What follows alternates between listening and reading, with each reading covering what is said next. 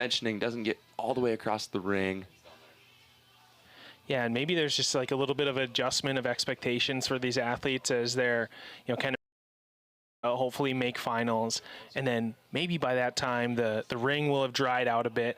The weather conditions will have improved, and I've earned myself 3 more attempts to really go for it. It's kind of, I don't know if you watch much, auto racing, but in Formula One or in IndyCar, or NASCAR, it's a lot about tire management, and you might have to take a couple laps to make sure your tires have warmed up and you have the grip necessary to really go for that good qualifying time or that overtake. So, maybe see a little bit of that, as more and more athletes, are throwing in this ring. If the rain, looks like the rain is kind of stopped or at least slowed down, so maybe we'll see that ring kind of dry out as the competition goes on. And so as the athletes warm up and the ring dries out, they'll be able to be more confident in their grip and really send those throws, as long as they can get good marks out in the early part of this competition. Yeah, that was Mary Fennessy that you just saw on your screen. She took 7th last night in the women's shot put, qualified for that final. And she's going to move up into 2nd in Flight 1, 37.83, 124 feet 1 inch. Good throw from Kapitsky. Once again, out beyond that 40-meter line. Now our leader right now, Marianne Robin of South Dakota State, we saw her earlier in the competition. Yeah, Kapitsky, good throw from her to open the competition. And she'll move up here in the rankings, most likely just behind Robin. We'll see. Or maybe just ahead of her. We'll wait for that mark to pop up. Oh, and actually give her a foul on that one. So I missed the red flag. We kind of have a tent in our way. We can't see the official hold up that red flag, but looks like she did maybe slip out of the front of the ring there a bit. Yeah. Now this is Ragland. Ragland also qualified for your women's shot put final last night. She gets a good throw.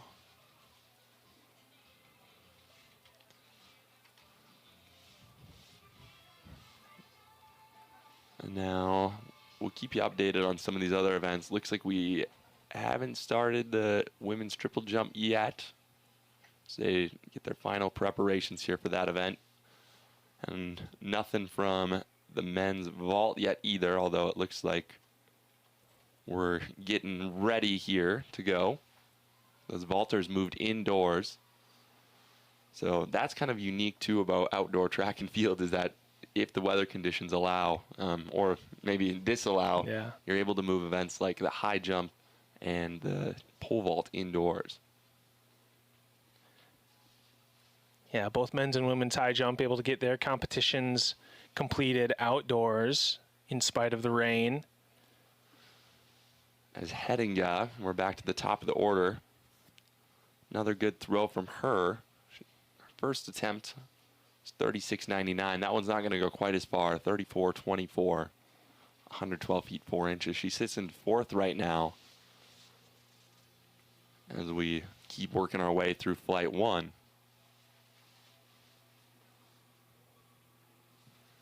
And I think another big thing too is just the ability to be flexible and adjust as an athlete, and we saw that on display last night in those high jump competitions, but also the women's 800.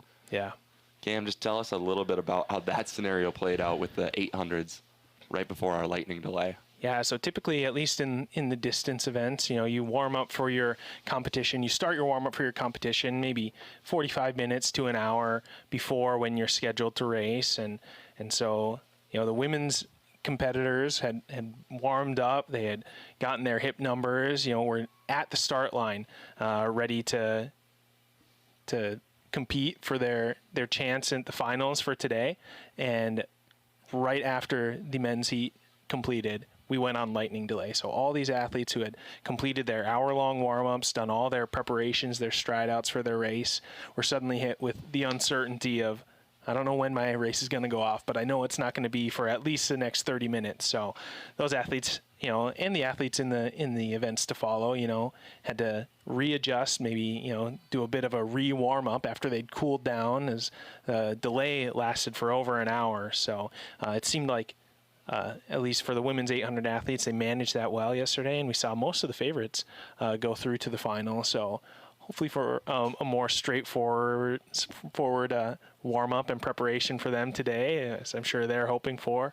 But like we were saying earlier, championship Saturday, all that stuff really doesn't matter. You know, the best kind of mindset to have on championship Saturday is just to, even if that uncertainty comes, it doesn't matter. You still got to get the job done. You still have to find a way to stay warm and to get your body ready to perform the best. And everybody else has the exact same conditions to deal with. So, yeah, you know, it's a no excuses type of day. The circumstances might change, but the goal of a gold medal does not. And the last couple of throwers we've seen here, Catlin Duff moved up in the rankings, 36.09 to put her in 5th in this first flight. We saw Whitley from Oral Roberts improve to 22 meters even on her second attempt throw. And that was our Flight 1 leader, Marianne Robin, who just threw that. 37.42 for her. As we see, I believe this will be Quinn who's going to take the ring for her second attempt throw. She fouled on her first one.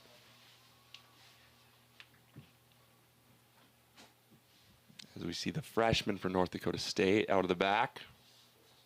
And a good throw for her, well beyond that 40-meter line, so she's got to be happy with that one. Way to respond from her as you watch this. Gets around the ring a lot more and releases out of the hand. So nice. Good flight out of the disc. And she was going to take the lead with that throw. It was the furthest we've seen from any of these competitors so far, and she does with a mark of 41.23 meters, 135 feet, 3 inches. And next to take the ring will be Nabagareka of Oral Roberts. Oral Roberts in the white jerseys today. And it looks like, oh, she maybe lost her footing a little bit out of the front. Now on the first throw, she threw 30.02. Just watch as she comes around here. And maybe just lost her footing just a touch. And you can definitely tell they're doing their best to keep that ring dry as All-American javelin thrower Benji Phillips puts his skills to work by squeegeeing out that ring a little bit in between throwers. And even a silver medal All-American and a silver medal at the Summit League Championships doesn't excuse you from doing a little bit of groundskeeping work here. As sector foul there. Yeah, Fennessy throws it out of the sector. You can just see little eager to get it out. Does a good job of getting that left foot down before the upper body comes through, but closed off just a little too much and puts it on the right side of the sector for a foul on her second attempt. She sits in 4th, 37.83 on her first round attempt. As Kapitsky puts one out near that 40-meter line. She fouled on her first round throw as well, so good for her to get a mark, meaning that on her third attempt she can kind of get after it a little bit. Yeah, Ryan, for these throwers, is there any sort of options in terms of like footwear or equipment that they can use to help them, you know, in different sort of conditions? Not really. You got your one pair of throwing shoes, and that's usually what you stick with regardless. So I guess in the nice part of things is these athletes, you know, they wear the same shoes for every event, whether it's wet and dry, and they practice in them every day. So they should be used to different conditions. And one of the favorable things we talked about being a Midwest athlete is that oftentimes you do have meets where the conditions aren't always pristine. And when you do go to a meet with some bigger schools, oftentimes the California schools, the Florida schools, they get a little bit of flack because they've never competed in bad conditions. And when they do get there, there's a little bit of adversity for them to overcome. And the Midwest athletes just see it as another opportunity to get better. So let's just give you a quick update on women's triple jump real quick. We're going to start our third round throws in the women's discus for Flight 1. But Flight 1 in the triple jump, Renee Brummels of USD is your leader right now. She's jumped 11.23, 36 feet 10 and a quarter inches. As we see Lehrer of St. Thomas on her first attempt of the competition. And I'll tell you what's interesting. We've had 7 jumpers thus far, and 5 of them have recorded fouls. So just Brummels and Keller from St. Thomas have marks. Keller in second currently, 10.99, 36 feet and 3/4 inches. And we'll wait for the measurement from Lehrer as we see a throw there from Hedinga, 33.90. So her first round throw of 36.99 will be her best. She sits in 6th. thus far in flight 1.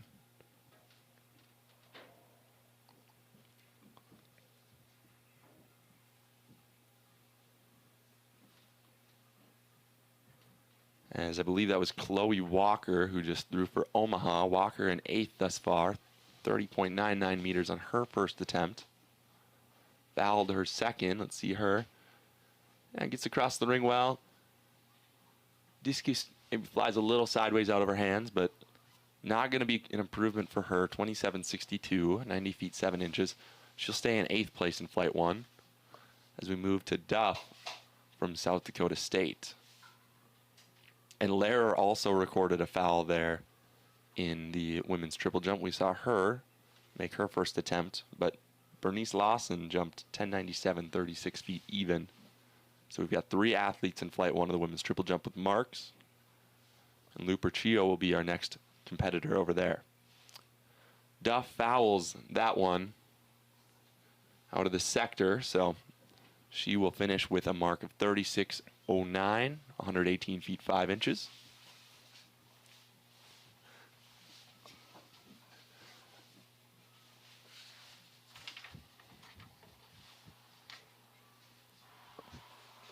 As Whitley from Oral Roberts, she's in 10th right now, looking to improve her mark. She threw 22 meters on her second round throw. Yeah, and just kind of wobbles out of the hand a little bit. That's what gets to be so tough on these days, is because even though you dry off the towels, the discus as much as you can, after a while your towel's wet, right? Yeah. What's the only thing that gets wetter as it dries? Yeah, towel. I was just going to say, we're on the same page there, Ryan. Yeah. We're bringing you the track and field action, but we're bringing you the puns and riddles this weekend, too. Wow. Lou Percillo over at the triple jumps fouled her mark. And they actually took back Bernice Lawson's mark and gave her a foul. So as we keep going through the first round of the Flight 1 triple jumpers, we only have 2 women that have marks right now, and that's Brummels of USD and Keller of St. Thomas.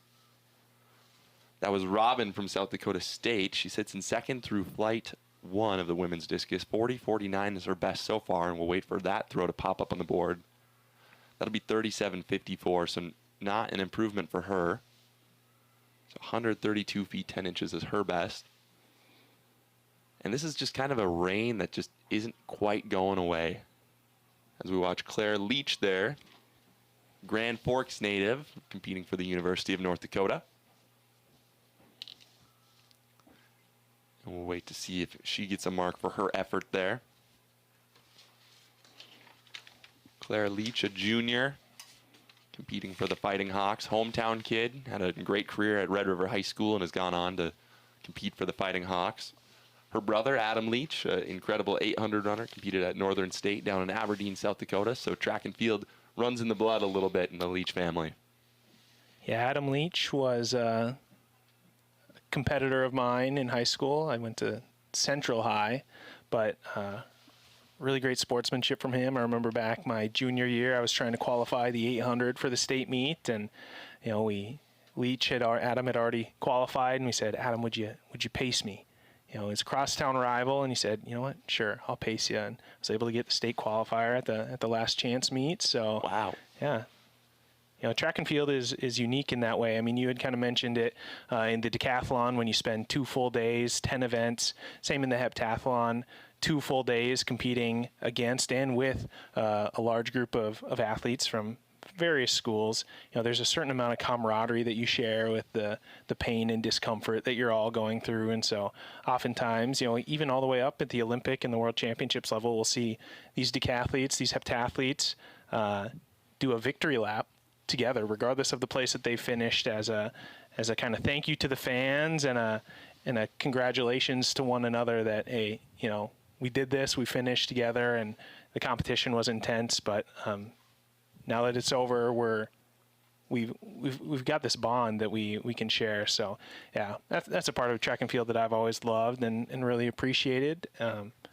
And yeah, you see it in all events. So yeah, Fennessy, it's going to be an improvement for her. She's going to move up into 3rd in Flight 1 with that mark, 38.49, 126 feet 3 inches. So a great 3rd round effort from her. Prior to that, Riley Quinn of North Dakota State threw 41.47, 136 feet even to improve her lead in flight 1. As we watch McKenna Vollmer of North Dakota State fly down the triple jump runway.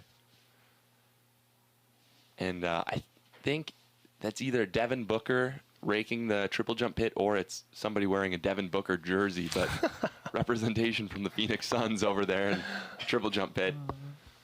And you get booted from the NBA playoffs, and the next option is raking the pit at the Summit League Championships. How the mighty have fallen. Yeah, they fall from grace so quickly. Vollmer is going to get a mark of 10.98. She fouled her first one, so good to get a mark there. She'll be in third in that flight of the women's triple jump. Maggie Olenek also recorded a mark, 10.73, 35 feet, 2.5 inches for fourth place.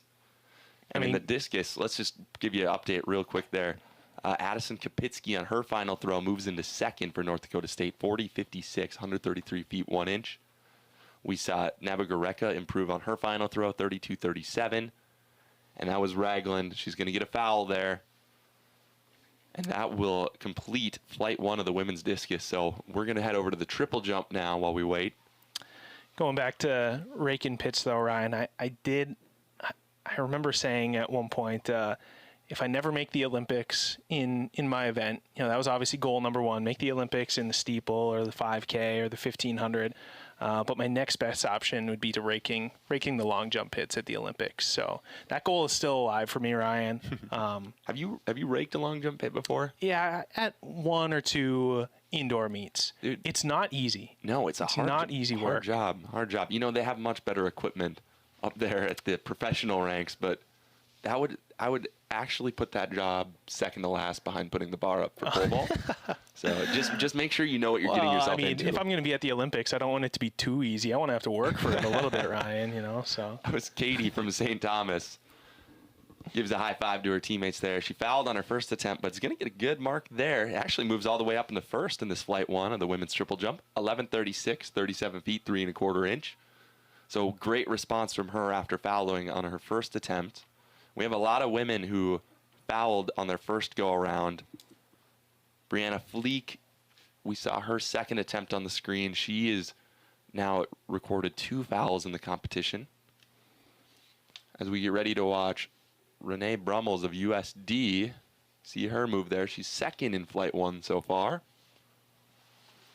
Yeah, I think if you had to volunteer for a job, easiest job is probably running the laser. No, that's even a hard job too. Calling names might be the easiest job. Or, they always have those people behind the starting blocks who walk the sweats back to the like the warm-up room. Maybe that's the ticket. Putting the bar up in the high jump is a little bit easy until you get to very high heights and you may be vertically challenged. At the Olympic level, though, jumping well over 7 feet. Okay, it's a bit of for a guy like you, Ryan, that's pretty easy. But I don't know, for the average person, that's stretching. This is Taylor Ramaker is making her way down the runway. We saw her in a few events yesterday. Well, meets are always looking for workers, and here we are just talking about how terrible all the jobs are. So, actually, working a track meet is the best job you could ever have. It's all easy. No, but it is fun. It's cool to be able to get down on the field and get to see these athletes up close because it gives you an appreciation for what they're doing. When you see how far they triple jump or how high they high jump, or when you watch a discus fly through the air on field level and soar over your head. Just another unique and beautiful part about track and field. You don't see the average person being able to referee a NFL game or anything like that. So just the closeness, the proximity that you can be to the athletes is pretty special. That's Keller, who walks out of the triple jump pit. She jumped 10.99, 36 feet and 3/4 inches on her first go. Wait for her second mark to pop up. She's third right now through flight 1 of the women's triple jump. Now, men's pole vault, you're probably wondering, why haven't we shown that? Well, it's not happening outdoors. It's going indoors. I don't know if we could cut to that real quick. I know we've got a camera there. Oh, we can. Beautiful. Oh, we have the best production team. Shout out to them.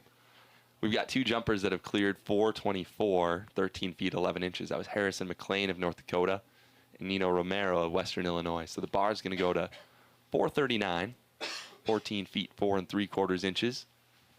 And so you see McLean on the runway there. And it must be kind of humid in there. They've got a door propped open in the corner of the track. Yeah, the indoor track can get a bit bit stuffy. So, And something I'll just point out there as we watch Amari Roach come down the runway. And her second attempt at the competition is. Did you see all the championship banners and all the All-American banners that North Dakota State has hung up? I did see. I did happen to notice that. It's a place with a rich track and field history dating back to the NCC days, North Central Conference Division II. They hung a lot of banners, had a lot of All-Americans in that era, and have grown to be one of the best mid-major programs in the country, as has USD and SDSU. And a lot of those banners on the board are people we competed against. A lot of familiar faces, and hard to make them out now, but my roommate Austin Schmidt is up there. Big shout out to him. My old roommate, college roommate. So Jake Levine, who we'll see later today, has a banner up there. A lot of really good athletes. As Lehrer makes her way down the triple jump runway, she fouled her first attempt. We'll wait to see there what she gets marked on attempt number 2. And I mentioned how we were down at the Drake Relays. We watched former NDSU All-American and national champion Peyton Otterdahl compete in a very wet ring. They really didn't try to squeegee that one out. They just threw in an inch or two of water. And it was a good competition for him. And, you know, if you watch your pros, you idolize those guys. You try to model your game after them a little bit. And so, hey, if they can do it, why can't our women's discus throwers do it today? Yeah. I think what's interesting about the ring down here, the ring.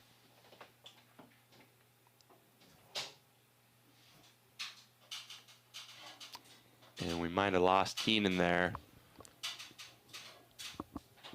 Yeah, we'll keep trying to get some trackside insight from Keenan Dixon. I'm interested to hear his perspective. You know, easy for us to talk up here in the booth, and you know we're warm, we're dry. Keenan's the boots on the ground. He's in the trenches right now, so hopefully we can get his insight. Yeah, not all heroes wear capes. Sometimes just rain jackets. Yeah. A really nice looking Summit League quarter zip. Yeah. So, yeah, he's been a huge help this weekend, and we're really happy that he's down giving us some sideline reporting. And big shout out to the Summit League, just the way that they have upped the ante a little bit and really made these championship broadcasts an experience to watch. We're really grateful for them and for what they're doing for the sport of track and field. Yeah, we've been fortunate to be a part of the cross-country championships this fall, indoor this winter, and now the outdoor championships. And yeah, what a fun way to continue to be involved in the sport we competed in the sport that we love. So. And can we also just note how many people are out watching discus and triple jump right now? Like, look at that crowd on your screen. It's a wet, rainy morning here in Fargo, and yet we've got a whole bunch of spectators, and I think that just really adds to the championship experience. Imagine you're a triple jumper and you're running down that alleyway of fans on either side of you. How cool is that? Yeah, absolutely. So flight 2 of the women's discus is warming up as we watch Lawson of Omaha, and she's going to foul another attempt. So that is 2 fouls for her. She fouled her first, records a foul on her second, so she'll have her back against the wall for third attempts. We'll make sure to cover that as we cut to pole vault inside. McLean and Romero recorded misses at 4:39, 14.4 and 3/4, but Sean McClellan of the University of South Dakota is over. And that's McLean that's on the runway back there. So something that's also unique about jumping indoors versus outdoors is notice the runway that these athletes are going to be coming down. You'll see McLean make his attempt here in a moment. It's an elevated runway, which gives you a little bit more bounce. It's a wooden structure with a kind of a thin sheet of plywood underneath the track surface there as McLean is up. Ooh, it has great height on that. And he knows it. He knows that he's close to getting this bar. Yeah, he'll be encouraged by that attempt.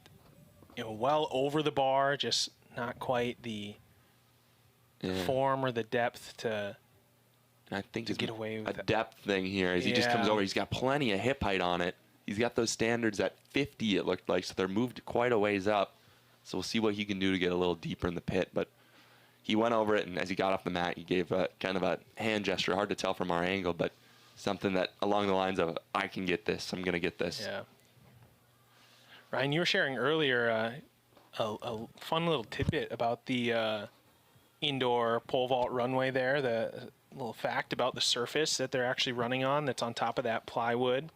Yeah, that's old Drake Relay surface. So Drake got a new track several years ago, and when they were taking off the old surface, I think they had sold different sheets of it to different schools for projects exactly like this. As we watch Romero, not quite over. Same thing. He's got the height and just kind of gets it with his arms as he comes over. So yeah, it's a very nice surface there that the athletes get to run down. That's Mondo, which is one of the premier brands of track and field surface in the industry. You watch the attempt. Romero over it with the hips, the upper body, grazes the bar there. Yeah. And so much of track, throughout history has been kind of a story of innovation and technological advance, going all the way back from cinder tracks and leather shoes with nails in the bottom to, the carbon-plated, lightweight, synthetic spikes that we see today, and obviously improved track surfaces that, allow you to grip and not slip even in the wet and the rain here. Interesting, one of the more famous indoor tracks in America, the bank track at Boston University, is kind of renowned for its its ability to produce fast times, especially in the distance races. And that track has been there for years and years, and it has a wooden base, kind of similar to what we're seeing with this raised runway.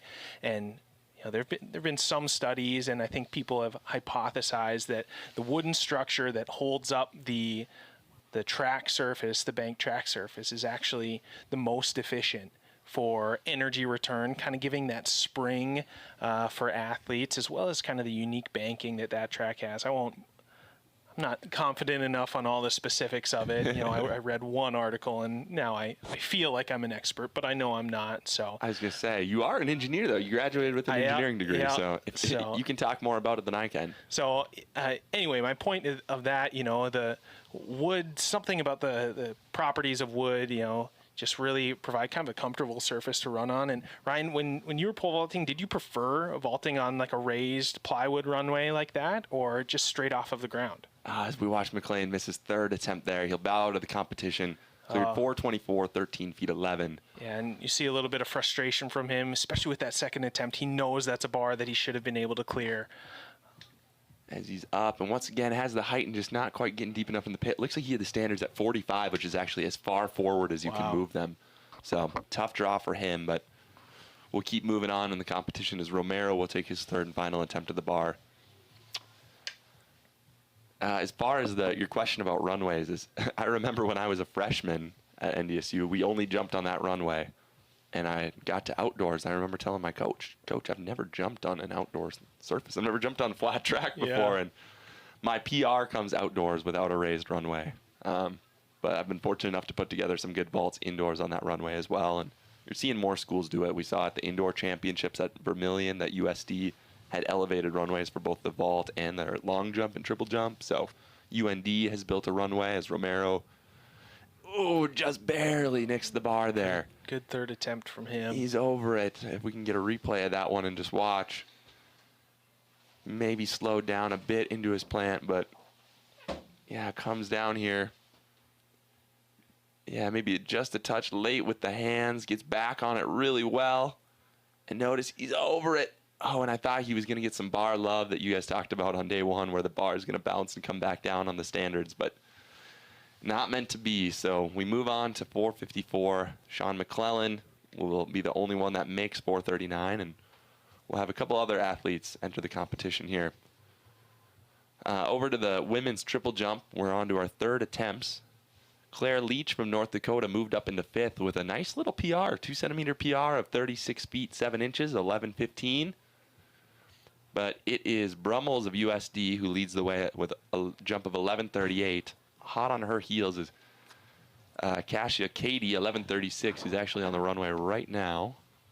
May have just jumped, actually comes out of the pit. We'll wait to see what she can do on her third attempt.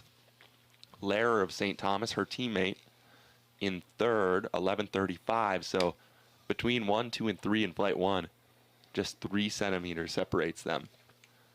And it will not be an improvement for Katie, so she'll sit in second place and wait to see if she will qualify for the final, as we have a flight 2 of women's triple jumpers that will come after this. Our leader, Brummels, is on the runway now. Takes off here, moves down really well. So we'll wait to see if Brummels can extend her lead in the women's triple jump. This is Jaden Peters of South Dakota State on the pole vault runway, making his entrance and first jump in the competition. Look at that form. Picks up the knees really well. Good plant. Oh, and he's got the height. Great clearance from him. Great first round clearance, like Cam said. Yeah, just watch this replay. Notice he runs so smooth and puts the hands up nice and early, allowing him to have plenty of room to move through the pole and jump well. And then it will go to McClellan, our jumper from USD. As we move to the triple jump, this is Taylor Ramekers. We've probably heard her name before this weekend. She jumped yesterday in the long jump. As she makes her way out of the back, pushes really well. And makes her way into the pit. So we will wait to see here what that is. She currently has 2 fouls, so opportunity for her to get a mark. The junior out of the University of Nebraska Omaha, and we go indoors. This was McClellan. Plants gets back. Oh yeah, that's pretty. Great clearance again. Yeah, and USD, we touched on it yesterday, but they have a very rich history of pole vaults, producing several national champions. Olympic silver medalist Chris Nilsson, their coach Derek Miles, a bronze medalist from the Olympic Games in 2008.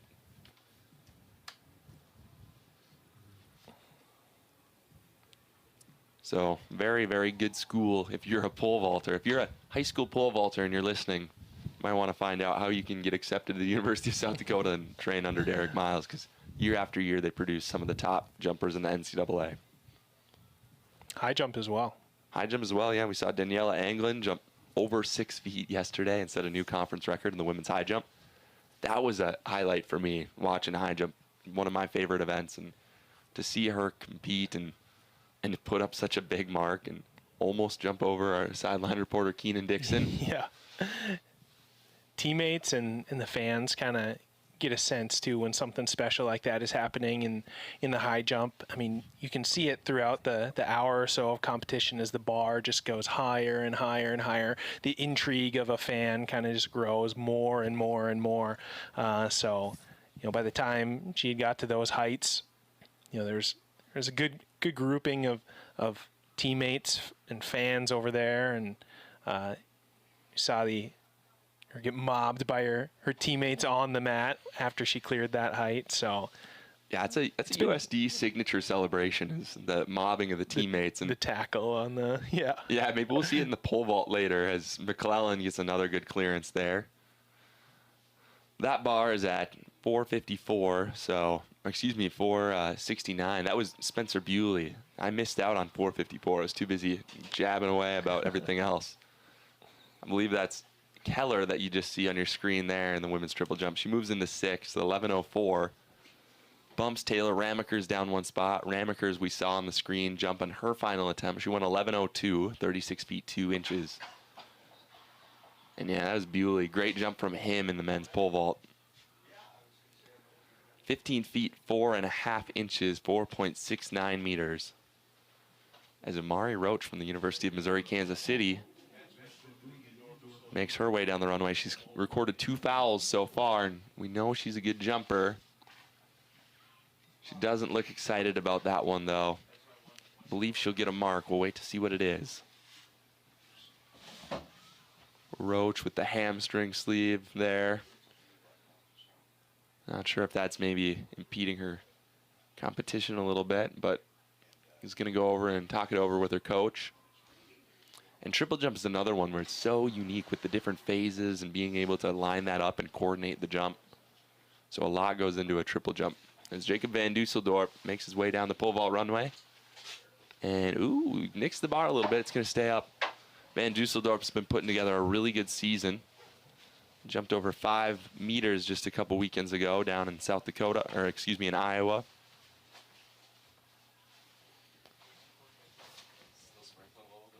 As we watch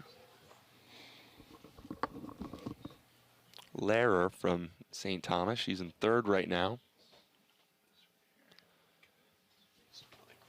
She goes 10.79 on her third attempt. It's not going to be an improvement from 11.35, her second attempt.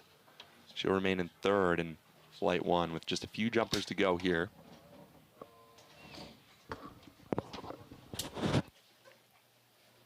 And this will be Jaden Peters on the runway for South Dakota State.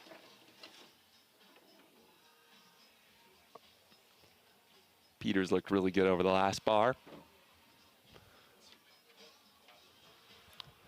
You know, vaulting is something that South Dakota State, they produce very good jumpers, and Peters with another good clearance there. So Summit League, good place to be if you are a pole vaulter. All right, this is Bernice Lawson on her final attempt. Good jump for her as she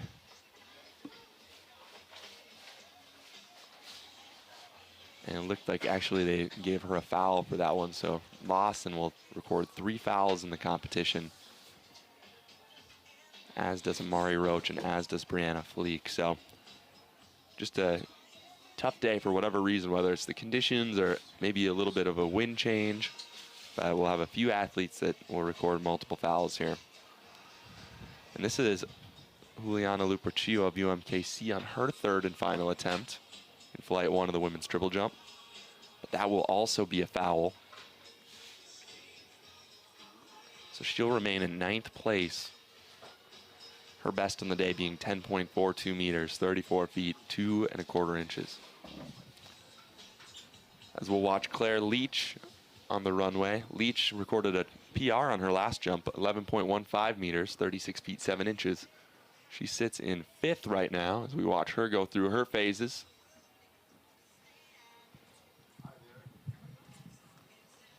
She walks out of the pit, so we'll wait to see if she's awarded a mark for that jump. Ryan, I don't know about you, but I'm a big fan of those UND Kelly Green uniforms that they got. Yeah, Leach jumps 10.89, 35 8 3/4, so not an improvement for her, but is able to walk away with a personal best on the day. Yeah, the green, it's unmistakable. You know that there's definitely a fighting hawk in the area when you see that bright green. Yeah. It's nice. It's actually on a bike ride in Iowa the other day, and this guy comes biking towards me in a UND biking jersey. No way. And I knew from a half-mile away that that was UND, and sure enough it was. And back to the pole vault. This is Bewley from South Dakota. And he's over it again. So he's clean through the competition, cleared 469, 15.4.5, and that was 484, 15.10.5. So we're moving right along here in the competition, and we're going to cut to a replay there of Maggie Olenek of the University of St. Thomas. It was 10.69 on that jump. Won't be her best of the day. That'll be reserved for her second attempt. 10.78, 35 feet, 4.5 inches. With Ioanni Espinoza, final jumper in flight 1 coming down the runway. And unfortunately, Espinoza will foul that one as well. That'll be her third foul of the competition. So she will bow out, the freshman from Western Illinois. We saw her in the long jump yesterday, but not meant to be today in the triple jump.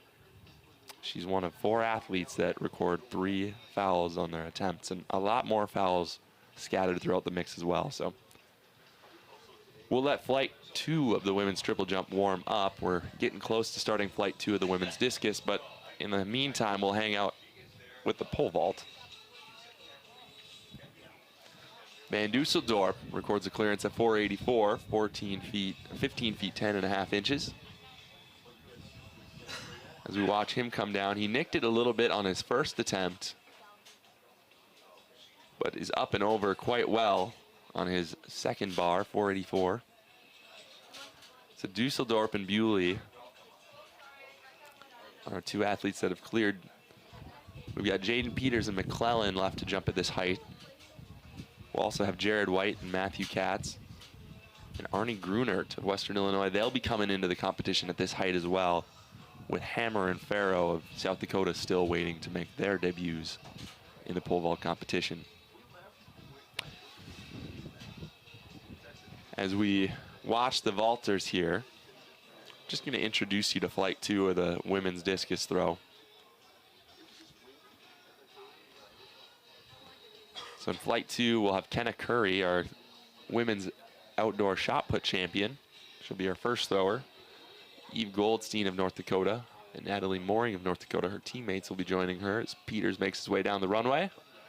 Good plant, and he's up and over again, clean through the competition. Peters jumping incredibly well. So Curry, Goldstein, and Mooring will be joined in Flight 2 of the women's discus by Spears and Clark, Knapp, Lisa, Thorne, Shimon, and Young. Good jump there by Peters. So a lot of accomplished throwers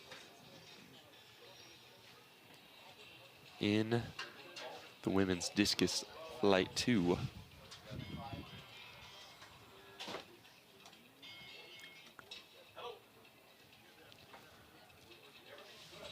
And on the runway now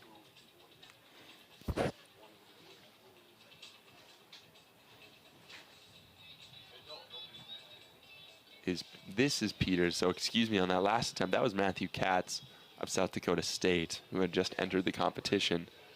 Jaden Peters will now jump. Peters has been clean through the competition, however. He's cleared 454 and 469 on his first attempt, so we'll see what he can do here. 484. Good run up, good plant. Oh, but will knock that bar off. He'll have 2 more attempts.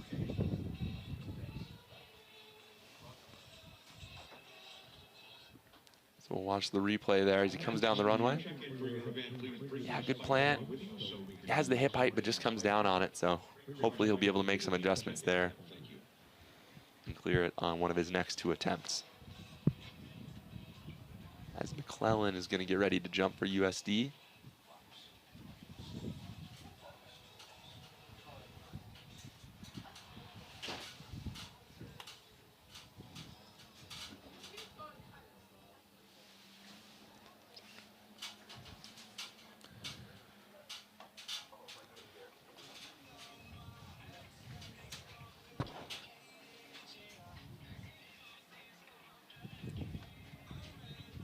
And McClellan will go up and down with that one.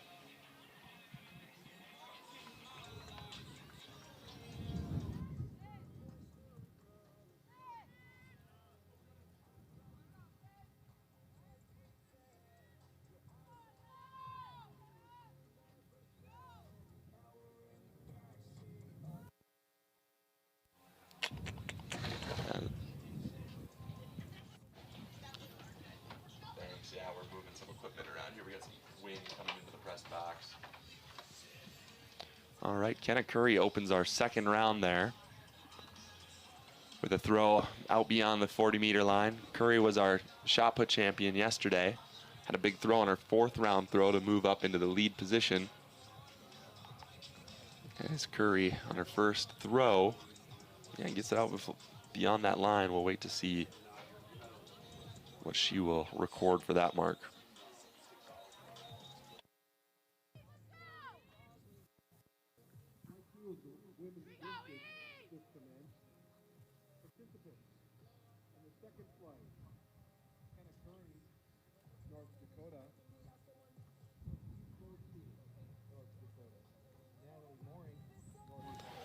All right, as we continue on here, that was Eve Goldstein of the University of North Dakota.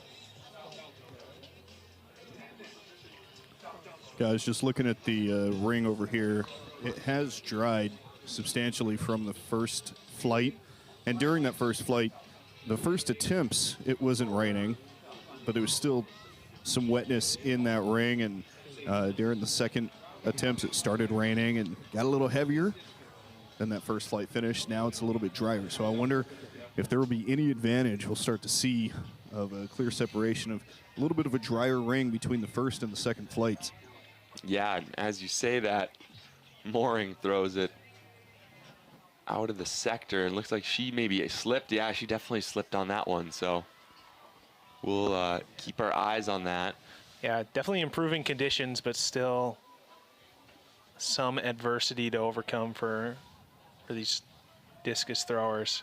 Yeah, and that's Jared White, freshman from North Dakota State. Huge clearance Great for clearance him. from him, yeah. He's just a freshman, but is looking to have a good competition today. It's Meredith Spears from North Dakota State throws. Looks like she maybe even slipped a little bit too, but able to get a mark there beyond the 40-meter line. And, of course, as I say that, we're starting to get some heavier raindrops coming down right now, blowing in from the north. So they're going to be throwing not only into the wind, but also with some precipitation coming down. You jinxed it, man. Broadcaster's curse. Spears is going to move up into first in the discus competition with that throw. 41.98, 137 feet, 8 inches. As Clark takes her throw. Great throw for her, well beyond that 40-meter line, almost closer to 50 meters. Clark finished third in our shot put competition last night, 14.99 meters, 49 feet, 2 1/4 in that shot competition. As you see, she gets across the ring so well, and yeah, the discus just flies out of her hand and puts a lot of momentum into the disc there. So Clark will move into first, 44.82, 147 feet, almost 3 meters beyond second place Meredith Spears. So good opening effort for her as we watch. Wow. Great toss. Incredible toss for Lydia Knapp. That was a huge throw, and she almost fell out of the ring as she was spinning around on the recoil after that.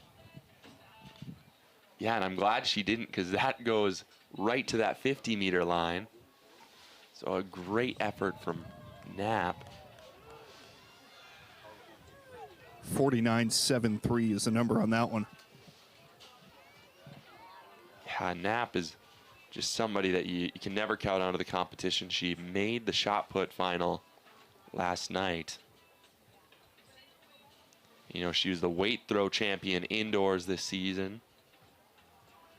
Is both a discus and hammer thrower qualifier for the NCAA West Regionals, and finished second in this event last season. And last year, you know, she took second in the throw of 49.05, and she's done better than that today. So we'll see what she's got in store for the rest of her throws.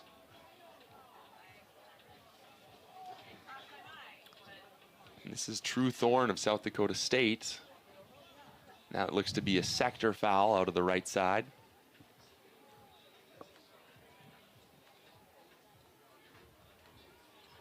All right, so we're going to cut to the pole vault here. Go indoors, and this is Jaden Peters, who's up, and look at that, just nicks the pole, nicks the bar.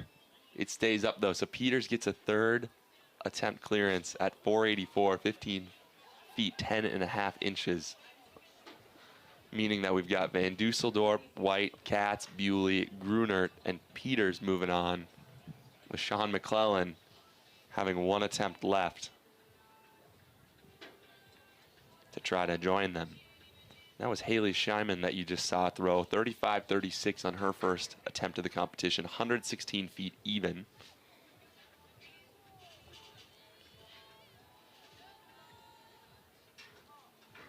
In the meantime, Faith Leeseth, our shot put runner-up, recorded a foul on her first attempt. True Thorn is actually going to get a foul for her mark. But Mildred Young looks to get a nice throw there out beyond the 40-meter line on her first attempt. So Young, yeah, maybe even had an issue with her footing there potentially. Hard to tell. But she'll get a nice mark that will move her all the way up to 5th in the competition. 41.83 meters, 137 feet, 3 inches for Young of South Dakota State. And McClellan there is going to bow out of the competition. So his best today was 469, 15 feet, 4.5 inches. As we go to Kenna Curry's second round throw. And that was in front of that 40-meter line. So on her first round attempt, she threw 39.32. Maybe like to slip a little bit there.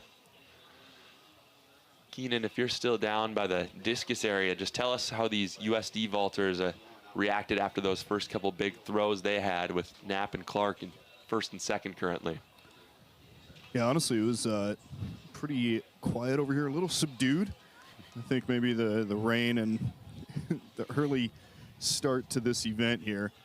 Everyone's still trying to get a little warmed up, but I think the next big throw that we see, we'll kind of see an explosion here. Yeah, it's Eve Goldstein from the University of North Dakota, just a sophomore. Good throw for her. She recorded a toss of 41.90, 137 feet 5 inches on her first attempt, but that's going to be an improvement.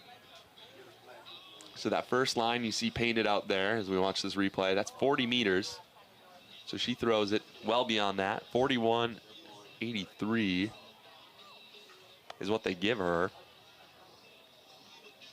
Kind of thought that would be a bigger throw than that.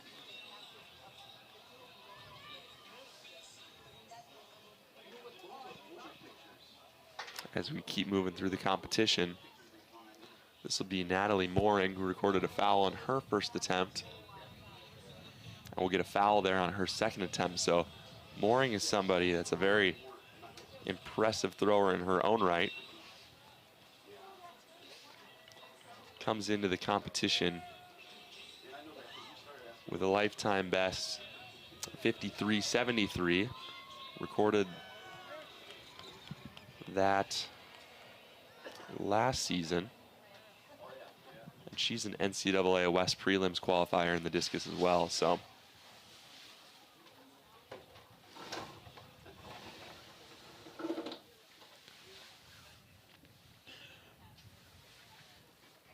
As we watch Spears there, who sits in third right now. 41.98 was her first round throw.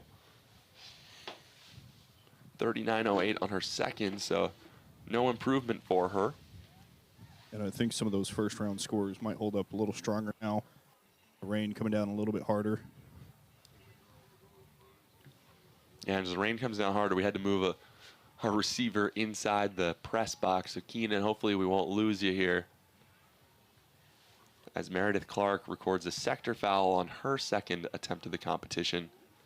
The one thing we've got to be careful of is we go to the vault real quick. We'll give you an update there, and then I'll finish my train of thought. That was Bewley of South Dakota recording a miss at 4.99 meters, which is 16 feet 4.5 inches. What I was about to say was we got to be careful here when some of those women's discs, they hit the ground and they slip and they just kind of look like they're going across a lake almost. As we get a huge throw from Knapp. Excited to get you the measurement on that one, but watch this replay here. Flies so well through the air. She times the throw perfect. But when we get those sector fouls, sometimes those discs like to skip out onto the tracks. When we start the running events later, have to be aware of that. But Knapp goes 52.06 on that throw. Extends her lead in this competition as she gets closer and closer to her lifetime best of 53.39. Sounded like there was a few more cheers over there, Keenan. Yeah, a lot of people were for that one.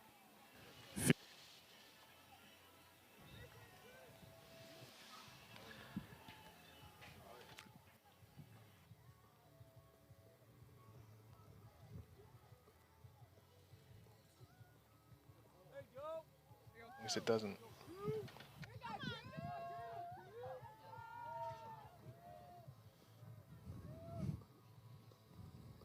All right, as we keep kind of working with our equipment up here, just trying to make sure it stays dry, but we can still get our trackside reports.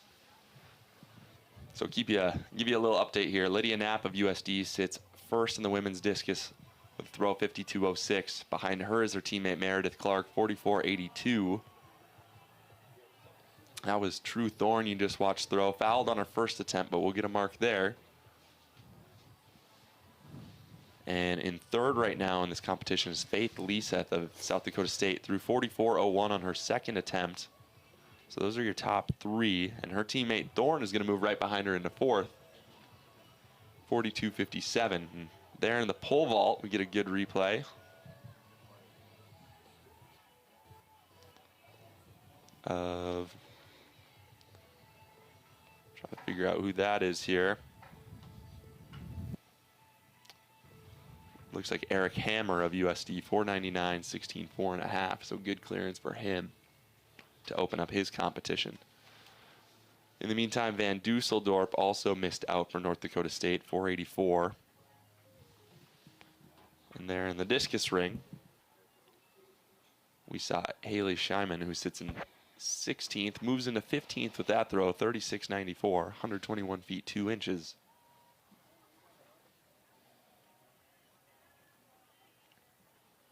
As we've got the last thrower in round 2 of flight 2.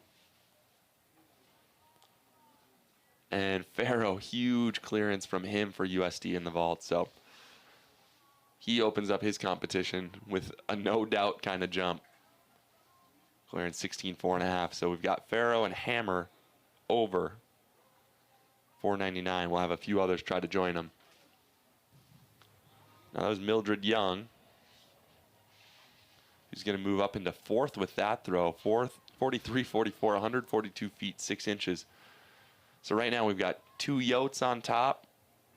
3rd, 4th, and 5th are held down by South Dakota State, and then a couple of Bison behind them. As Kenna Curry takes to the ring for her final throw of the competition. And might be a bit of an improvement. We'll wait to see. Her first round toss of 39.32 is her best so far.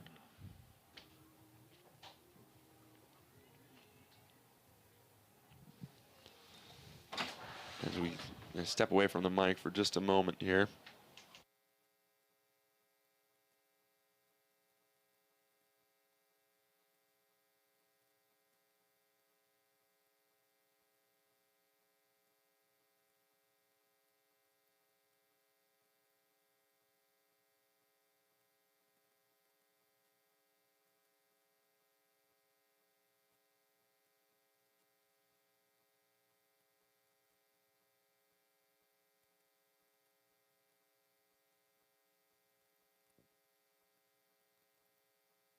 Headset off, maybe. Oh, I think these ClearCom headsets mute themselves when you put your mics up. So when they go up. Yeah. There's a switch in one.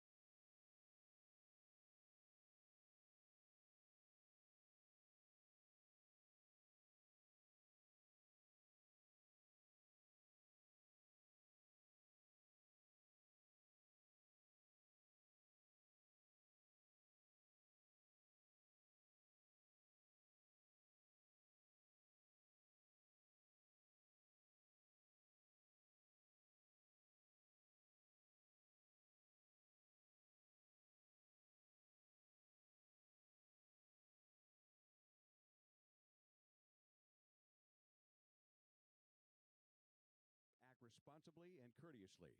Abusive language or disorderly conduct is unacceptable and unwelcome. Profanity, racial or sexist comments, or intimidating actions directed at the student athletes, coaches, or officials will not be tolerated. Let's afford the student athletes and your fellow fans the respect they deserve. Your cooperation is appreciated. Thank you. Ladies and gentlemen, at this time we ask that you would stand and remove your caps. Face the flag on the north end as we honor the United States of America.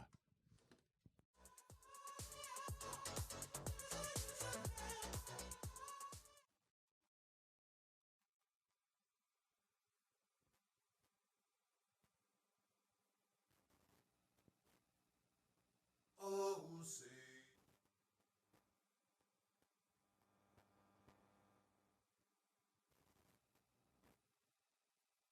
Oh, say, can you see by the dawn's early light what so proudly we hailed at the twilight's last gleaming,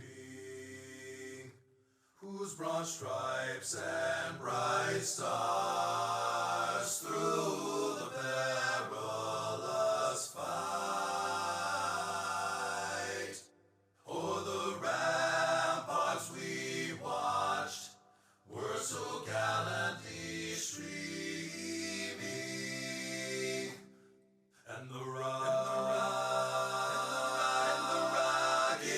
red glare, the bombs bursting in air, gave proof through the night that our flag was still here.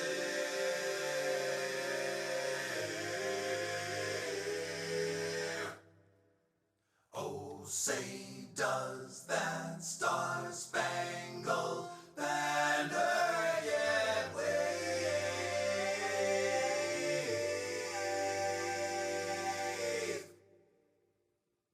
o'er the land of the free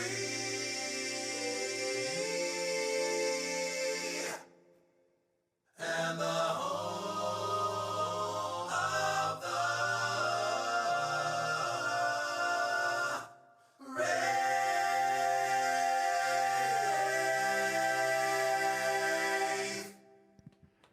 Thank you. The first event on the track is the 4x100 meter relay for men, and that begins in about 5 minutes.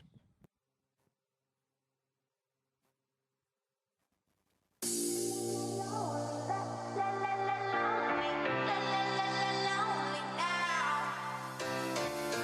were the one who said it's over. Now you wanna come back. So take your hand off my shoulder. This time it's not like that, 'cause I know where your heart's at. I know you like to be alone, but hey, being lonely when you see me. Yeah. You feel it, baby? I can too.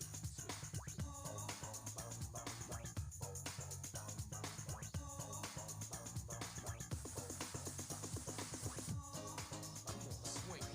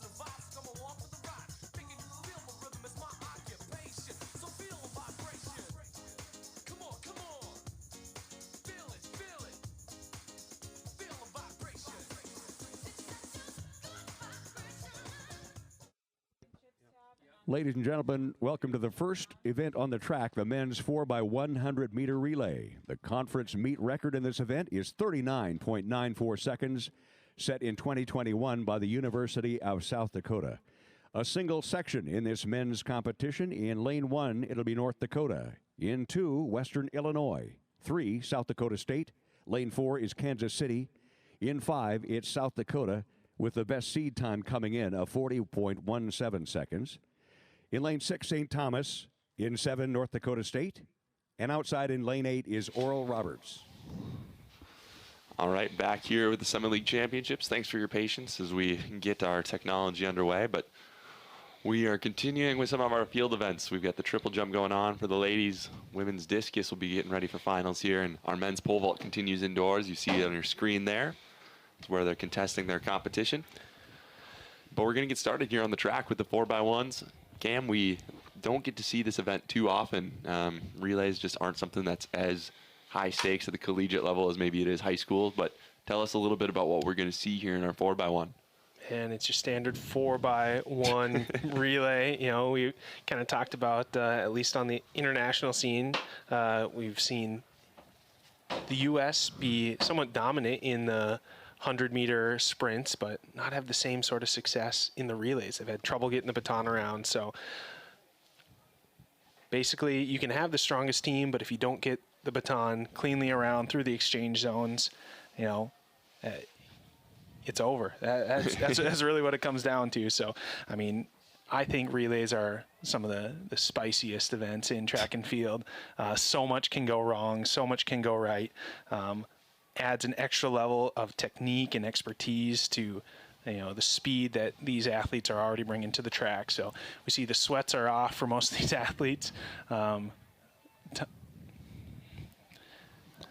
So, yeah, excited to get the track portion of Championship Saturday underway. We see a full field there. South Dakota is the league leader with their time run at the Drake Relays of 44.63. Nearly 2 seconds faster than the second best time in the league so far this season from North Dakota State, 46.25. So South Dakota the favorite in lane 5. UND in 1, St. Thomas in 2, South Dakota State in 3, Kansas City in 4, South Dakota 5, Western Illinois in 6, NDSU in 7, and Oral Roberts in 8. As they get set. And they're calling them up. So we saw a lot of difficulties yesterday with the gun and trying to get races started, and it looks like we're picking up where we left off. Oh, and that's, my apologies there, that's Western in 2 and St. Thomas in 6.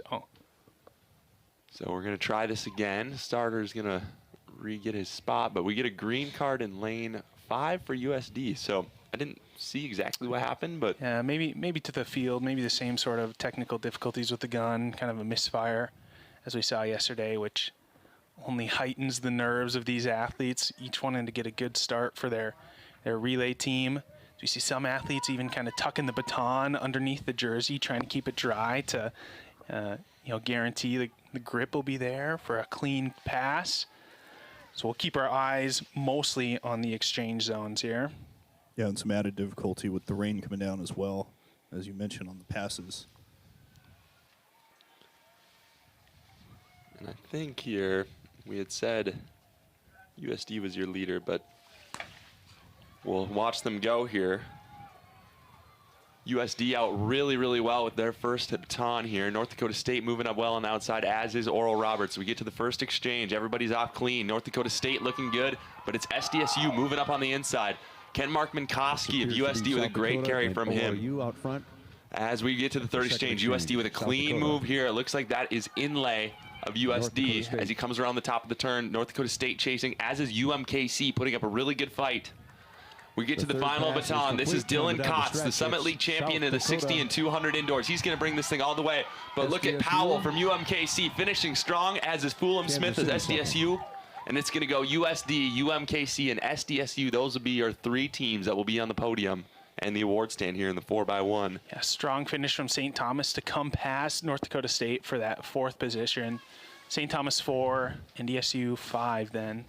And we watched this strong close by Kotz. We know he's got the speed. We'll see him later today in that 100-meter final. Powell with an incredible close South for Dakota State wins UMKC. that in 39. South Dakota. So it will go South Dakota USD, wins in Kansas City, 39.94, and which South Dakota ties State. the conference meet record set 2 years ago. Hey, we can hear the public address. Followed by Kansas City, South Dakota State, St. Thomas, North Dakota State, Oral Roberts, Western Illinois, and North Dakota. As we get to the pole vault here indoors. Not sure if you guys heard that. We can hear the public address in our headphones, so do they hear that on the live stream too, or are we just trying to talk over each other?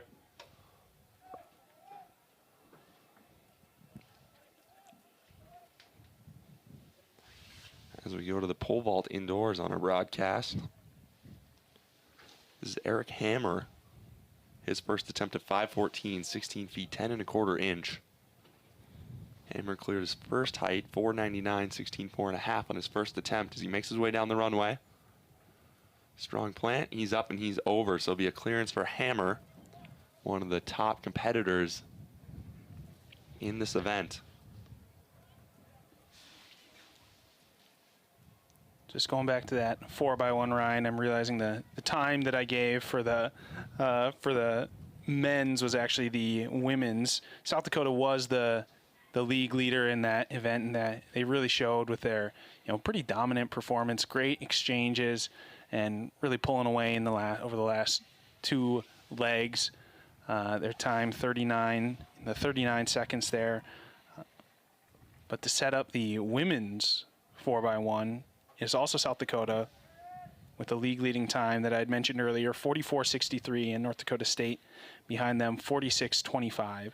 South Dakota State is the 3rd best time of 46.74, so should be a tight battle between them as well as St. Thomas, 46.95. North Dakota, the 5th best time, 47.23. Omaha, 6. Western Illinois, The next event of the track, 7. the women's Oral 4x100 Roberts, meter 8. relay. The And Kansas City with the 9th best time in the league for the women's 4x1. Set just last year by South Dakota State as we University. see We have 2 sections of this event, and Farrow in there section 1, from lane USD 4 will with be a clearance, Kansas 5:14, City. 16.10 In lane 1/4 5, inch. Western Illinois, and So he's clean Oral through the Roberts in competition right now 6. as well. 499 and 514 are his clearances. As we go to the track here, we're going to actually have 2 heats of this women's 4x1. So in lane 4, we're going to have UMKC. On that, we'll see Jaleesa McWashington. She's kind of done it all for the Roos this weekend, jumping and running on the track. Western Illinois will be in lane 5 with Harrison, Adams, Kessling, and Dewar. And in lane 6, we'll see Oral Roberts led by Bediaco, who we'll see later in the 200-meter final with Quinta, Forbes, and Lane accompanying her. So these 3 teams will be in Heat 1 of our women's 4x1. And Cam, being in Heat 1 versus Heat 2, just tell us about kind of the mindset you got to take with that chip on your shoulder and the underdog mentality. Yeah, you have, the on paper, the faster teams, running after you, so extra incentive to pass the baton around cleanly and to, set a personal best to hopefully unseed some of those second heat, competitors for a spot to score. So 2 of these teams will score for the team title. Obviously looking to set a fast enough time to beat out some of the faster seeded teams. They're off. And Oral Roberts out well. Bediaco moving well on the outside, as is Harrison from Western Illinois. As they come to the first exchange, it looks like Western will come off clean as they start to move well down the backstretch. That is Western Adams. Illinois in the lead Adams moving really, really well there in lane 5 as she comes up on the shoulder of Quinta from Oral Roberts. Good exchange for Western. Oral and a Roberts has to drop- slow down. Drop from Kansas City on the inside. That changes things dramatically as Western Illinois coming around to the final exchange. The only team And- remaining. Yeah, and Oral Roberts drops the baton too. So Western Illinois all by themselves here and on the home stretch. So this is Heat 1. We'll have more teams coming up. So race against the clock to, like I said, try and beat out some of these teams in Heat 2. Western Illinois. And that's Dewar with the carry there for Wow. Western Illinois. 47-42. Take that back. It's 47.42 seconds. That's Western the Illinois. season's best for them. They came in at 48-32, so good carry for the Leathernecks. Man, and yeah, disappointment, I'm sure, from Oral Roberts and Kansas City. And Western Illinois will be your winner of Heat 1 there, but we got Heat 2 coming up on the track next as those ladies get their Adjusting blocks. their blocks are the competitors in the second section of this. So we'll introduce lane assignments there for you in just a moment In here. lane 3 will be North Dakota. In 4, South Dakota State. In 5 is Yeah, South not really sure what Dakota happened to Oral with Roberts. the I saw best seed Kansas time City coming kind of in fumbled the baton and went flying in the air, and that ended their run for the 4x1. But I don't know if Oral Roberts just kind of got out of the exchange zone and wasn't able to get the baton passed along or what happened there. But yeah, And guys, you got to wonder how much extra focus has to go in to those exchanges. They have to be so precise, especially in the 4x1. And when you add a little moisture in the air, some water coming down, that can end up like Kansas City and Oral Roberts there. yeah, obviously, dealing with maybe a wet baton, which plays into it as well. And when you're approaching these exchange zones, the athlete with the baton is obviously coming in at full speed. The athlete receiving the baton has to have good enough traction to get up to speed fast enough and within that exchange zone. So maybe, some difficulties there, just getting the timing and the spacing right. Obviously all these athletes are spiked up and to maximize traction, but only so much you can control. So we'll give you the lane assignments here for Heat 2, and I want to point out that USD has a super team in lane 5. Listen to this lineup. Aaron Kinney, J.C. Pulse, Samoya Neal, and Annalie Robinson. 4 studs that we're going to see later today in some of those finals of the open events. They'll be in lane 5. On their inside, another good team for South Dakota State. Sarrington Jones, Jenna Johnson, Rich Ann Archer, and Jaden Boomsma are going to be with the Jackrabbits quartet. They are all really great athletes themselves. North Dakota will be in lane 3. North Dakota State will be on the outside in lane 6 with Arndt, Kelly, Williams, and Pratt. St. Thomas will be in lane 7 and Omaha in lane 8. So it will be a very good heat here as we have some of the top individuals in the Summit League joining forces for what's sure to be a great race. So Western Illinois, the only finisher from Heat 1, our leader right now, 47-42. If that time holds up, they will be your Summit League champs. We expect to see faster times put up by these faster seeded teams, primarily USD in lane 5. And they're off. Good start from USD in lane 5 as they already try to make up the stagger on NDSU. That is USD out strong. Sarrington Jones with a good carry for the Jackrabbits as JC Pulse moves down the backstretch. Kendra Kelly from NDSU. Yeah, she is moving well.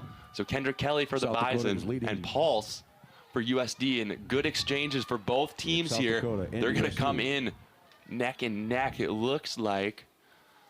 But USD out ahead, and this is going to be Erin Kinney on the carry. She set a conference record yesterday in the 100, and we'll see what she can do on the final here as she's coming down the home stretch, looking good. Big gap. NDSU behind her. South Dakota State and St. Thomas battling for 3rd and 4th, but this is all USD. Looks like UND had Finstead on the carry for them. Got a good anchor leg. South Dakota State. But that is all USD. 45.06 Omaha for them, with NDSU finishing second, 46.34, and South Dakota State taking that bronze medal in 47.17. Yeah, no surprise from the Yotes there. South Dakota, obviously an all-star team that they brought today, and 45.06, great time from them. North Dakota State second, 46.34. South Dakota State 47.17 with third. St. Thomas 47.26 for fourth. Western Illinois from that first heat will take fifth with their time 47.42.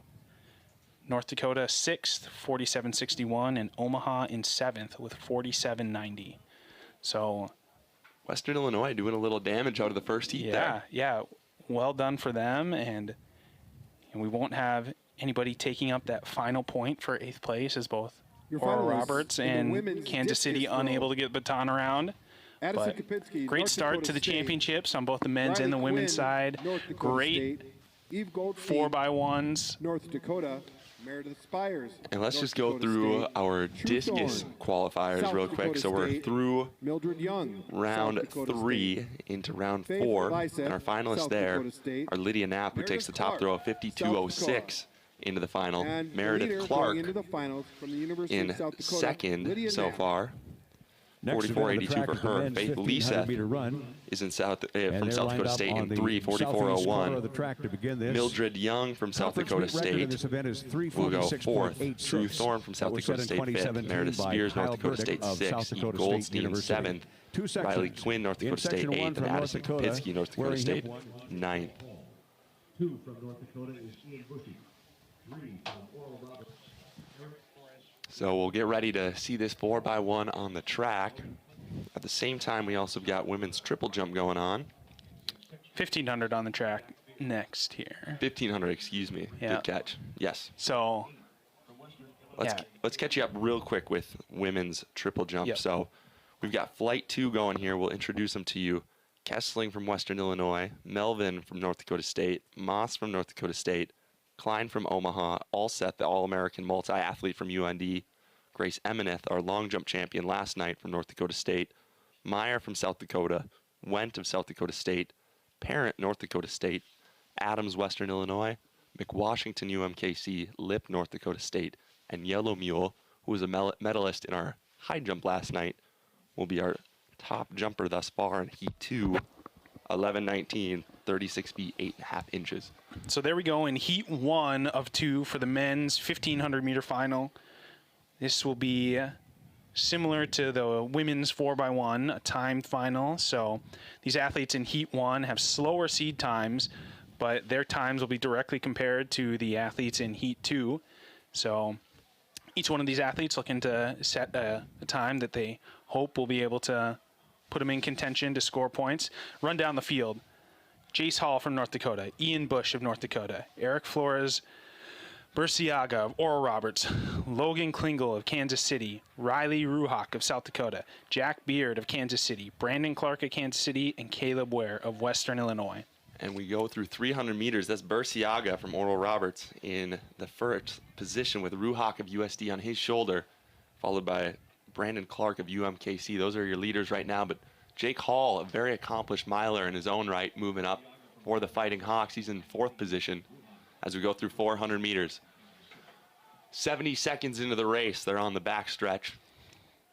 And it's still Burciaga from Oral Roberts setting the pace. Yeah, it looks like Burciaga looking to make this an honest pace, try and secure as good of a time as possible. As you can see, the athletes are kind of strung out, single file right there. Usually a pretty good indicator that the pace is hot. Bit of an interesting, arrangement of athletes, as we'll see in both in this heat and the next heat. Ian Bush, we saw compete in the 10K a couple days ago, so going from 10K all the way down to 1500. Some of these athletes, this will be their first event of the championships, the 1500. So Burciaga and Ruhak starting to separate themselves from the pack. Jake Hall trying to keep connection with them. He's in third. And it looks like Caleb Ware from Western Illinois there in fourth. So they're coming up here on 800 meters. We'll try to get you a split. And it looks like they're about 2:05 through 800. So keep that in time in mind as we get about halfway through this race. Burciaga, Ruhak, and Hall holding down the front positions, but it's Burciaga looking to keep the pace hot. yeah, Hall needs to do what he can to close that gap if he wants to give himself the best opportunity to be able to kick with those two athletes who are leading. So we're going to come up here. We're going to have about 500 meters to go. It's still Burciaga, Ruhak, and Hall as we see that move for fourth and fifth. Good moves from both Beard and Clark of UMKC to move up with Ian Bush and Ware of Western Illinois there. So Burciaga will come through with 1 lap to go. He's going to get the bell. And they come through 2:53 with 400 to go. It's Burciaga and Ruhak going 1-2 with Hall trying to keep connection there in third. Ian Bush trying to make a move up into fourth, the North Dakota State Class B champion in multiple events over the years. Doing everything he can, but it's still Burciaga out front. Yeah, Burciaga has a season's best of 3:52.94, which is a really good time to not make the fast heat. Just kind of shows the depth of the distance events in the Summit League. Burciaga continues to press on from the lead, doing all the work so far. Ruhak, stride for stride with him. 150 to go. As they come around the top of the turn, the clock's at 3:33. It's Burciaga, Ruhak, and Hall, the same three guys that have been in those medal positions. Heat 1 here with 100 meters to go, and it's all Burciaga as he kicks down the home stretch with Ruhak in second, Hall in third, and that looks like Clark of UMKC trying to make a big close on Hall. As we approach the line here, clock's at 3:55. Good time out of the first heat as these guys make their way across the line here in the rain. And that is Eric Flores Burciaga in 3:55.62. Ruhak second in heat 1, 3:57.48. And Hall will be third, 3:58.67. Yeah, that performance, it'll be tough to hold up against the athletes in the second heat, but it for sure sets the tone for what the second heat will have to do. You know, a lot of times, especially in the 1500, for whatever reason, milers, 1500 meter runners, everybody thinks that they have the best kick. So the 1500 has a bit of a tendency to be a tactical affair, maybe a bit of a sit and kick. But Burciaga, with his time of 3:55.62, has kind of put it out there to this second heat that they will not be able to wait around. No, and while we wait for heat 2 to get set here, we're going to see Faith Leeseth of South Dakota State throw. This will be her 5th round of the competition, sitting 3rd currently. And it will go out beyond that 40-meter line, but will not be an improvement. But here we go with heat 2. And they've called everyone back. Oh, that's so nerve-wracking. You're on the line, ready to go. Yeah, Keenan, what can you tell us? Those guys were already like 20 or 30 meters down the track when they fired off the second shot, and then they fired off the third one. So I'm not too track savvy to know necessarily if the third shot means anything, but you don't often see false starts or any start infractions on some of these longer races. Yeah, let's hope it's kind of like we've been mentioning before, maybe just some timing issues. You know, the thing that those athletes have to be thinking in their mind right now, they can't let that restart phase them. It was just another stride. You know, they do, however many strides before each race anyway. So that was just another strider, getting the legs loosened up. They'll toe the line again. Let's set up this 1500 because it is pretty intriguing. We have a number of athletes, 9 athletes who've run under 350 so far this season. Josh Samin is your defending champion. Two-time defending champion. He has a chance to make history today. There has not been an athlete that has won 3 consecutive 1500s, at least since 2009. The closest, Cam Levins, won in 2009, a gap in 10, and then one again in 11 and 12. So we'll keep our eye on him. Samin is only the 6th ranked athlete on time so far in the Summit League this season. We have Tom Breckman, Ben Olson, who we saw get 3rd in the 10K, Carter Knaus, all South Dakota State as the 1, 2, 3 times coming into this season. And as we come down here, getting close to 300 meters, that's Logan Lemmel of Western Illinois, the former soccer player for the Leathernecks, who's focused his attention on track. He comes through leading the pack at 300. Alexa Milanovic from UND, the freshman from Serbia, on his shoulder. And it looks like we have, can't tell right now who that is coming up on his outside, but it's UMKC. So Joan Rocha Navarro, yeah, from Kansas City. So who's putting his name out there, because I don't think he's one that you'd expect to be in medal contention. Lommel is the Western Illinois school record holder. So is Milanovic of UND, the school record holder for the Hawks. You see Samin and kind of our favorites, Olson, that's Burkhalter, and Breckman, all kind of sitting back. So they know that they've got a lot of strength and can maybe rely on their speed as well to kick down. But it's still Lommel out front running an exquisite race, followed by a Milanovic, who looks like he's hungry to make a move on him. Naroch Navarro is still on the inside rail, but look at this move by Breckman, the 800-meter specialist, coming up on their shoulders and looking to inject some pace into the race. We also have Murga Gameda in this, the 10K runner-up. So like I was saying earlier, we see some 800-meter runners like Breckman, who's in the lead right now, as well as Ben Olson, the 10K-er, and Murga Gameda, the 10K-er. Samin, your defending champion, is caught out of the back a little bit.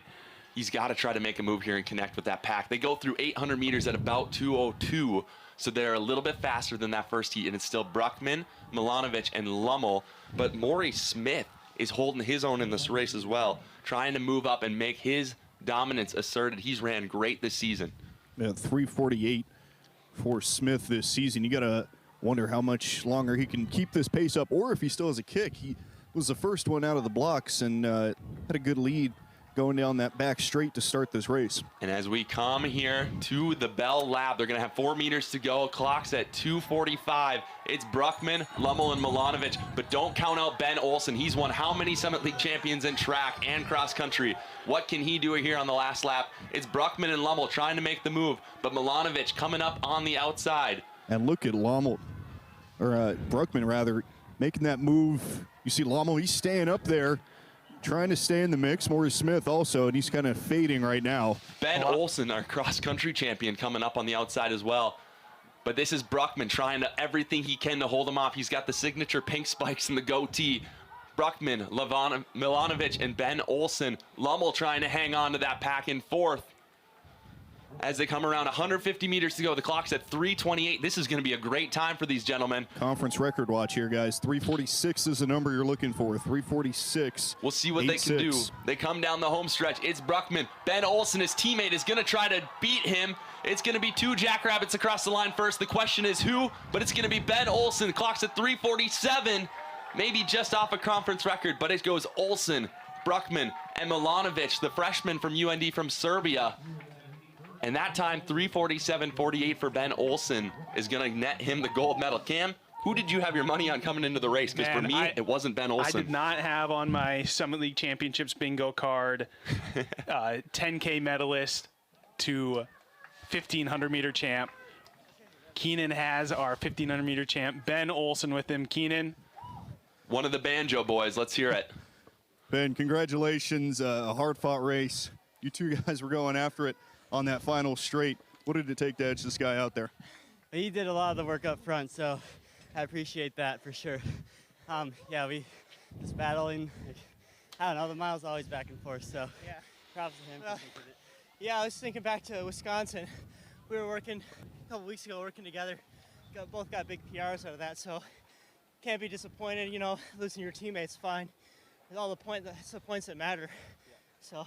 Yeah, fast pace throughout the race, and you came from behind. You were staying back in the pack a little bit, and then with about 300 or 400 meters left, you decided to make that kick. Was that the strategy the entire way? Well, I didn't really have a set strategy going in. Typically, I wanted to take the lead early on, but today I just kind of waited.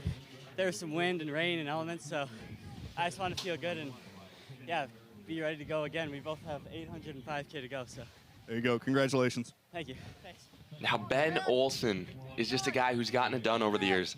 He coming into today, he's a 5-time Summit League champion in cross country and track, add a 6 to his name. And last year, he was the reigning 5K and 10K champion and adds 1,500 to his very impressive resume.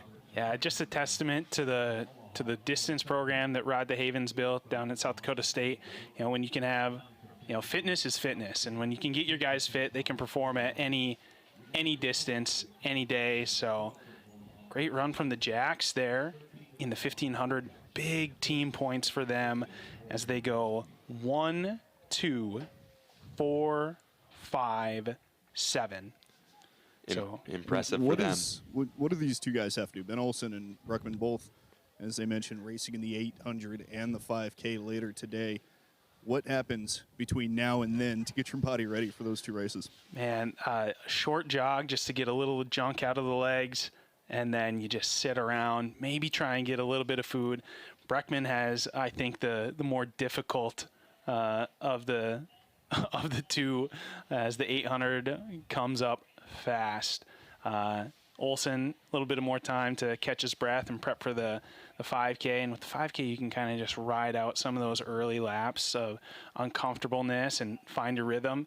The 800, it is all out from the gun. So it'll be interesting to see how he responds. You know, with other athletes that we've seen do the 15-8 double, it's it's a difficult one for sure. So we'll see how he's able to respond. Like I said, fitness is fitness, and with Breckman's cross country pedigree and his strength there, yeah, we'll just have to wait and see how that turns out as we get started for the women's 1500 meter final. All right. Hey, and again, same thing. Yeah. Same thing. So looks like they called them back a little bit quicker than we saw for the men, so I'm sure they'll be happy about that. That gives us a chance to run down the field for Heat 1 here. Aliana Caesar, we saw her in the steeplechase last night of Western Illinois. Patricia Mazzei of Oral Roberts. Chrissy Petro of Western Illinois. Brenna Barnick of North Dakota. Ellie Sondag of North Dakota. Mackenzie Penner of Oral Roberts.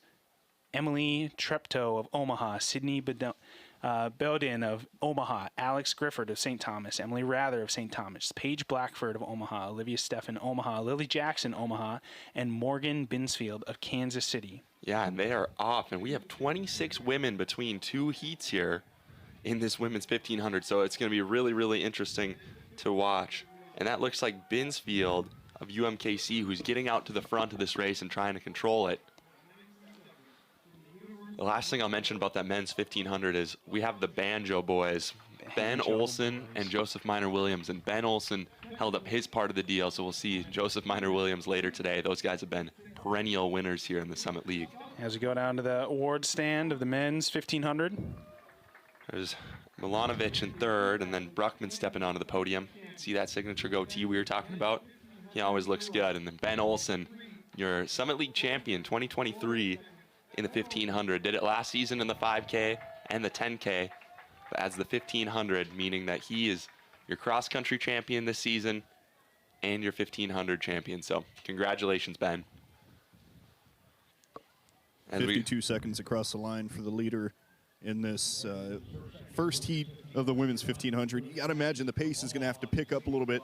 The difference between the best time in this first heat and kind of the worst time in the second heat is pretty significant. So trying to get into those top 8 times from heat 1, you're going to have to pick the pace up, right?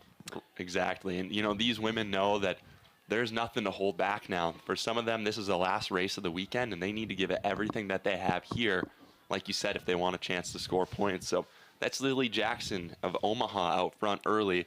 Her teammates, Emily Treptow and Paige Blackford, right behind her. But we also see a string of Western Illinois and UMKC athletes. That's Caesar, who we saw took 4th last night in the 3K steeplechase. She's back for more today. And it looks like Oral Roberts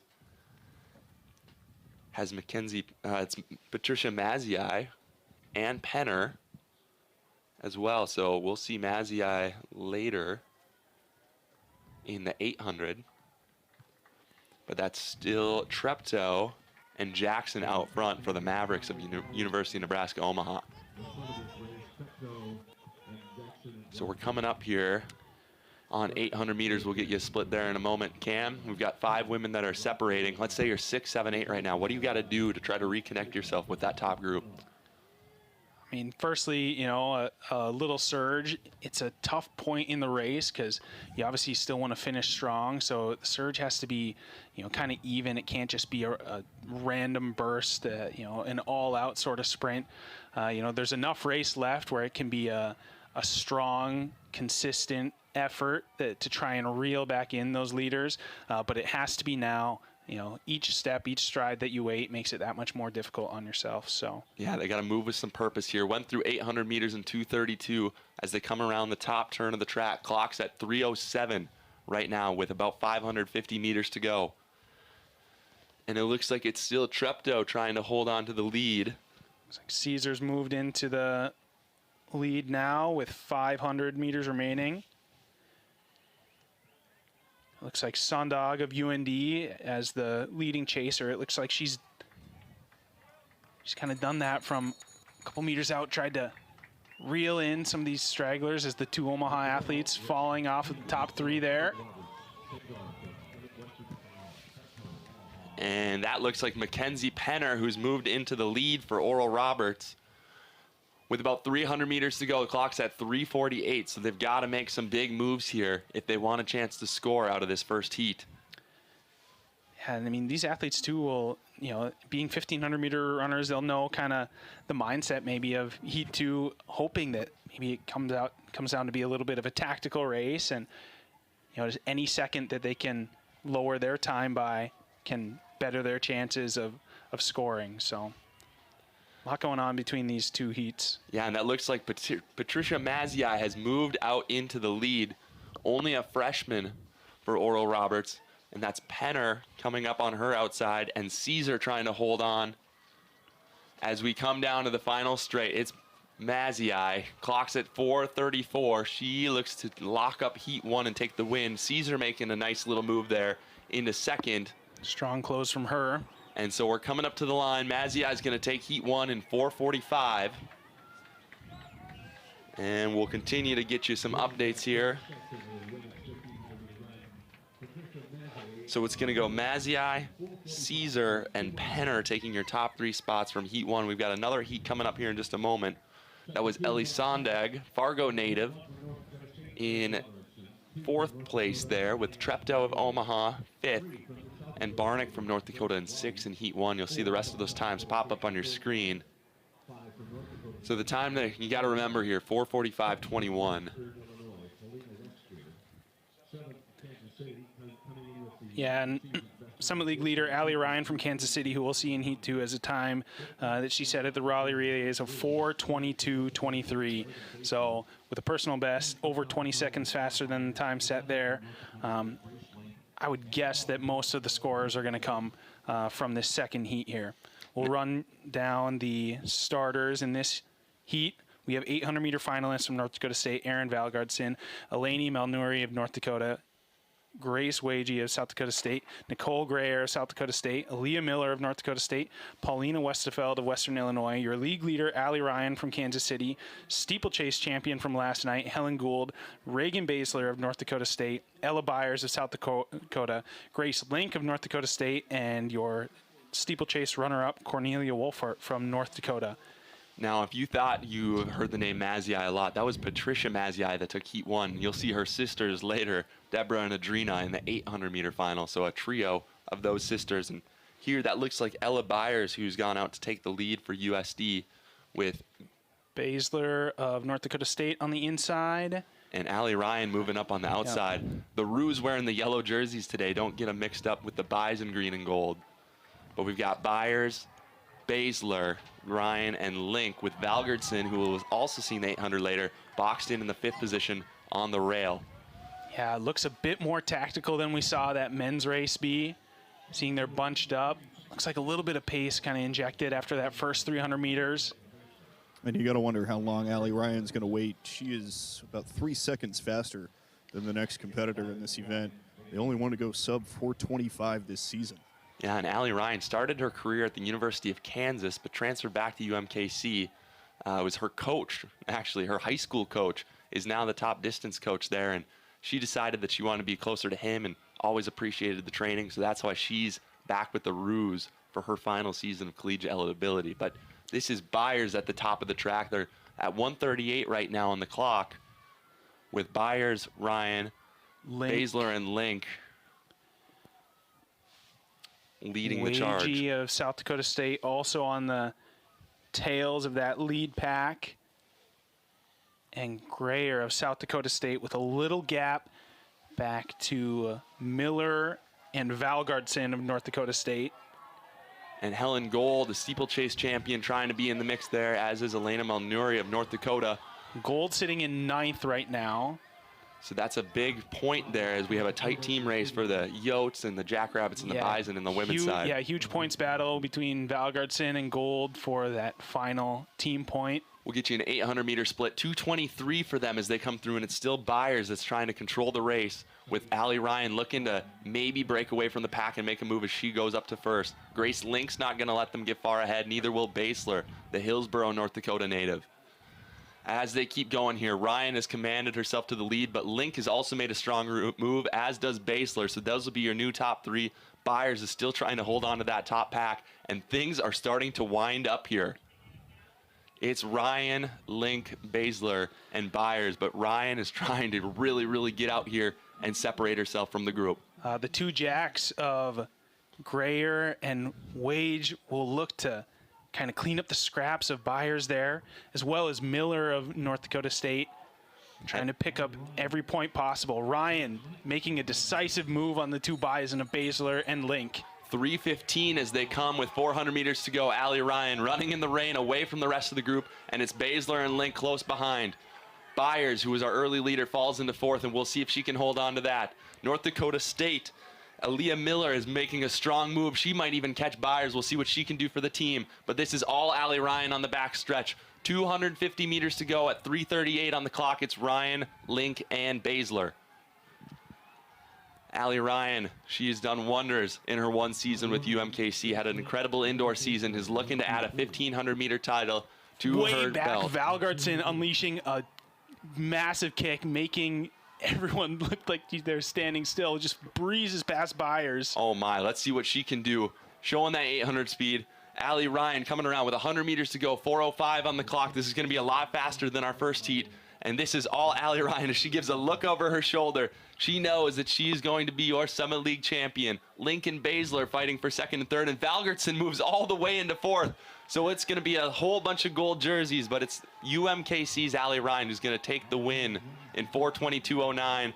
Baszler and Link close behind as Valgartson, Byers, Wagey, and Aaliyah Miller will round out your scorers.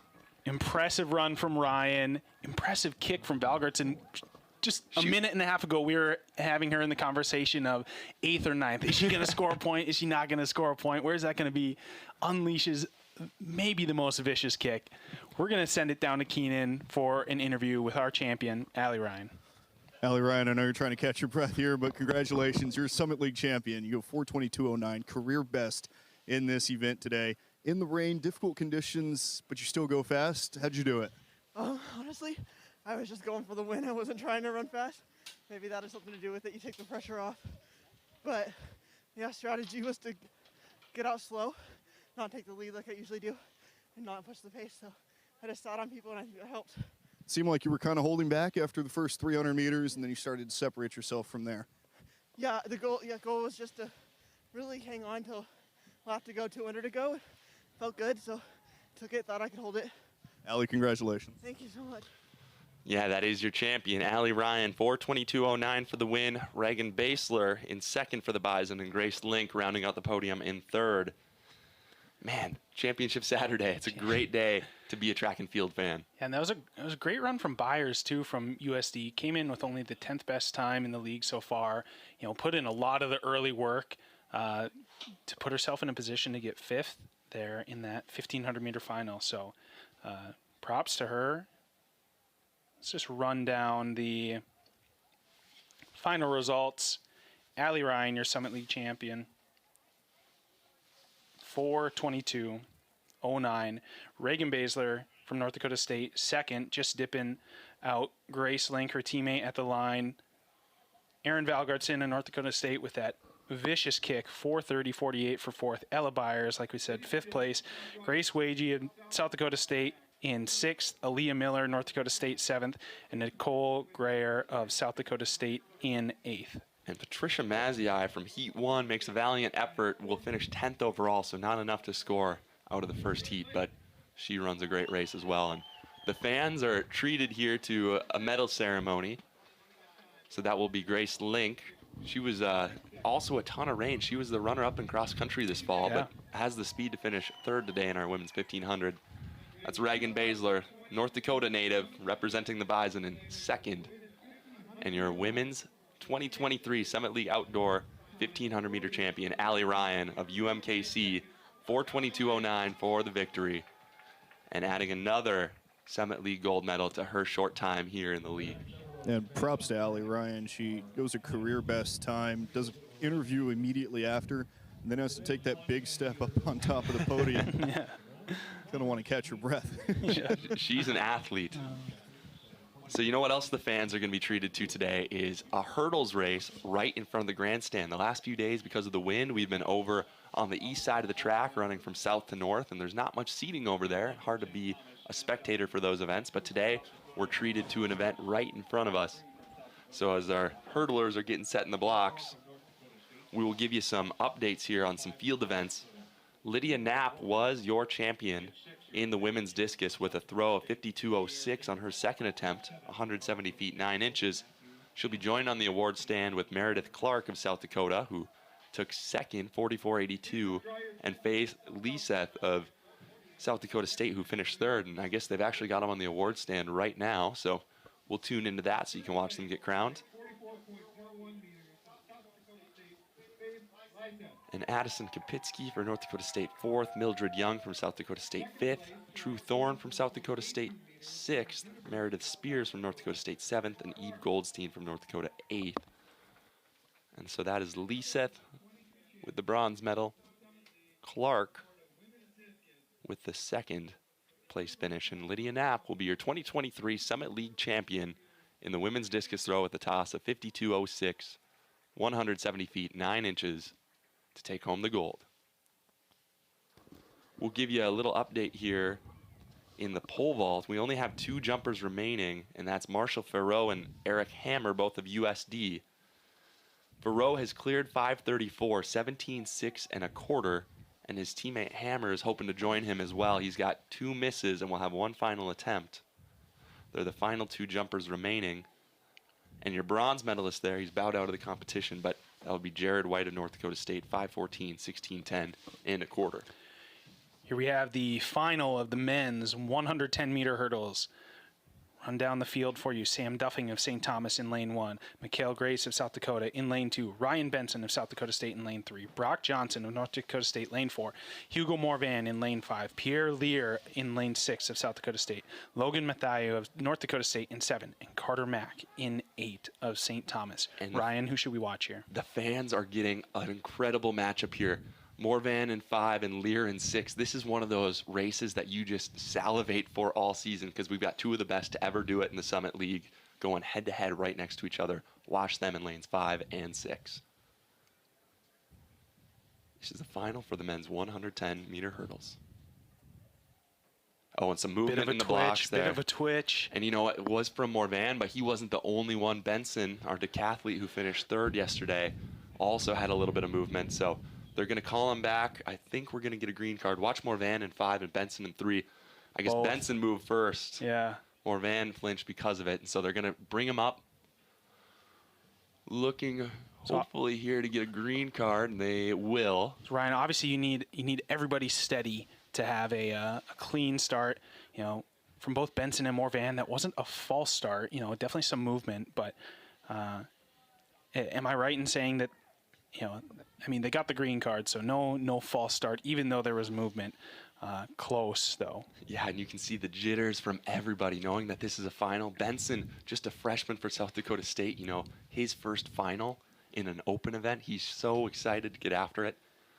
But yeah, no false start, just a little bit of jitters, and it helps when it comes from a few guys in the field. And you have to think Morvan maybe knowing the level of competition of Lear next to him, and that's why you see kind of he's ready to get going. And they're off. Clean. Yes, and Morvan and Lear both have good starts, but it's Morvan out early. Logan Matthew and Brock Johnson trying to hold on. Morvan separating himself from Lear, and it's all Morvan, your Drake Relays champion, coming down. Lear's doing everything he can to close, but this is all Hugo Morvan, and we're going to wait to see what the time is on the clock. Great race from Morvan, a good race from Lear, but Morvan just got the start right away. 13:79 for him, and he's fired up. Look at him down on the track as Pierre Lear goes 14:09. Hugo Morvan with a big race for him. He was your Drake Relays champion this season, taking down some giants in Des Moines. Brock Johnson is going to finish 3rd, 14:56 for him, and Logan Matthew, 14:57. The Bison have to be pleased with 3rd and 4th place finishes in what's going to be pivotal points for them in the team race. Absolutely. We'll pull up Hugo Morvan's stats here. 13:88 was his lifetime best heading into today. And it's a legal win of 0.3 meters per second. So Morvan setting a new lifetime best when it matters most to improve upon his PR that he ran at the Drake Relays. Yeah, and Morvan ran a really clean race, just not touching a single one of those hurdles. Lear, not as clean. We see him take down a couple of those early hurdles. That might have made a little bit of a difference, but I don't know if anybody was catching Morvan on a personal best day like he had today. Yeah, and Morvan has been getting the job done.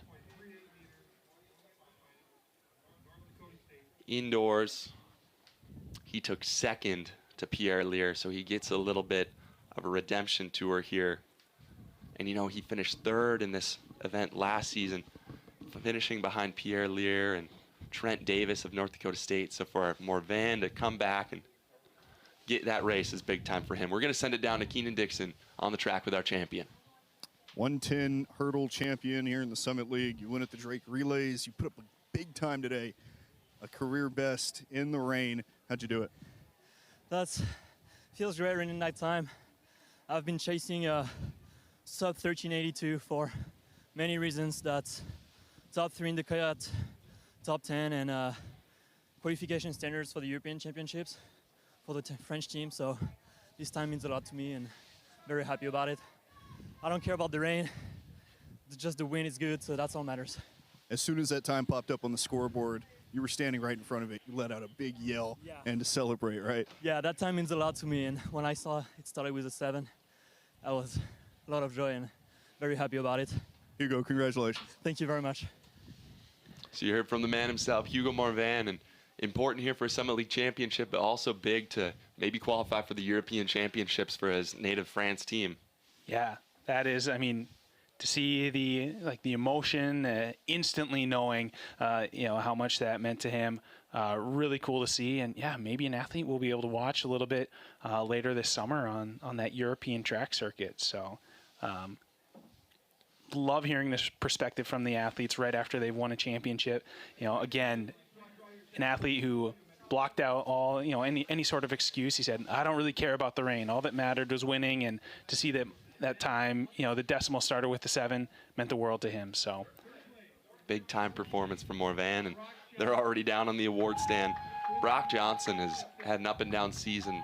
He's fought some inconsistency, a few injuries here and there, but in a time when the Bison need these points most, he steps up and will win that bronze medal. Pierre Lear, like we said, one of the best to ever do it out of the Summit League, South Dakota State record holder, gets second place in the silver medal. And Hugo Morvan, your Summit League champion with a time of 13:79. Big time for him and for the USD Coyotes as they chase that team title. But congratulations to Hugo Morvan, your 2023 men's 110-meter hurdle champion. Well, we're not done with the hurdles yet because we've got the women's final coming up. We'll introduce you to that field. In lane 1, we're going to have Tanian Walgrave of St. Thomas. In lane 2, we're going to have Elisa Alseth, the All-American multi from the University of North Dakota. Sydney Arndt, who had a great prelim, will be in lane 3 for North Dakota State. Avery Schmeichel from USD in lane 4. The woman to watch is Teresia Bollebrook of North Dakota State. She transferred here from the University of Mary and has had a phenomenal final season in her collegiate eligibility. She'll be the one that is the favorite to take the race. She's in lane 5. In lane 6, we have Sally Corgo of North Dakota State.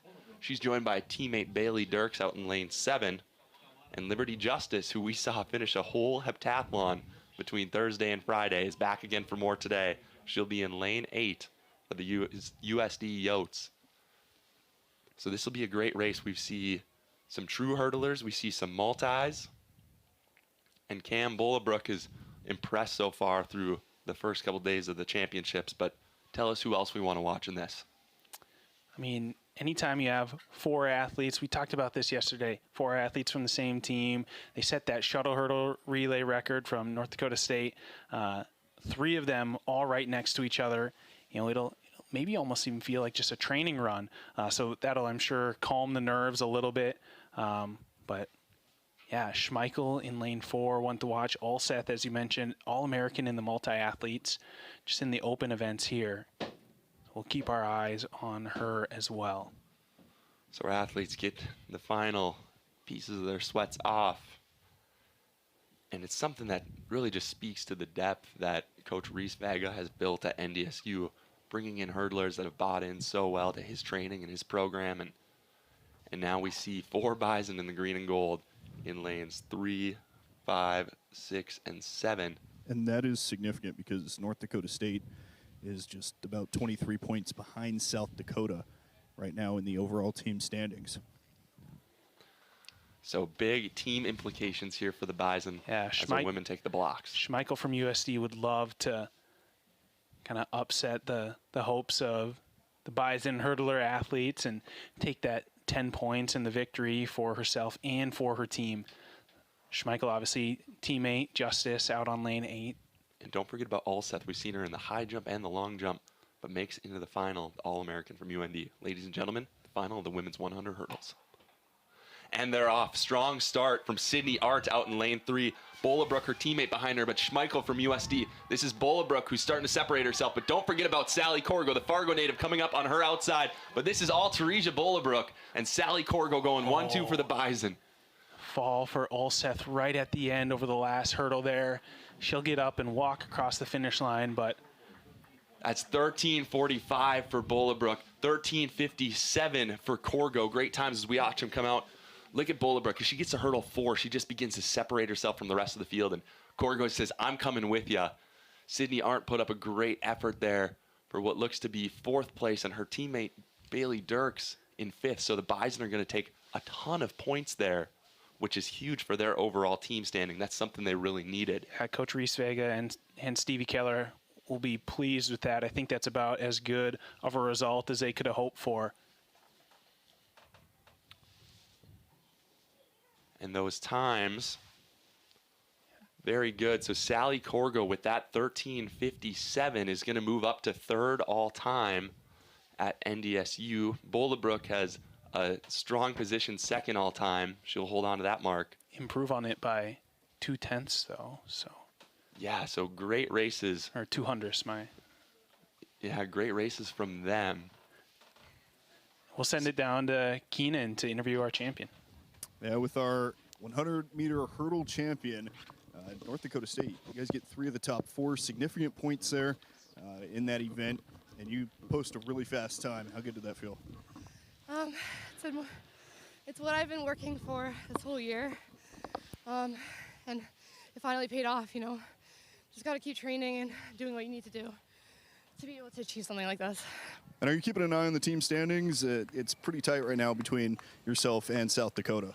Yeah, I mean, we have a lot of girls in finals today, a lot of points in the 100 hurdles, 400 hurdles, 400 open, and I have a lot of faith in my girls that we can pull this off. Congratulations, you're a Summit League champ. Perfect, thank you. Yeah, and a great race there from Teresia Bollebrook. We just want to give you a quick update here on our men's pole vault that's taking place indoors. Right now, Marshall Farrow is our leader, and he's going to win the competition, but he's still jumping. He cleared 550, 18 feet and a half inch.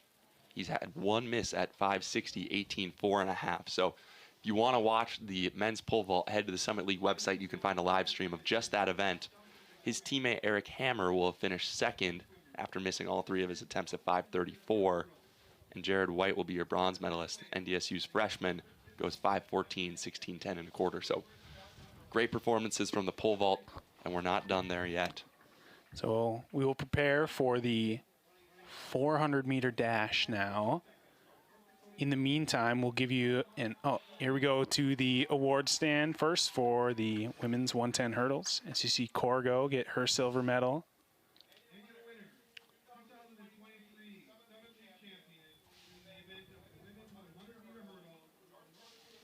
And Bollebrook getting her gold medal. Yep, she did a great job to earn that today. A new lifetime best for her. And like we said, big team implications for the Bison. And you know, she'll be graduating, but Sally Corgo will be one to watch in the future. And you can see in the bottom of your screen that Sydney Arndt and Bailey Dirks are watching along. We'll see Dirks again in the 400 hurdles, but you know, just a great job they've done at NDSU building up their hurdle squads, as we see on both the men and the women's side with Johnson and Matthew on the men and those ladies getting it done. So here's an update on the team scores. 12 of 21 events scored. So the women's 100-meter hurdles is added into these team scores. In first place currently, South Dakota with 140.5 points. In second, North Dakota State with 134 points. North Dakota currently in third with 74 points. South Dakota State, 63 points. St. Thomas in fifth with 27 points. Kansas City in sixth with 14. Western Illinois, seventh with 9 points. And Omaha in eighth with 4 points. So North Dakota State only 6 points behind South Dakota after that women's hurdle race. And to give you a quick rundown of the men's team scores, 11 of 21 events scored. NDSU in first currently with 122. South Dakota State second, 117. South Dakota in third, 74. North Dakota in fourth with 37. St. Thomas fifth, 34. Western Illinois sixth, 26. Kansas City seventh with 10 points. And Oral Roberts in eighth with 9 points. So we got tight races there. We'll just tell you a quick little bit about our women's triple jump here. Your leader right now, we're in the finals, is Mattia Yellowmule of USD. She jumped 11:45, 37.6 and 3/4, with Jody Lipp of North Dakota State behind her in second, and Jaleesa McWashington in third for UMKC. So we'll give you as many updates as we can there. And like we've mentioned, head to the Summit League website and find that live stream of just that event if you want to watch that. But we've got men's 400-meter dash coming up on the track, which is going to be a big one for the Bison. In lane 1, we have Zion Carruthers of Western Illinois. Lane 2, Tommy Nickel of South Dakota. Cullen Kerr of North Dakota State in lane 3. Brett Ringer of St. Thomas in lane 4. Jacob Levine, your Summit League leader and the fastest out of qualifying, in lane 5 of NDSU. Tillian Hallman of South Dakota State in lane 6. Isaac Huntington of North Dakota State in 7. And Reggie Slaba of South Dakota State in lane 8. We just ran down the team scores. The race between NDSU and SDSU is tight. NDSU is 3 athletes, South Dakota State 2. So, and let's see if Jake Levine can make a storybook ending come true with West Fargo native. Can he win his first Summit League individual championship on his home track here in Fargo? Ladies and gentlemen, this is your final for the men's 400-meter dash as our athletes take the blocks.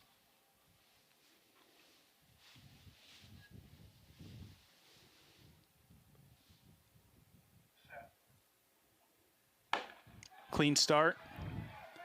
As we go, Levine looking to get out strong there in lane 5. He's already making up the stagger on Hellman, but Hellman's got a wicked kick, so keep your eye on him. In lane 2, that's Tommy Nickel of USD, knowing that the team race is close, doing everything he can to catch Cullen Curl on his outside. But Levine is controlling this well. Isaac Huntington running for his life out in lane 7. He's got a great race, injured earlier this week, but Levine comes up on his inside. This looks like Levine is trying to make a move. Now the question is who's going to race for second? It's Curl, it's Nickel, but Levine is coming off the turn here. Isaac Huntington doing his best, and Levine is running away from the field. This is Cullen Curl in lane 3 doing everything he can on his side. Brett Ringer from St. Thomas, but don't count out Hellman in that kick. Jake Levine is going to cross the line as your Summit League champion. Now just the question is what's the time? Because that was fast. 46.61 for Levine. Dang. What a time for him. He's fired up. That is a huge personal best. Cullen Curl going 47.73 for second. Ringer in third, 47.89. Those will be your medalists. Levine, the Bison Pride, the storybook ending. It's all coming to fruition. Look at the smile. Teammates just fired up for Levine, and he's really had quite the season. Levine just ran the race of his life, and it's come true. It is the storybook ending. Watch him come down. He's just picking up the knees. He looks so good. Compared to some of these other guys that were falling off a little bit, he might have been speeding up. And there's last year's medalist, Cody Roeder, giving him some love. And we're down with Keenan Dixon with our champion. Finally got out, man.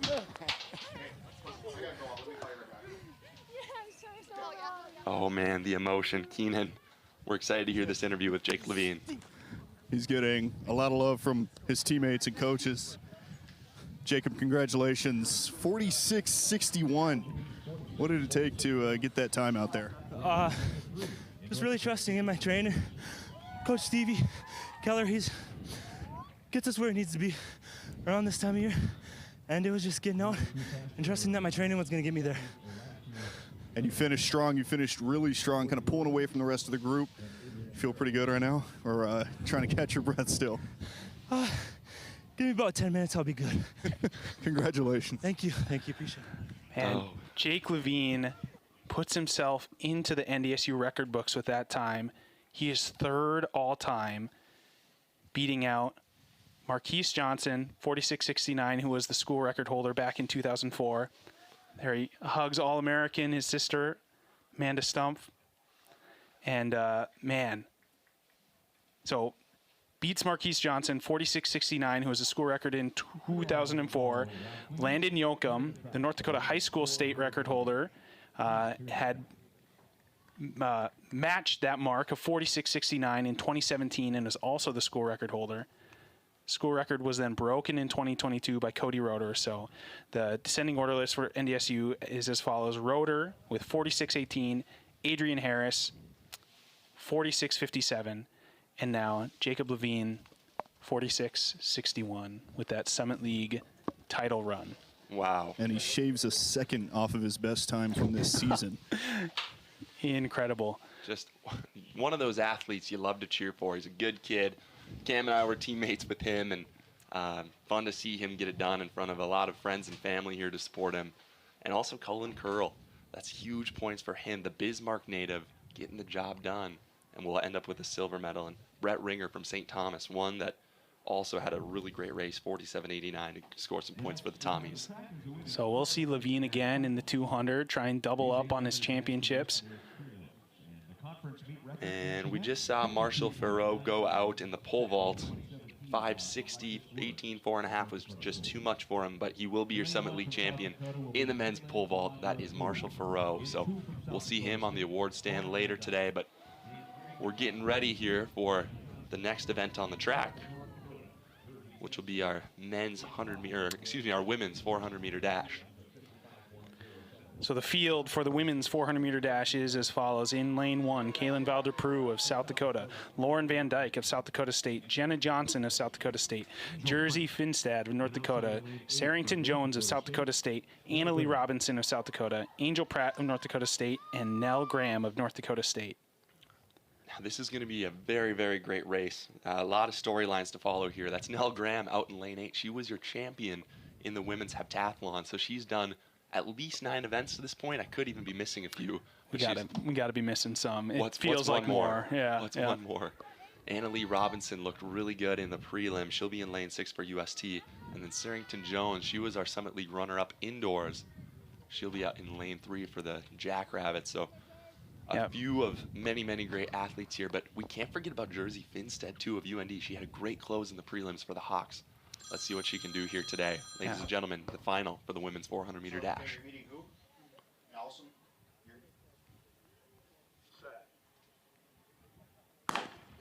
And they're off. For those following team results, we'll look at lanes 8 and 7 for NDSU, and the red in lane 1 and 6. Yes, and Annalie Robinson getting out really well, but Sarrington Jones not letting her get too far. It's Robinson and Jones in lanes 6 and 5. Nell Graham running for her life out in lane 8. She's gotten out extremely well, too. Let's see what she can do. Also, Lauren Van Dyke for the Jackrabbits looking good in 2 as they come here with 200 meters to go. The clock's at 26. Graham, Annalie Robinson, and Jones starting to separate themselves from the field, but don't count out Jersey Finstad just yet and Van Dyke from the Jackrabbits. As we come around, it's Robinson. Nell Graham, the heptathlon champion, maybe will hold on to a medal. We'll see what she can do. It's Robinson, but Nell Graham is starting to move. Sarrington Jones in 5, but who is it going to be? Is it going to be Graham? Your women's heptathlon champion is going to cross the line, and she's going to take the victory in a huge time. 53.93 for Graham. Nell Graham is that girl. Nell Graham. Oh my gosh. 53.93 puts her at 8th all-time in NDSU. She's done so many events this weekend. What's one more? She wins the heptathlon and comes back and adds a 400-meter title to her impressive resume. And just like we saw with Levine, the Bison teammates, they really know how much each point, each place means to the team title. They are fired up. Watch it on the replay. She comes down and just out-kicks Robinson. Robinson tightens up a little bit, but Graham goes to the arms, gets those feet down, and is able to make a move in the last 20 meters. It looked like there was like almost 3 different pushes from Robinson, then Graham, and then it looked like Robinson and Graham would grit her teeth and move ahead a little more. We're going to head down to the track. Keenan Dixon is with our champion, Nell Graham. Nell, you crossed the line, and it looked like you almost surprised yourself. What were you thinking? Well, I woke up, and my legs were really, really tired, and I didn't want to run. And I just thought I would be in like dead last. So I was just very surprised that there was no one else there. Sorry, that's probably not the answer you want. I'm kind of tired, but You win the heptathlon yesterday, and we already know how grueling that is. You competed in a couple more events. You qualified for the final here in the 400, and then you come out and you run a 53.93. How good did that feel? this one's extra special. I've wanted this one for a long time, so to win at home with all my friends is awesome. Nell, congratulations. You're a champion again. Thank you. Nell Graham, her lifetime best coming in was 54.4, so PRs by well over almost half of a second. You know, just somebody that always manages to get the job done when it matters most, and big momentum swing for the Bison here as we've got the stands filled with a lot of people in umbrellas. They're out anyway on day 3, championship Saturday, but huge for the Bison as we watch those team scores come in. Man, save some championships for the rest of us, Nell Graham. Come on. Holy buckets. Nell Graham did 7 events yesterday, threw in a couple prelims. If I remember correct, I think we might even see her in the 400-meter hurdle finals later today, so she's not done yet. And who knows, in a 4x4? Hard to count out your Summit League champion for that event as well. So Nell Graham, another championship on the weekend. Great job And I for her. always thought that overtraining and overworking would make you tired, but I guess it gives you a little more superpowers there, as we're seeing from Nell Graham this weekend. Oh, man. Extremely impressive from her. And, you know, it was kind of funny, Keenan. She apologized to you that she was tired, and it's like, come on, Nell, give us a break. We know you've been putting in the work. Like, you can be tired. It's okay to be tired. Incredible performances by her this week, and really just all these athletes coming across the finish line, and we're putting them under quite a bit of pressure to talk to us immediately. I understand that they are really trying to get their lungs back in working order there. Yeah, and another big implication on the team races. At the very end of that race, if you saw the replay, Searington Jones outleans Annalie Robinson to take second, and so USD loses out on 2 points there. It might be big in the team race later as this thing gets tighter and tighter as the day goes on. Let's introduce you to the men's 100-meter dash, though. That's what we have on the screen. In lane 1 will be Ardell Inlay of USD. Dylan Kotz, your defending champion, will be in lane 2. He also won the 60 and 200 indoors. Keep an eye on him. Jared Whip of SDSU will be in lane 3. Junior Powell ran out of his mind yesterday. 10-3 for him, so he will be in lane 4 for UMKC, as did Kevin Jackson of Oral Roberts. Those guys both came in with good times, but lowered the standard yesterday. Jackson for Oral Roberts will be in 5. Dante White had a huge lifetime best, runs 10.48. He'll be in lane 6. Mark Daly, who's been on some Jamaican international teams at the U20 level, in lane 7, and Lucas Burmeister of Western Illinois, looking to spoil the party for these guys. He's out in lane 8.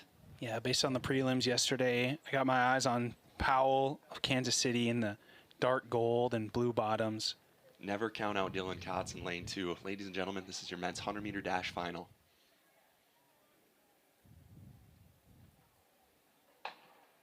And they're off. Blink and you'll miss it. Jackson out really well for Oral Roberts, and Powell trying to make a charge. Dante White moving well in lane 6. And Dante White and Dylan Kotz going to the lead, but this is really close. I think Dylan Kotz might have gotten it out in lane 2. You called it, Ryan, I think. We'll see him pop up. It's a tight race for 2, 3, and 4. From our angle, it's tough to tell, but I think Dylan Kotz got the time. And it's going to be close. We're still waiting for numbers to pop up on the board. Yeah, Powell. Watch this replay.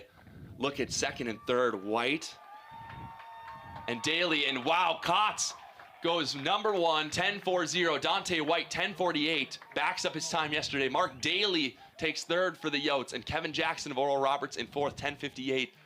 Junior Powell will go 10.6 for 5th place. And we're still waiting for some of these times. Inlay, 10.61. How close is that between 5 and 6? Jared Whip, 10.62 in 7th. And Lucas Burmeister, 10.77 for Western out in lane 8. What a race for these athletes. We see just how good this 100-meter field has gotten over the last few years.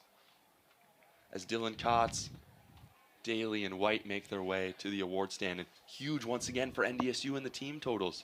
Yeah, let's hear from Kotz from Keenan. Looks like Keenan's got him trackside. Yeah, we have Dylan Kotz here, Summit League champion in the 100. Seemed like you were behind there a little bit, made a late surge. What was going on there? You know, I just got to trust the race plan. It's not always who gets out first, it's who can execute their own race plan. I think that's what I did today. Congratulations, you're Summit League champion in the 100. Thank you. And he's going back to back. He was your 2022 champion in this event after a disappointing 2021 where he finished runner-up. We knew he always wanted more back then and is able to go back to back and runs a fantastic time. His lifetime best is 10.37, so not far off that, and great for him as he's hopefully going to head into some postseason competitions here with West Prelims coming up. We'll introduce you to the women's 100-meter field. In lane 1, Jasmine Williams of North Dakota State. In lane 2, Judith Bediaco of Oral Roberts. Alexis Pratt of St. Thomas will be in lane 3. JC Pulse and Aaron Kinney, the USD teammates, will be in lanes 4 and 5. Kinney set the conference record yesterday in this event in the prelims.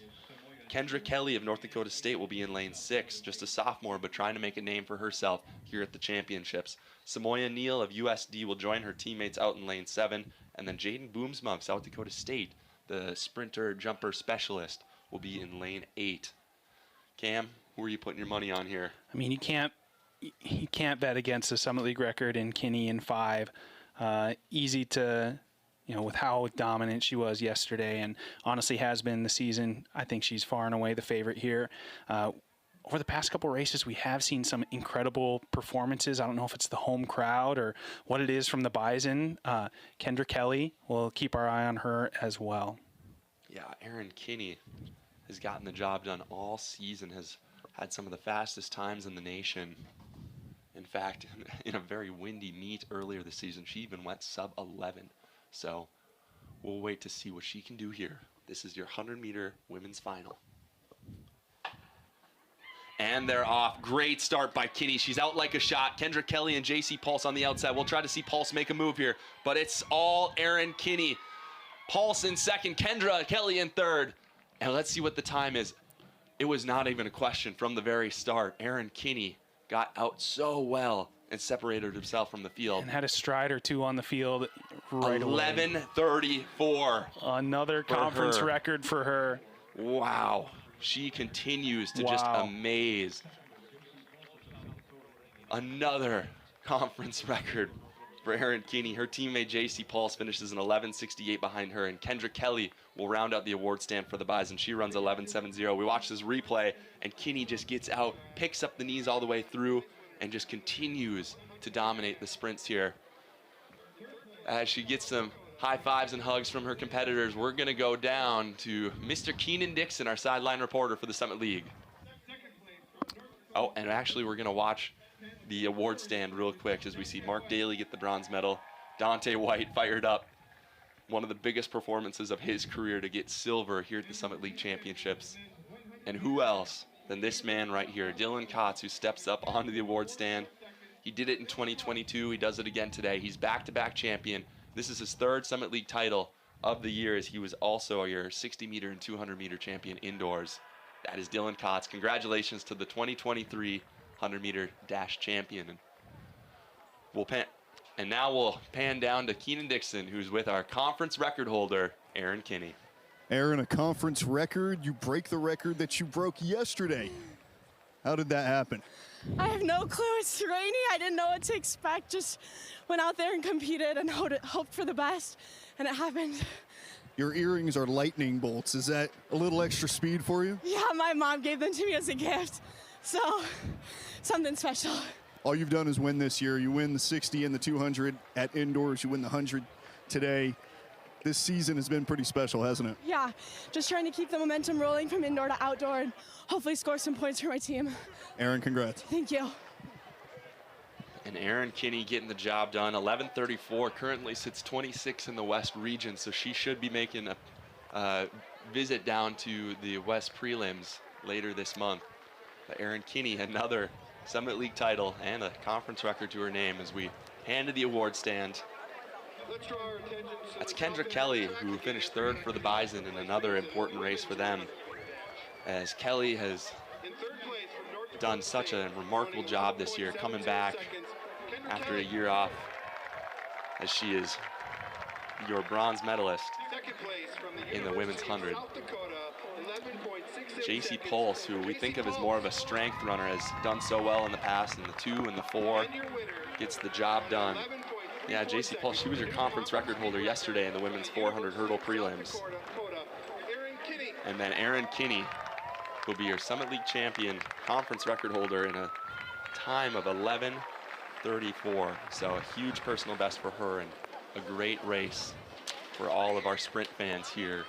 I don't know if I had said this yesterday or maybe earlier on the broadcast today, and I don't know where I heard this, Ryan, but I've heard that a wet track is a fast track. And, you know, I don't know if there's any scientific proof to that, but we've sure seen some fast times. Obviously, Kinney breaking the record she set yesterday in the 100 meters. And we're just seeing some real good times all around. You know, the 1500 challenged that conference record as well. So the weather not deterring the excellent performances that we're seeing today. Yes, and so we'll get a little bit of break here as we wait to start our 800 races. Gives us a chance to catch you up as to what's been going on the field. Now our women's triple jump, it may be too early to call. Let's see, we're trying to get some live results here. There we go, we're back. So Alyssa Melvin from North Dakota State has taken the lead in the women's triple jump, 12:49, 40 feet, 11 3/4 inches. And get this, second and third, who else other than Bison? Jody Lipp, who's been a multiple-time Summit League champion of this event, sitting second, 12:38, 40 feet, 7.5 inches. And Grace Emeneth, our long jump champion from just the other night, jumps 12:23 on her first round attempt, 40 feet, 1.5 inches. So right now we've got Bison sitting 1, 2, and 3. They're on their 6th attempts here in the finals. And Elisa Ulseth passed her last 2 jumps, so we're wondering maybe if that fall in the hurdles, if that's impacted her at all. We just saw Jaleesa McWashington jump 11:86 on her last round, has her in 8th place. And then we'll just run it down real quick. 4th place after those string of Bison is Nikita Kessling from Western Illinois, Lorian Meyer in 5th from USD, Aaliyah Adams from Western Illinois in 6th, and Jennifer Parent in 7th for North Dakota State, and then McWashington in 8th for UMKC. So women's triple jump. We're also getting the men's discus underway, as I believe this is actually our first thrower of the competition in the ring, Jackson Coker, and he's gets a welcome with a slippery ring. Still a decent throw out in between that 40 and 50 meter line. So we'll keep you updated on the discus throw. And then men's triple jump. I believe we will get that going once our women's triple jumpers are done competing for the day. But one thing I want to just comment here while we have a little bit of downtime is just I'm impressed with how many people are out here today to support the Bison. It's been an awesome showing and real great to see not only the fans in the stand, but we're on a little bit of delay with the baseball team next door at Newman Outdoor Field, and they're under the awnings of Newman Outdoor Field watching and cheering on their teammates. So pretty cool that we've got a lot of support here at Terrence Dahl and Donna Breeze Track Complex. All right, and with that being said, we're going to step away from the broadcast a little bit. We'll be back soon. Thank you so much for tuning in. We'll see you in a moment. 3,000 student athletes from 10 institutions competing in 19 sports for national prominence, striving for excellence in academics and athletics, seeking to become champions. Nearly 100,000 students and more than 800,000 alumni celebrate Summit League student athletes and their rise to reach the summit. The Summit League, where tomorrow's leaders strive to reach the summit today.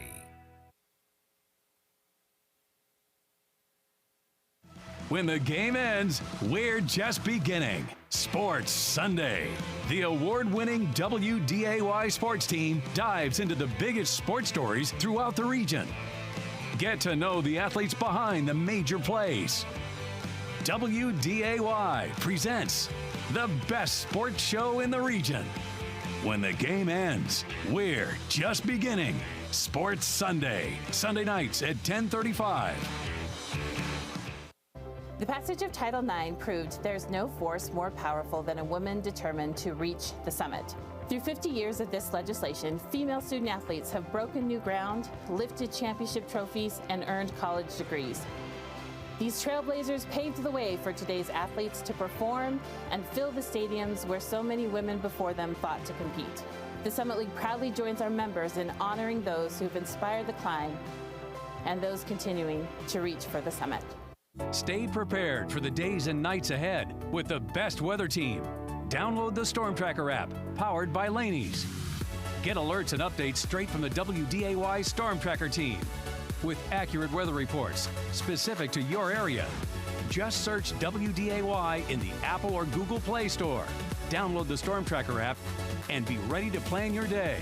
The Storm Tracker app, powered by Laney's. Download it today.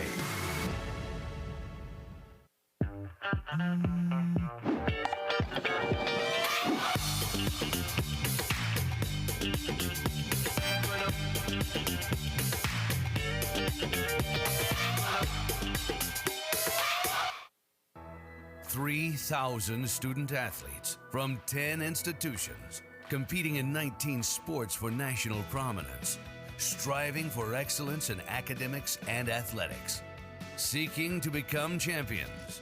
Nearly 100,000 students and more than 800,000 alumni celebrate Summit League student athletes and their rise to reach the summit. The Summit League, where tomorrow's leaders strive to reach the summit today. WDAY is your home for North Dakota high school tournament memories on DVD. Watch these student athletes at their best as they put it all on the line for their school and communities. Visit WDAY.com and click on the WDAY Deals tab. Every game is available for $25 plus tax, shipping, and handling. All the games you remember, only at WDAY.com. Buy your North Dakota High School Championship DVDs today. Send your weather-related photos or video to the WDAY Storm Tracker team. Contact weather@WDAY.com or share them with us on Facebook and Instagram. Keeping an eye on the sky. The WDAY Storm Tracker team. The passage of Title IX proved there's no force.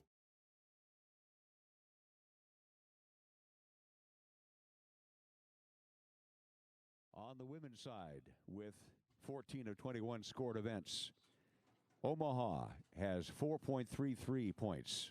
Western Illinois, 9 points. Kansas City, 14. St. Thomas, 27. North Dakota, 80. South Dakota State, 90.33. North Dakota State, 154.83. And your leader in the women's team score, South Dakota has 165.5 points.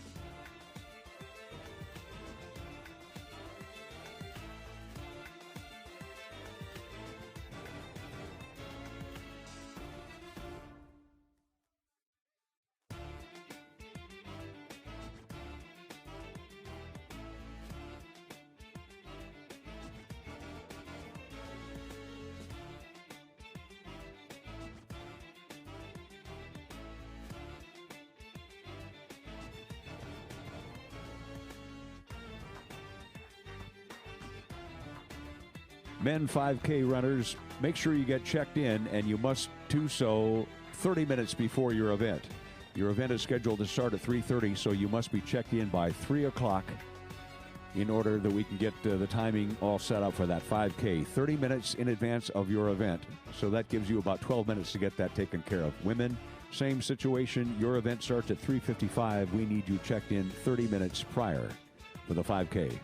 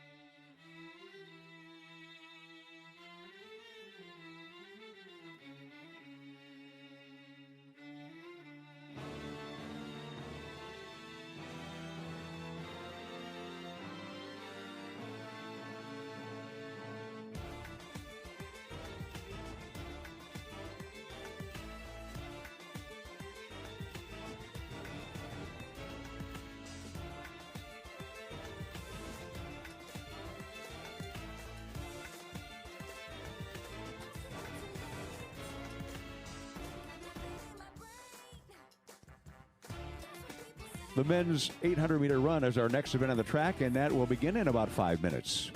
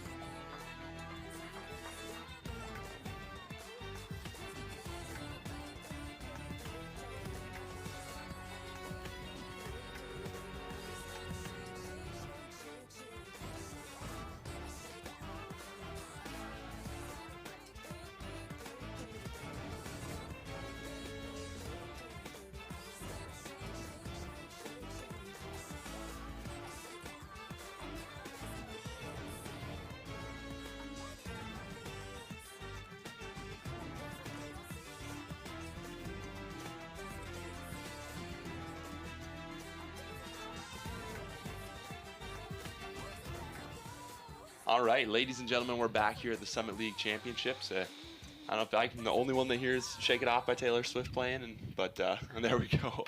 But yeah, we're shaking off the rain here as we continue to make our way through Championship Saturday, day 3 of the Summit League Outdoor Championships. It's been an action-packed day. We started back at noon with the women's discus and the women's triple jump and the men's pole vault, and we made our way on to some other field events with men's discus and men's triple jump getting started here. And it's been an action-packed day on the track with relays, 1,500, hurdles, 400, the 100-meter dash, and now we're finally on to the men's 800, which will get started here in just a moment. Cam, how have you been feeling about the performances so far today? And the performances overall have been extremely exciting. There's been surprises. Nell Graham in the 400, that was a bit of a surprise. And then, kind of business as usual, like we saw in the women's 100, another conference record from Erin Kinney.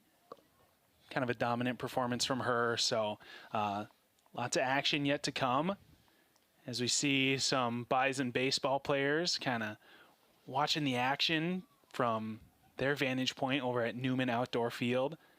The rain has continued to pour down, but that hasn't cooled things off in terms of the competition on the track. We have a tight team battle as well as each one of these races and field competitions that we've seen, everybody vying for that illustrious Summit League title. The 800 was kind of a race for the prelims that we highlighted yesterday. Multiple athletes have run under 150 so far this season.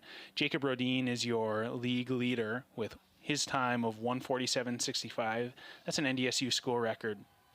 So we'll look to see him take that Summit League 800-meter title here in just a few minutes. To run down the rest of the field, we have Maxwell Gifford of St. Thomas, Kaiser Freetley of North Dakota State, Luke Olson of South Dakota, Jesse Mittendorf, the D3 All-American, transferred to North Dakota. He will be in lane 4. Jacob Rodin of North Dakota State, Tom Breckman, who we saw in the 1500 earlier.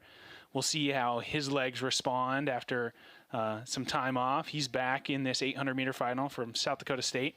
Alec Nelson of North Dakota. He is the North Dakota school record. And Richard Brown of Western Illinois. He's second all-time in Western Illinois history, and he is ranked 22nd in the West region. He has the second best time in the league so far this season, 1:48.29. So he'll look to challenge Jacob Rodin for that title, as will the rest of these athletes. And we've got a conference record on watch here, dating all the way back to 1987. Jim Mayton from Eastern Illinois University. It's 1:49.01, which, the conditions play out, and we've seen really, really great races so far. Anything stays the same as what we've got, I think this one's going down. And I would say it's going to take a conference record to win, with multiple athletes who've run, season's best PRs around that time. Man, this is going to be one to watch. I'm excited. I almost don't even know what to say. Yeah, you've been hyping this up all week, and what a great race, a great field we have here. And people always talk about championship racing, how they're going for place, not for time. But I don't think Summit League athletes have gotten the memo yet today, because we've only seen great races and fast times. As our men are off. This is your 800-meter final. Brown getting out well in lane 8, as is Rodin in lane 5. We've got a lot of gold here and a lot of purple. Yeah, I look to see Brown and Rodin kind of go from the front and use their strength and their superior PRs to kind of take it out of the field. Brown out strong. Yes, and we'll see what we can do here. Bruckman, your runner-up in the men's 1500, all the way in last right now. We'll see if he can rely on some of that strength to get him out. But it's Brown, Rodin, and Mittendorf as we come through the top of the turn in 34 seconds. These guys are flying right now as they come around the home stretch. Brown, Rodin, Mittendorf. That's freshman Alec Nelson there, along with St. Thomas. We've got Gifford. Yeah, he's looking good. They come through 452 seconds. Yeah, that pace is hot. Rodin right on the shoulder of Brown. They've kind of distanced themselves from Mittendorf. Mittendorf makes a push to get right behind him. He's in the slipstream. And don't count out Luke Olson. We've seen him time and time again make big moves on this backstretch. Through 500 meters, they're at about 108. Rodin takes the lead here. Rodin hoping to secure first place going into that final turn. Looks like he gets around Brown fairly easily. Mittendorf poised to strike. And as they come around the top of the turn, the clock's at 127. It's Rodin, Brown, Mittendorf, and Olson. Kaiser Friedli moving well for the Bison in 5. Let's see what he can do. Gifford behind him, but this is Jacob Rodin, the senior, the king of Kenmare, North Dakota, charges down the home stretch. He is racing the clock now. The clock's at 1:43 with a few meters to go. Mittendorf moves into second. And this is Jacob Rodin under 1:48. He's going to demolish that conference record. 1:47.58. Great run from him. Mittendorf just outside that record. 1:49.05 for him as well. Great run from the North Dakota senior. Luke Olson of South Dakota in third. Richard Brown set the pace, really set the tone in this race. He faded to fourth place. 1:50.09. Kaiser Friedli. Great run from him in the Bison. Fifth for him. Alec Nelson from North Dakota, 1:51.63. Maxwell Gifford of St. Thomas, 1:52.31 in seventh. And Tom Breckman didn't quite have the legs off that 1500, eighth. We're going to send it down to Keenan and our champion, Jacob Rodin. I'm going to need a few minutes. Said he's going to need a few minutes. It is such a difficult race, and you were able to sustain such a strong pace. So strong that you broke the conference record by about a second and a half. How good did that feel? That felt good. Just a testament to my teammates. And, yeah, I don't know. My team, we work hard all year. For it to come through like this is awesome. And it's such a fight right now in the team standings, some critical points that you were able to pick up for North Dakota State. What has led to this train of dominance that the Bison have had over the years? Yeah, they're SDSU and USD. They're great teams, but I think it's just coming in and going to practice in the fall every day, working hard with guys that want to get better. Yeah. Well, you just smashed the conference record and you're a conference champ. Congrats.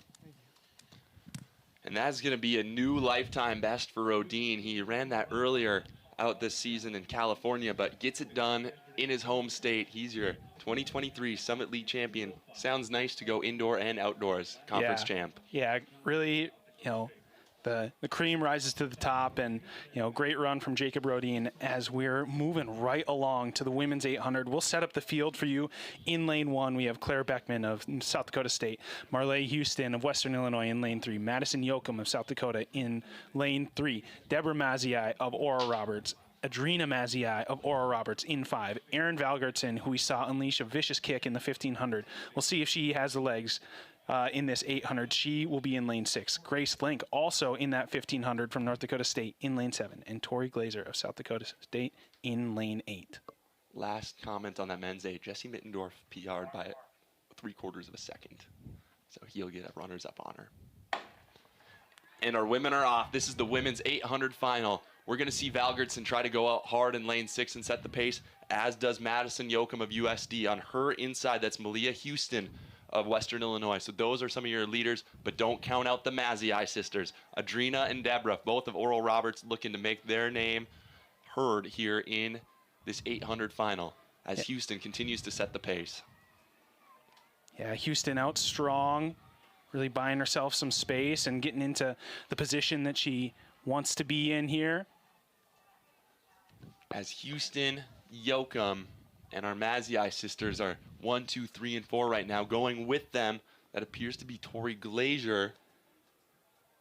Yeah, and kind of the same with Breckman in the men's race. The ladies who have competed in the 1500 before, kind of a little bit out the back. They'll do their best to close hard, but the race is in the front. With Houston and Adrina Mazzei, and now Deborah Mazzei moving into third. As they come around, they went through 400 in about 102. So this pace is also quite hot as Houston continues to control the lead. And this is Adrina Mazzei moving up on her shoulder into first, and her sister Deborah wants to go with her. It's going to be Mazzei's 1-2. Don't count Madison Yoakum out of this quite yet, as she is making a strong move here on the backstretch. As they go, it's Mazzei, Yoakum, Glazier now trying to make a move on the inside, and Houston trying to hold on to this group as long as she can. Right now it is still Adrina Mazzei. They go through 200 meters to go, 137 on the clock. It's the two Mazzei sisters out front. Tori Glazier has moved her way all the way up to third for the Jackrabbits, and Yoakum doing everything she can to hold on to fourth. The Bison fading in the back. This is all the Golden Eagles of Oral Roberts, as now we just have to figure out which Mazzei sister is going to come. Tori Glazier's not done yet, though, as she tries to make a strong move. She's in third, and it's the two Mazzei sisters neck and neck. They know it, too. They're excited to go 1-2, as this appears to be Adrina who's going to take the win, with her sister Deborah right behind her, and Tori Glazier excited for third. What a statement from these two sisters as Adrina goes 2:09.83 to take the win here in the women's 800. Yeah, great run from the Mazzei sisters. You know, I think we knew it was their race to lose, and they really showed us their class today. Yeah, and watch as they come in here. Almost looked like Adrina had a bit of a smile on her face as she knew her sister was right beside her, and they just pulled away from the field in the last little bit. They're trackside right now with Keenan Dixon. We'll go down to Keenan. All right, we're going to cut to the podium first. And this is for our women's triple jumping. A lot of green and gold up there. Grace Emeneth, our long jump champion from the other night, finishes third. Second, that's Jody Lipp. She is a veteran of the North Dakota State Jumps crew. She'll finish with the silver medal. And then first, this is Alyssa Melvin. Melvin walks away as your women's triple jump winner with a jump of 12.49 meters, 40 feet, 11 3/4 inches to take the gold medal. She will be your 2023 outdoor triple jump champion. Now we will go down to Keenan Dixon on trackside. Adrina Mazzei, the Summit League champion in the 800. You're coming down the final straight with your teammate and your sister. How cool was that? That was so cool. I didn't know she was right behind me, so it made me open up my eyes and be like, oh, we're not done yet. Sounds good. How often have you guys had that race in your lifetime? To be honest, not very often, but this season was our first season together. I'm like 6 years older than them.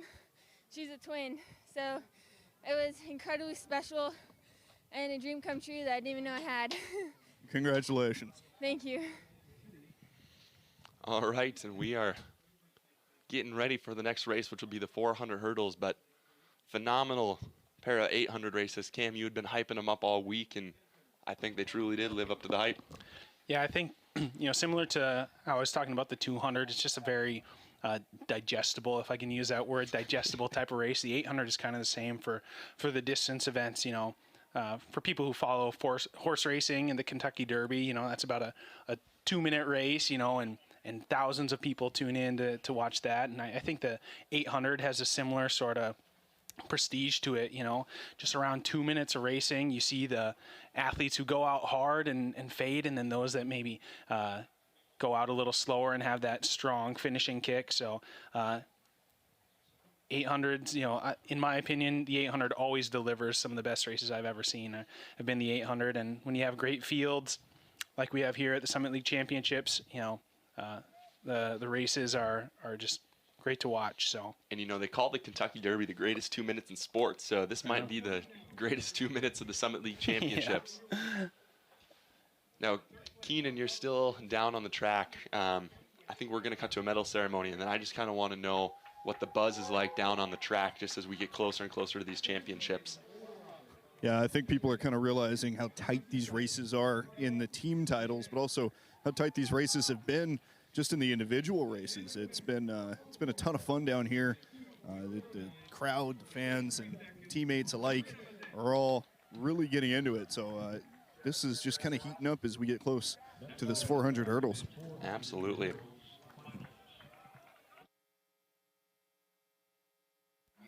Yeah, so we're going to get these 400 hurdles set up here, and we'll introduce you to the men as we watch the end of our women's 800 medal ceremony. In lane 1, we're going to have Sam Duffing of St. Thomas. In lane 2, we'll have Caden Winner of Kansas City. Davian Williams from USD will be in lane 3. Henry Falls from Oral Roberts in lane 4. The man to watch, Reed Przynski in lane 5. He's had a tremendous career for the Jackrabbits, has been a West Prelims qualifier in this event, and will look to add another Summit League title to his impressive resume. Josh Knutson, the Aurelia, North Dakota native, will be in lane 6. He's the second fastest individual in this field. Look for him to have a great race in front of his home crowd. Lane 7 will be Manny Fulham Smith of South Dakota State. And your 110 hurdle champion, Hugo Morvan, out in lane 8. We'll see what he has left as they get set in the blocks here. Przynski has had such an unbelievable career. Started as a prep in Minnesota, has gone to the Jackrabbits and put together great training, and it's really translated well into his races. So they're going to call him up. Looked like Davian Williams raised his hand there in lane 3. Wasn't quite pleased with how his blocks were set. So he'll be given a green card. No disqualifications from this race as the men will get set back up. And after this race, we'll be sure to give you an update on the men's discus throw as well. So run it down again. Duffing in 1, Wenner in 2, Williams in 3, Falls in 4, Przynski in 5, Knutson in 6, Fulham Smith in 7, and Morvan in 8. Conference record in this event was Przynski last season in 50.91 seconds. We'll see if he can deliver again today. This is the men's 400-meter final. 400-meter hurdle final.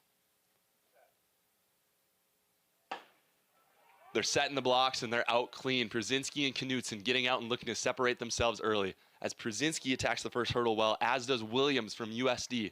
As they move around the back stretch, 100 meters into the race, and this is Przynski. He's controlling this thing early from the front. His teammate Manny Fulham Smith running well out in lane 7. Knutson doing his best to close hard on Przynski, as is Williams of USD. Przynski still out in the lead, but as we come around to the top of the turn, this one's going to be real close. Przynski trying to separate himself now. It's Przynski, Williams, Knutson, but don't forget about Henry Falls of Oral Roberts. He made such a strong charge in the prelims yesterday.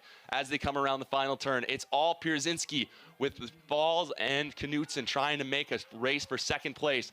Przynski is moving well. His last hurdle looks really good. He's going to come to the line. Knutson closing hard, and it looks like it will be under 52 seconds, 51.55 for Przynski, 52.24 for Josh Knutson for second, and Henry Falls for Oral Roberts picking up a bronze medal along the way. So Przynski claims another Summit League title to his name.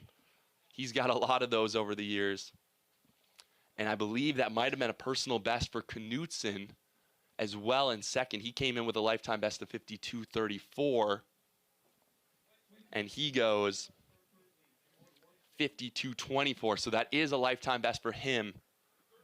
And Henry Falls in third, getting the bronze medal for the 400-meter hurdle. So we're going to watch a medal ceremony real quick, and then we'll send it down to Keenan Dixon on the track. So these are your pole vaulters. That's Jared White, you see, from NDSU, with the bronze medal, just a freshman. He goes 16.10 today. Then we go to second place. That's Eric Hammer of USD. And your champion will be Marshall Farrow. He went for 550, wasn't quite able to get it, and settles with a mark of, or he does clear 550, unable to get 560, so clears 18 feet and a half inch. So he will be your Summit League champion. We'll go down to Keenan just real quick as he catches up with Reed Pierzynski. Just trying to catch a couple of words here with Reed. Reed, while you're catching your breath still here, you don't go as fast as you did last year, but you're a Summit League champion again. You got out of the blocks really quick, and seemed after that first 100 you were in control, didn't it? Probably got a little hot for my liking, but that was good. Took the first hurdle well, got through 3 well, kind of let the race come to me a little bit more, and then we kind of hammered home because I heard some people around me. So a good finish. We'll take it. Stay on our feet, get the win. And you get some points for your team. Congrats, Reed. Thank you very much. All right, so Reed Pierzynski, congratulations to our 2023 400-meter hurdles champion. It's time now for the women's 400-meter hurdles. We'll introduce you to that field. Yeah, in lane 1, we have Haley Hint of St. Thomas, Minnesota. In lane 2, Nell Graham is back for more from North Dakota State. Lane 3, Angel Pratt of North Dakota State. Lane 4, Avery Schmeichel of South Dakota. In lane 5, it's your conference record holder from her performance in the prelims yesterday, JC Pulse of South Dakota. Bailey Dierks of North Dakota State in 6. Sally Corgo in lane 7 of North Dakota State. And Savannah Rissio of South Dakota State in lane 8. And something kind of crazy. So Josh Knutson's 52.24 is going to put him at 47th in the West region. Wow. Heading into this weekend. They take 48. It'll be real close whether he gets in. Pierzynski ran 50.81 earlier this season. He is ranked 15th in the West region, so he has surely punched his ticket. And we'll see here what can be done in the women's 400 hurdles. As Cam introduced to you, you know that JC Pulse set a conference record yesterday. She'll be in lane 5 and fun to watch, but another huge race for the Bison as we approach the end of this conference meet. Yeah, 4 athletes from North Dakota State again in this final. 2 from South Dakota. Probably your 2 favorites, especially with Paul setting that conference record. So South Dakota looking to get big points on the top of the medal stand in this event. North Dakota State looking to get big points through the volume of athletes that they have in this event. So, and what's crazy here is Pulse's 400-meter hurdle best is 56.79. So while she set a conference record yesterday, we know that she has a lot left in the tank. It'll be interesting to see what she can do here in this final. So a lot of familiar faces. We've seen Graham in a lot of races, Pratt and Dirks and Corgo earlier today. JC Pulse in that 100-meter final. Schmeichel, who was in that 400. So a lot of athletes that have tired legs. So then you ask the question, could it open the door for Haley Hint or Savannah Rissio, somebody that we haven't seen yet? But we're with the best of the best here in this women's 400 hurdles. While we wait for them, let's just give you a quick update on the men's discus throw. Trevor Otterdahl is your leader through our first heats, 52.14. Ethan Fisher of South Dakota State in 2nd, and Cam Landis of North Dakota State in 3rd. Otterdahl, if he would win, that would be his 3rd title of the weekend, as he's already captured the hammer and the shot put. So we'll turn our attention now to the women's 400 hurdles.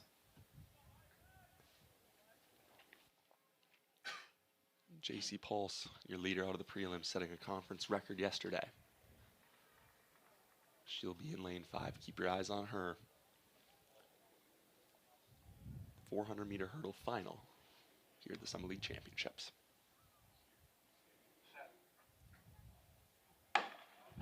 And they're off. We'll see what Nell Graham has left in her legs. You see her on the screen there. JC Pulse out really well, along with teammate Avery Schmeichel. Pulse looking good, Schmeichel looking good as they come along to the back stretch. They're going into the wind, but it doesn't seem to matter. Rissio looking really good for South Dakota State out in lane 8, but this is JC Pulse. Bailey Dirks and Sally Corgo doing their best. And Nell Graham, she's been known to have great finishes. We'll see what she has left in those legs as she gets, by hit. But we have a fall from Rissio out in lane 8. So that changes the landscape a bit. Pulse still out front. This looks like Dirks and Schmeichel battling for 2 and 3. JC Pulse coming around the final turn, 100 meters to go. The clock's at 44 seconds. And we even saw Pulse stumble a little bit earlier, but she presses on. Dominant again. And this will be big for the Bison if they can get second in this race. Pulse is going to finish strong. Look at her go. She might have just set a new conference record as Bailey Dirks finishes second. Schmeichel finishes third. Corgo, Graham, and Pratt cross the line, and then Hint after her. Riccio will finish the race. 58.70. So may not be a new conference record, but a great time nonetheless from JC Pulse, as she's going to be your Summit League champion in the women's 400-meter hurdles. Nell Graham finishes 5th after a tired day, and Bailey Dirks from North Dakota State 2nd in 1 minute, 0.57. And we'll catch up with our champion in a moment, but we're going to head down to the podiums for the men's 400-meter hurdles.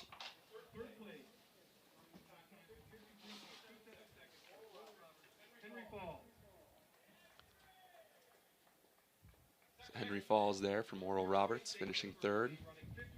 Had a great prelim and a good final. Josh Knutson, the small-town kid from Aurelia, North Dakota. Delax Burlington Prep gets the silver medal there in a new lifetime best. And looks slow to get up to the championship tier of that medal stand. That's Reed Pierzynski, first place finish for Pierzynski, who adds another gold medal to his tally. All right, we're going to head it down now to Keenan Dixon, who's trackside with JC Pulse, 400-meter hurdles champion.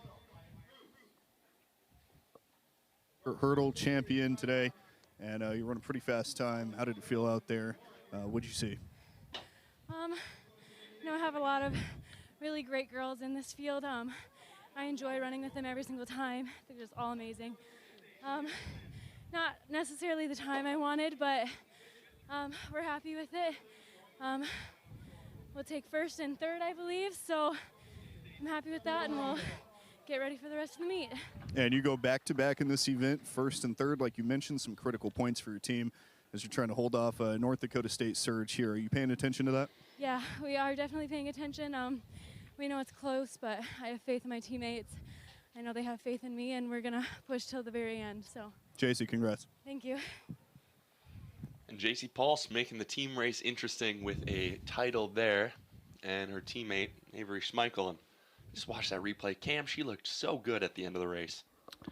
Yeah, when you got the strength, I think the 400 hurdles and the 800, probably can be, compared probably in the type of strength that you need. And she really showed that over the last couple hurdles. Obviously has the speed where she's getting out way ahead of the competition early on, first over those first couple of hurdles. So, it's almost more of a maintaining than a speeding up as you go along. So, great run from her.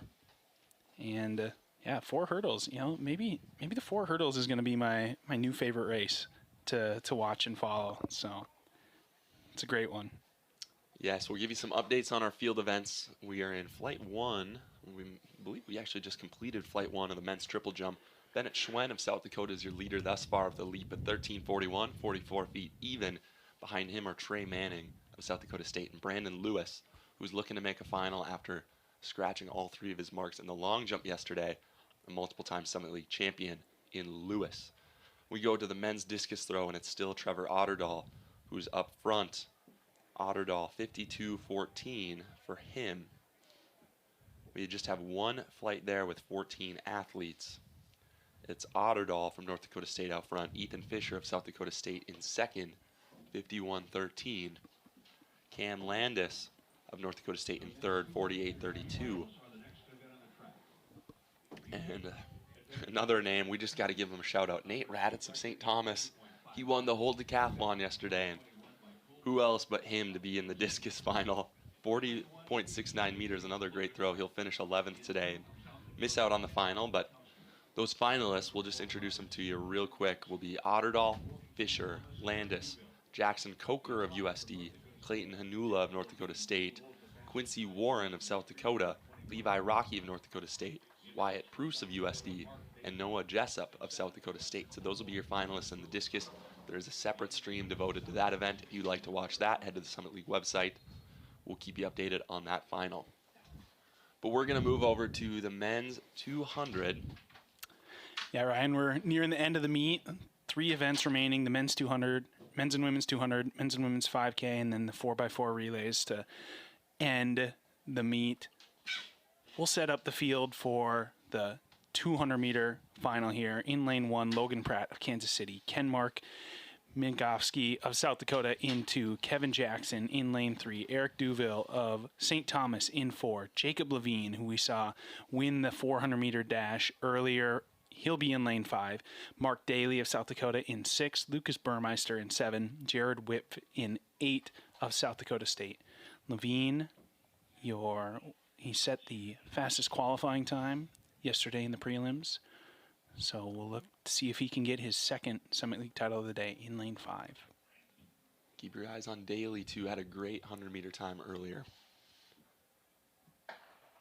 And they're off. Good start. Levine a little slow out of the box. We'll see if he can make it up. Minkowski looking good in lane 2. In lane 1, that's Pratt on the inside. But Levine and Daly trying to set the pace out here. Daly comes around the turn. It looks like he's in front. We'll see if he can hold off Levine. As Levine makes a move here. Duville looking good in lane 4. Daly and Levine are going to the line, but it's going to be Jake Levine who's going to capture his second Summit League title of the day. The kid from West Fargo, get the job done. 20:93 for him. What a time. Mark Daly, 21:02 for second. Eric Duville charged so well in the home stretch to take third for St. Thomas in 21:24. And that is the man of the hour, Jake Levine.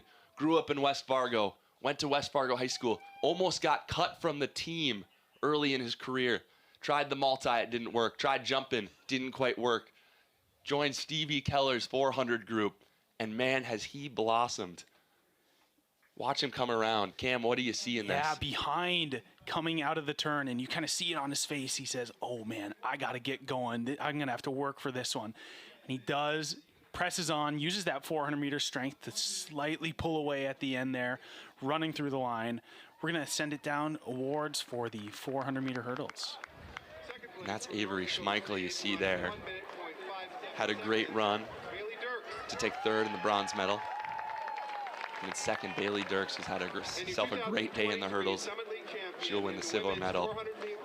And JC Paul sets a conference record in the prelims, comes back and gets what's hers in the final, running 58.70.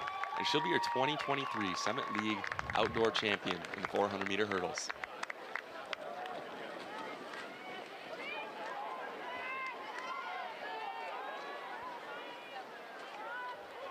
So they'll get their picture together. Try and send it down to Keenan to interview our 200-meter champion, Jake Levine. Jake, congratulations. Another championship today, and you're pretty exhausted, obviously, but let's talk about your journey. I mean, you're from Fargo.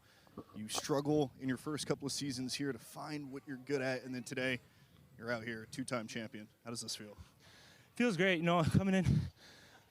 Thought I was a jumper, tried me as multi, and I'm just glad the coaches had enough faith in me to keep me around in my third group, and training just happened to work out with my body. So. And they had enough faith in you. Now you're showing them why they should have, because you just got a couple of wins here on Championship Saturday to help your team extend their lead right now. Are you keeping track of that as you continue down this Saturday? Oh yeah, of course. I'm just trying to show up for my brothers on the team.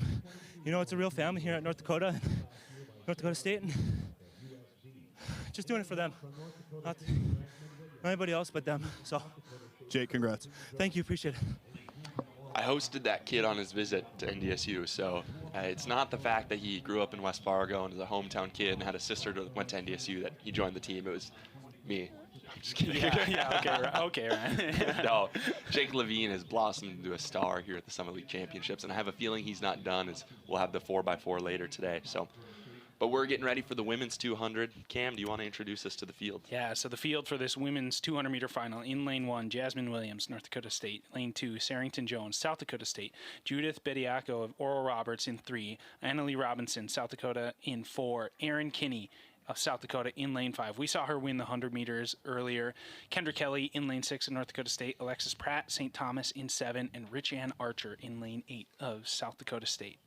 Kinney had the best time out of the prelims. Kelly close behind her. We'll keep an eye on them as we get in the blocks for our women's 200-meter finals.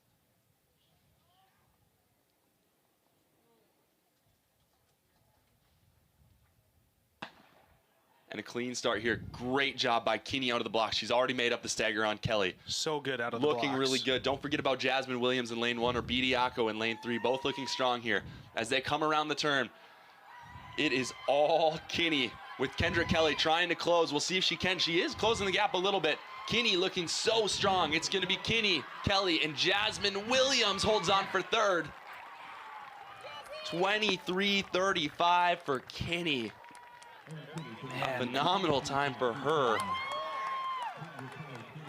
As Kendra Kelly and Jasmine Williams go 2-3 for the Bison, that's going to play out to be huge in the overall team standings.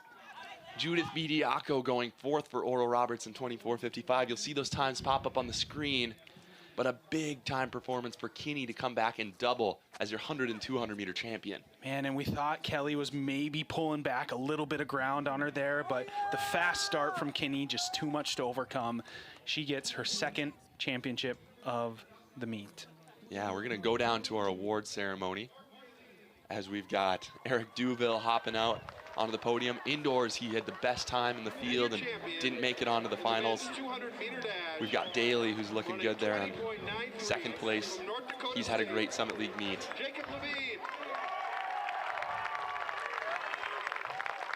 And you hear the cheers from the crowd. 30 minutes, and this is your cue, ladies. Last chance to get checked in for that event, and make sure you're... Jake Levine getting all the cheers from the crowd here. He's a kid that we've watched over the last 5 years. He's blossomed into the star he is today. As he mentioned, tried jumping, didn't work. Tried the multis like his sister, All-American Amanda Stump, didn't quite work. And here he is, 2-time Summit League champion just today, and he might even add one more later. We'll wait to see. So we'll send it down to Keenan with our 100 and now 200 meter champion, Erin Kinney. Erin, you win the 100 earlier, you win the 200 now, and you find 0.3 of a second off of yesterday's time. What was different out there today? Our team needed points, so I just had to go out there and get it done. And you did it. And now you've swept the sprints here at outdoors and at indoors, all the hard work that you talked about that you put in from last season to this season. Do you really feel like it's paid off at this point? Yeah, I definitely have more endurance than I did last season, so it feels good. Congratulations, double champ. Thank you. And make that triple champ, because she was on that 4x1 earlier today. So Erin Kinney, one of the stars that's shining here on our track.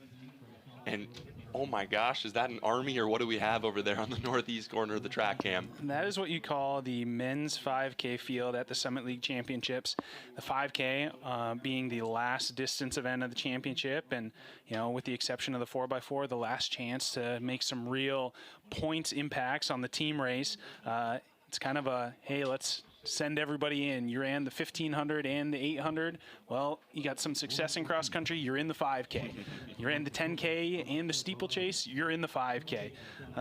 So as we see there, kind of coaches just loaded up, throwing everything they can into this event. So we have 34 athletes entered into this race, and a couple that we haven't seen since the 10K on Thursday night. Yep. So a couple of athletes will, as we see the start list there, Max Salback of South Dakota State, we saw him in the 10K. Merger Gameda, we saw him in the 10K and the 1500. Jacob Knodel, looks like I saw him on the line. We saw him encounter some issues in the 10K with the heat. Not as hot today. We'll see how he can bounce back from there. Tom Breckman entered into this 1500, 800. Like I said, 10K, there he is. Zach Johnson, North Dakota State. Jake Arison, North Dakota State. Hunter Klimek, North Dakota State. Eric Flores Burciaga of Oral Roberts, we saw him in the 1500. Peyton Smith, North Dakota State. Charles Caven, St. Thomas. Cody Larson, South Dakota State. He has a PR of 14:06. Looked for him to make a big difference in this race. Joseph Minor Williams, your 10K champion. He's back for more. Ben Olson, your 1500 meter champion from South Dakota State. See Luke Labette, the conference record holder in the steeplechase. Moray Smith of St. Thomas. Logan Lamel of Western Illinois. is in this as well. Charlie Babcock of South Dakota, Ian Bush of North Dakota, Jake Hall of North Dakota, Logan Klingley of Kansas City, Eric Weiss of North Dakota, Ethan Johnson, North Dakota, Sean McNeish of St. Thomas, Daniel Burkhalter of South Dakota State, Anastasius Kibiwat of Kansas City, Olin Ortiz of Western Illinois, Alexa Milanovich of North Dakota, Mason McDonald of South Dakota State, Caden Norberg of St. Thomas, Justin Jelka of North Dakota, John Rue of St. Thomas, Kyle Nordling, South Dakota State, Robert Perry, Western Illinois, and Tony Weeks of St. Thomas. Catch your breath after that, man. Man, it feels like I ran a 5K after that. That is 34 athletes towing the line. If I had to pick one, Joe Minor Williams, you know, he's got just the 10K from a couple days ago under his belt. He's got the best time, I believe, in the Summit League so far this season. So look to see him up near the front. And Keenan, who are you going to take in this race? Well, I just want to see another sprint to the finish after what we saw on Thursday in the 10,000 to open things up. So last night, as things were winding down, I heard Coach Newell of North Dakota State tell his athletes, guys, buckle up. You're getting in this race. And it's one that, like Cam said, you throw everyone into, and he knows how important this is for the team title. And oftentimes an athlete maybe runs the 15 and runs the 8 and thinks, okay, I've done my work, take me out of the 5K. But Coach Newell said no such thing, so we see a ton of bison in here. But this is one traditionally that's been a swing event for South Dakota State. It hasn't been uncommon in the past where they will take 6 of the top 8 places, sometimes even 7, and really, really turn the tables on the team scores. Yeah, so right now we see Zach Johnson leading the way. He was a point scorer for the Bison in the 10K. Joe Minor Williams there in second. Jacob Knodel there in third. And I see Jake Arison kind of in the middle of the pack yelling at his teammates, get up here, we've got to go. And he's one that last night said, I'm ready for this. So we'll see what he can do. The tall drink of water from North Dakota State looking in the middle of the pack. But we go to the team race right now, and North Dakota State leads with 191 team points. We have 17 of 21 events scored. We're still waiting on the triple jump, the discus, this race in front of us, and then the 4x4. North Dakota State has the team race lead at 191 points. They've got 39.5 points on South Dakota State, who's in second. And guess what? You know how many points are available in one race if you went 1 through 8? Tell me. It's like 39. Yeah, so there you go. So we're right there. This one could come down to the wire as Joe Minor Williams breaks away from the pack and tries to set the pace. Yeah, Keenan, what are you seeing? Yeah, I'm kind of curious about this move by Joe Minor Williams. Yesterday, or on Thursday rather, in the 10,000, he almost slammed on the brakes a few times just to stay with the lead group with Ben Olsen and Murga Gameda. Those are a couple of guys that are a little further back in this race, but Minor Williams starting to pull away, has about a 15, 20-meter lead right now going down that back straight.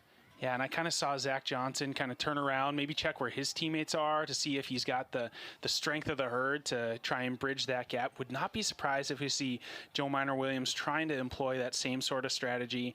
Like, hey, I'm near the front. Let me make a surge, see if my teammates go with me. If not, I'll slow back down, maybe give them a chance. This is kind of like the bat signal saying, guys, if you can get yourself in a good position to get out of this pack, we can go for it. But while we watch this 5K, I want to give you a quick update on the discus because we've got some drama here. Trevor Otterdahl has been bumped down to second place by Ethan Fisher of SDSU, and we're on our final throws of the competition. NDSU has second, fourth, and fifth position right now, and sixth, but Otterdahl trying to make the trifecta and get that win, so we'll keep you updated on those last throws. Yeah, as you see, Joe Minor Williams still leading. Murga Gameda has moved to lead the chase pack. He's obviously having flashbacks or thoughts to the 10K, not wanting to come in second by a fraction again. For us as fans, that would be quite thrilling, I think, to see those two duke it out over the last, lap.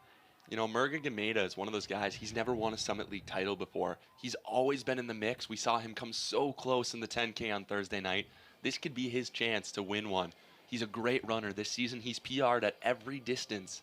What a fantastic athlete. He's one that is going to be doing some work here as he leads that chase group. Yeah, it'll be challenging for him as he was You know, he competed in the 1500, so legs maybe not quite as fresh. And if he's got to put in all the work to close that gap up to Minor Williams, you know, who knows how much he'll have left for the kick. But a good storyline nonetheless is, you know, the gap doesn't look too big. Keenan, what are you seeing from that chase pack? Yeah, it's about a 4.5 second gap right now between Margaret Gameda, who's leading that chase group, and Joe Minor Williams. And it seems like Joe isn't really trying to extend it. He's just going at his pace, and his pace just happens to be that much faster than the rest of the group. Pretty interesting. And I'm kind of thinking that Margaret Gameda and the rest of the group is kind of just waiting back, waiting to see if Joe Minor Williams blinks, and if he does, then they can make that move up and catch up to him. Yeah, I mean, especially for the Bison, obviously each one of those guys wants to win the race, but there is a part of them that maybe says, well, our main objective is the team title. We just need to, you know, kind of do damage control, make sure South Dakota State doesn't score as many points as possible. So maybe they kind of have a decision to make where, you know, is it worth, you know, going after Joe Minor Williams for those 10 points, or am I better defending second, third, and fourth position from the Jacks who are nearby? And keep an eye on this. All of the Jackrabbits in that chase group are on the outside, so they're looking to make moves on the outside, and that could tire their legs a little bit more in a race like this. Yeah, it is. It's definitely a balance between being in a position where you can make a move, you know, on the outside, so you're not boxed in. You can make that move when you want to, but you're also sacrificing a little bit of distance, having to run farther and a little faster just to stay nearby. As you see, Gameda making a bit of an effort to bridge that gap as he's kind of dropped the athletes behind him. And we're going to see in just a moment if we can cut to the discus throw, because this is Ethan Fisher on his last attempt. He's thrown 53-24, 174 feet 8 inches. We'll see if he can extend that. Trevor Otterdahl will have the final throw in the competition as Fisher steps into the ring. These guys take so long to get ready for their throws sometime. We'll do our best to keep you updated in the 5K. Clock's at 6:20 right now with 7 laps to go, and the group behind them about 5 or 6 seconds back. So Williams has a little bit of a lead, and maybe we'll cut back to the race because it looks like Fisher stepped out of the ring. Not totally sure what's going on there. And remember when Margaret Gameda made that move on the last lap to try and get some separation between himself and the chase group? Well, now Ben Olson and a couple more Jackrabbits are making a move up there with Marga to get some separation between themselves and the Bison. And also interesting to note is that Margaret Gameda could be someone that breaks up the scoring here if he's able to come in second or third place. Absolutely. So in the 5K, we have Joe Minor Williams in first, Margaret Gameda in second, Ben Olson third, Cody Larson fourth. Looks like Zach Johnson fifth, Jacob Knodel in sixth, Hunter Klimek seventh, and Jake Arison of North Dakota State in eighth. So as it stands, those are the point scorers. 4 Bison, 3 Jacks, 1 Yote, and other athletes chasing. And 1 great race. Yeah. So Joe Minor Williams is coming in here. He's got 6 laps to go. The clock's at 7:30. And Margaret Gameda continues to lead that chase pack. Look at Hunter Klimek working with his teammates, moving up now, trying to say, come on, guys, let's go, as he knows that these are big points for his Bison teammates. But it's still Joe Minor Williams who's setting the pace out there. Keenan, does it kind of seem like those Bison are working together? Do you see any communication as they're coming through? Yeah, there's a little bit of talking between each other, a little bit of encouragement from the guys in the back to push the guy in the front. And it always helps when you have that team approach out there. It's obviously not NASCAR or anything where there's a ton of drag, but you're following the guy in front of you and just following that pace. It's like a practice session and trying to keep up the pace to move forward past those Jackrabbits. And I'm really interested what's going on in the men's discus because Ethan Fisher still hasn't thrown, and it looks like Cam Landis may be making a case. We maybe had people throw out an order, not sure. We've had a lot of shaking up. We'll try to keep you updated on that, but let's get back to the track. Yeah, to follow with that 8th position, the final scoring position. That's Jake Arison in 8th currently. It looks like he's, kind of waffling between a step off of the pack and then back on the pack. And just behind him is Max Selbach of South Dakota State, who looks like he's steadily charging. So Joe Minor-Williams goes through 3K in 8:40. Hunter Klimek, now leading that chase pack, goes through 3K in 8:49. So those guys are cruising right along. With 5 laps to go, it's still Minor-Williams, and he looks over his shoulder and knows that he's got about a 50-meter lead on the rest of the crew. So Klimek with only the steeple from yesterday in his legs. Knodel and Johnson with just the 10K in their legs. Gameda, the 10K and the 15. Olsen, 10K and 15. Larson, just the steeple. And Arison, who's a couple strides off the pack now in 8th with just the steeple in his legs. So Minor-Williams, you know, it's turned into a dominant performance from him. You know, strategically pretty smart, you know, to make, you know, not even a very strong move right at the beginning, but definitely a move that was early enough that nobody wanted to cover. And he's just kind of carried that pace on to say, well, if nobody's going to come for me, you know, I don't mind running alone. I don't mind being lonely. I'll take it all myself. And Joe Minor-Williams always looks so good when he's running. It's hard to know, is he dying off at all? Is he very comfortable? He always kind of has the same demeanor as he looks back one more time. And he continues to, I think, build this lead a little bit. He kind of looks like he's starting to wind up the pace. And guys, I did find out what happened over at Discus as we get another throw here from a South Dakota State athlete. There was a protest that happened. So initially the athlete didn't want the score to be marked, but then he protested. They had to walk out the measurement, so some issues over there. Wow. And that was Cam Landis of North Dakota State, who had a foul on his final attempt, but gets it measured. As we will go to Trevor Otterdahl in the ring. This is a big throw for Otterdahl. He's got one chance, one final attempt to regain the lead. He's been your shot put champion. He's been your hammer throw champion. And this is the final career at North Dakota State for him, as he unleashes a big throw. And we'll see, that might just be enough as he puts both hands in the air. Otterdahl, he's from a pedigree of throwers. Watch. This is the last chance for most NDSU fans to see Otterdahl. He's fouled his last 2 throws in the final. We're waiting for the live result. And he's gonna be your Summit League champion. And everybody goes wild over in the throws area. 53-24. He ties Ethan Fisher, but he has the second best mark in the competition. So Otterdahl will get his 3rd Summit League title on a tiebreaker. Wow. Unbelievable performance from him. Wow. He's got the clutch gene. Guys, I'm here with Trevor. You needed the big throw on the final throw. In the other events, you didn't need that, but you left it to the last one on this one. What was going on in your mind before you threw that? Not much. Relax, stay loose, attack a throw, hopefully get that dub, and we got it done. Yeah, it was great environment, great crowd here, helped me through it, so glad we could do it. Had to make it interesting. The legacy of your family, the legacy of this bison throwing community, it's incredible, and you just finish it off with an incredible throw right there. How good does that feel? It feels great.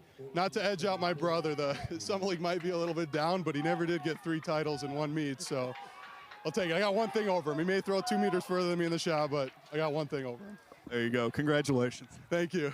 All right, we're back to the track. We've got an interesting last little bit here as you see Trevor Otterdahl get mobbed on the screen. Joseph Minor-Williams with 800 to go, 12:07 on the clock. He's running real fast. Yeah, it looks like Joe Minor-Williams, you know, in terms of the title, it's going to be, you know, really hard for anybody to catch him. We're seeing the chase pack. Cody Larson of South Dakota State has kind of made a move. He's pressing. Klimek is still there. Ben Olsen is still there. Zach Johnson, Mergen Gameda, and Jacob Knodel all still there.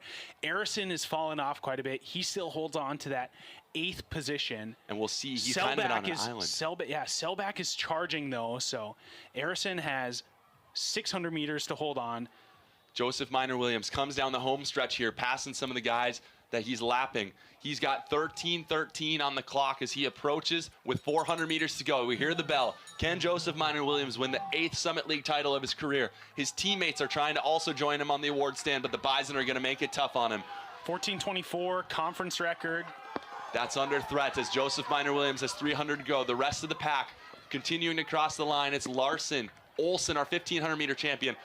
Johnson, Klimek, Knodel, Gameda, and Arison. And they're trying to do everything they can to break it up. Joseph Minor-Williams, There's no doubt he's going to be your 5K champion, but we're more interested in second, third. Larson makes a huge move here on the backstretch, as does his teammate Ben Olsen, trying to run away from Zach Johnson. We'll see what they can do. Klimek charging hard. Knodel charging hard. Gamita gets left behind by those guys. Now the question is, can Arison potentially pick them up and hold on to his spot? As Minor Williams comes through, 100 meters to go. The clock's at 14:07 as he charges down the home stretch. Johnson gets around Olsen.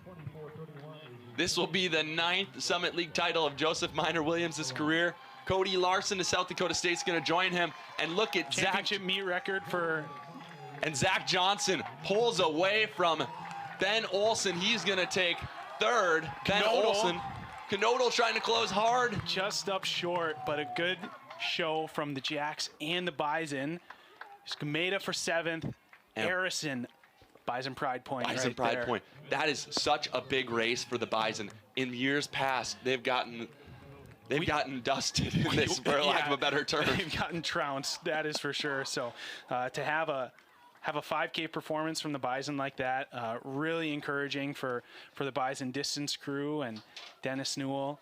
They'll for sure take that in their pocket into cross-country season next fall. And I just want to say, we have to appreciate these South Dakota State runners. Joseph Minor Williams has been doing it his whole career, getting the job done, and he's been a mainstay in the Summit League Conference. He's someone that we can always rely on for a good performance. And for a lot of these fans, he delivers one last time. Man, into solo conference record, 14:21. Basically from the, he made that move very early on. Just shows the strength that he has, and honestly, did not look too belabored by it. We're going to send it down to Keenan Dixon as he's getting Joe Minor Williams over to the camera. The other half of the banjo boys. Yeah, exactly. So here's Keenan with Joe. Joe, you win the 10K, then you win the 5K. It's your 8th Summit League title. What a way to cap off an incredible career. Thank you. It felt pretty good doing it out here with like my teammates. My last one to win it is kind of nice, and also capping off with like a Summit League record. That was just kind of cherry on top. Yeah, you smashed the record by a big number there, and you go out quick. And it seemed like, okay, maybe this pace is a little bit too fast.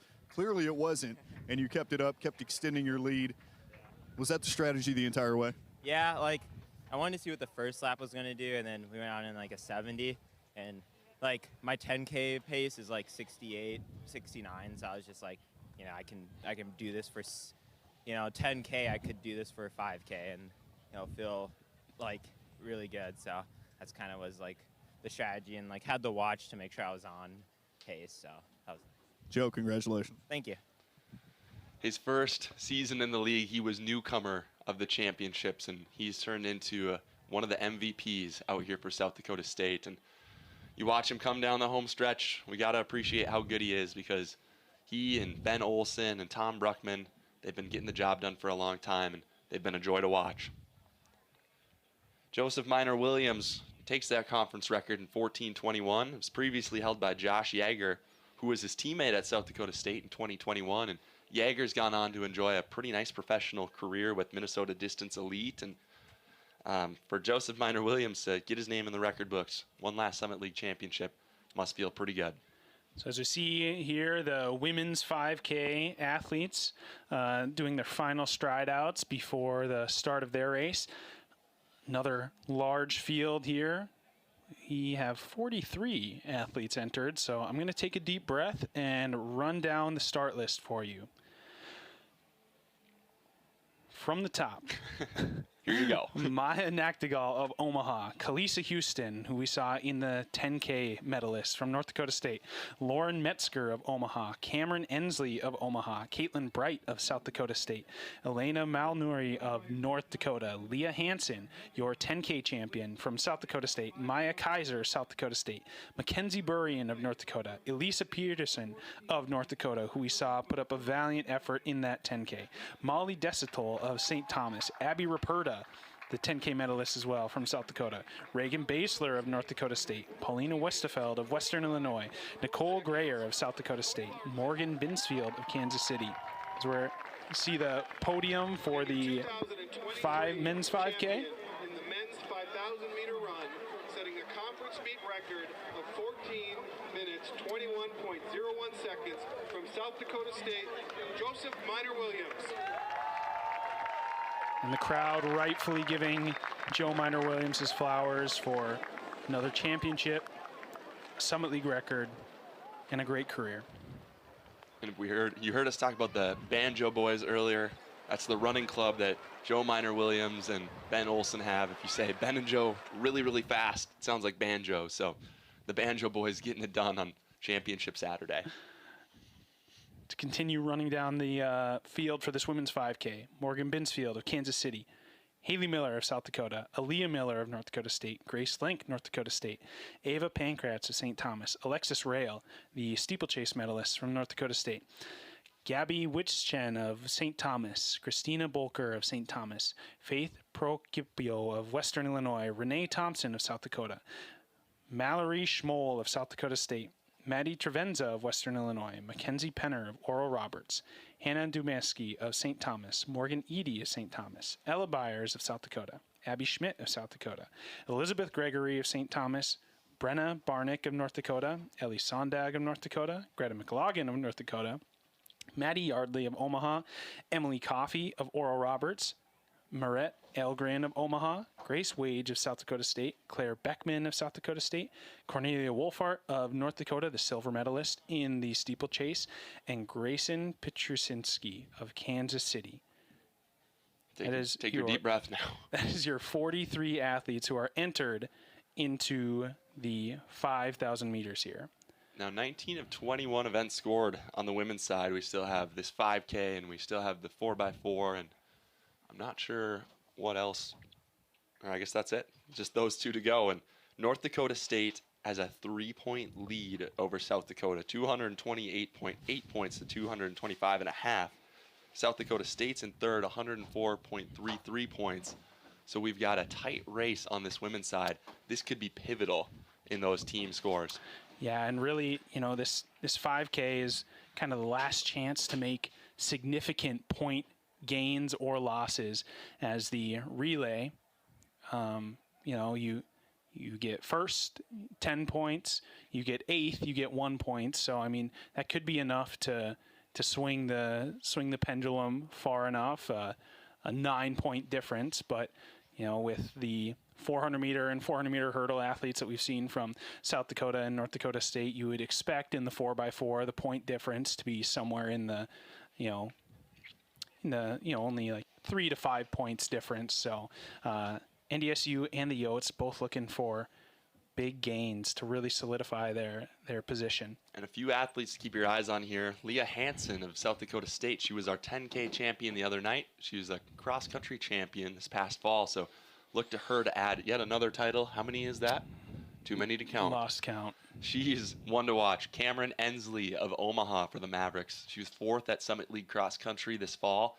She's had a few injuries that she's dealt with, but she is fresh. She hasn't raced anything tonight and this weekend, so she has got fresh legs. We'll see what she can do. Also keep your eyes on Mackenzie Burrian. She's a Fargo native, so racing here on her home track for the University of North Dakota. Product of Fargo Davies. She has had an outstanding season and was an all-Summit League performer in cross country. Polina Wustefeld of Western Illinois, an athlete to watch. She's continued to impress throughout the season. Yeah, based on the performance list of season's best, Leah Hansen, the favorite, over, around 20 seconds, her personal best, better than the second-seeded athlete, Reagan Baszler of North Dakota State. Khaleesi Houston, who we saw medal in that 10K, has the 3rd fastest time of any athlete so far in the Summit League. So we'll look to keep our eye on them as well as we see the athletes toe the line and take off. So once again, another race here. We're down to the 3rd to last race of the day. We'll have our 4x4s after this, as we have, what did we say, 43 women in this race? There's 43 women entered into the race. I would guess that some have opted to scratch. Yeah, it's a lot, but I don't know if that's 43. Yeah, it's almost like a road race. But for these athletes, it won't be anything that they haven't experienced before, running cross country with large fields of this size. So, and I love the move from Cameron Ensley just to get out front right away, you know, test the fitness a little bit. I mean, if this is your one race of the championships, you know, why wait around and, you know, get mixed up in the pack as we see the podium here for the men's discus. Fisher receiving his silver medal from South Dakota State. 53.24 meters, Trevor Otterdahl.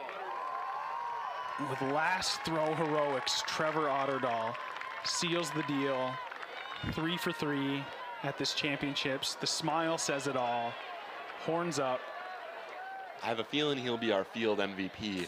It's a good chance. I think that's a, you know, 30 points for the team score. You know, he gave a shout out to his brother, said, my brother is a national champion, but he's never won 3 Summit League titles at one meet. And of course, his brother is Olympian Peyton Otterdahl. So that ends the dynasty of North Dakota State Otterdahls. Youngest brother Max is still throwing at Nebraska, but after regions and NCAAs, we'll no longer see any Otterdahls. It was almost a decade of them here at North Dakota State. As we go back to our 5K, that's still Ensley out front, along with Kalisa Houston, who's going to take over pacing duties, and Reagan Basler, a medalist in our women's 1500 earlier, going along with her. Yeah, and Hansen of South Dakota State just tucked in there, very similar to how we saw her position herself strategically in the 10K. Expect her to just kind of sit back and, you know, wait to make her move until later. She does have to be careful, though, in that pack that she doesn't get tripped up and, you know, steers clear of some trouble. But looks like Ruperta has kind of gone to the front now. We saw her lead most of that 10K, so maybe look to see her push the pace, and we'll keep our eyes on the athletes in tow. As, you know, if we start to see them kind of drop off, that will kind of indicate to us that the pace is either increased or there's some change there. So Ruperta, Basler, Houston, Hansen, Ensley, Peterson of North Dakota.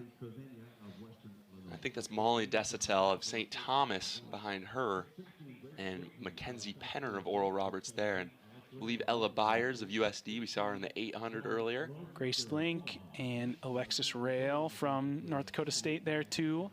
They're coming up on their first K, so we'll get you a time here in just a moment. It's still Ruperta, Basler, and Houston.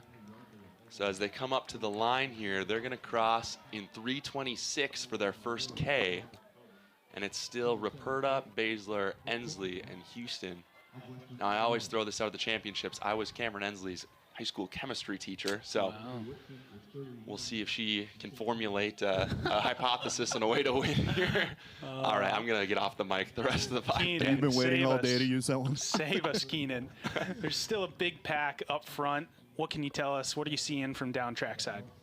Well, I know there's some H2O coming from the sky, so there's that. But it's not much. It's picking up a little bit since the last 5K. And right now the pace, it seems solid. The pack is bunched up together. There's, you know, a couple of stragglers behind, but that's pretty much it. Right now it seems like it's anybody's race at this point.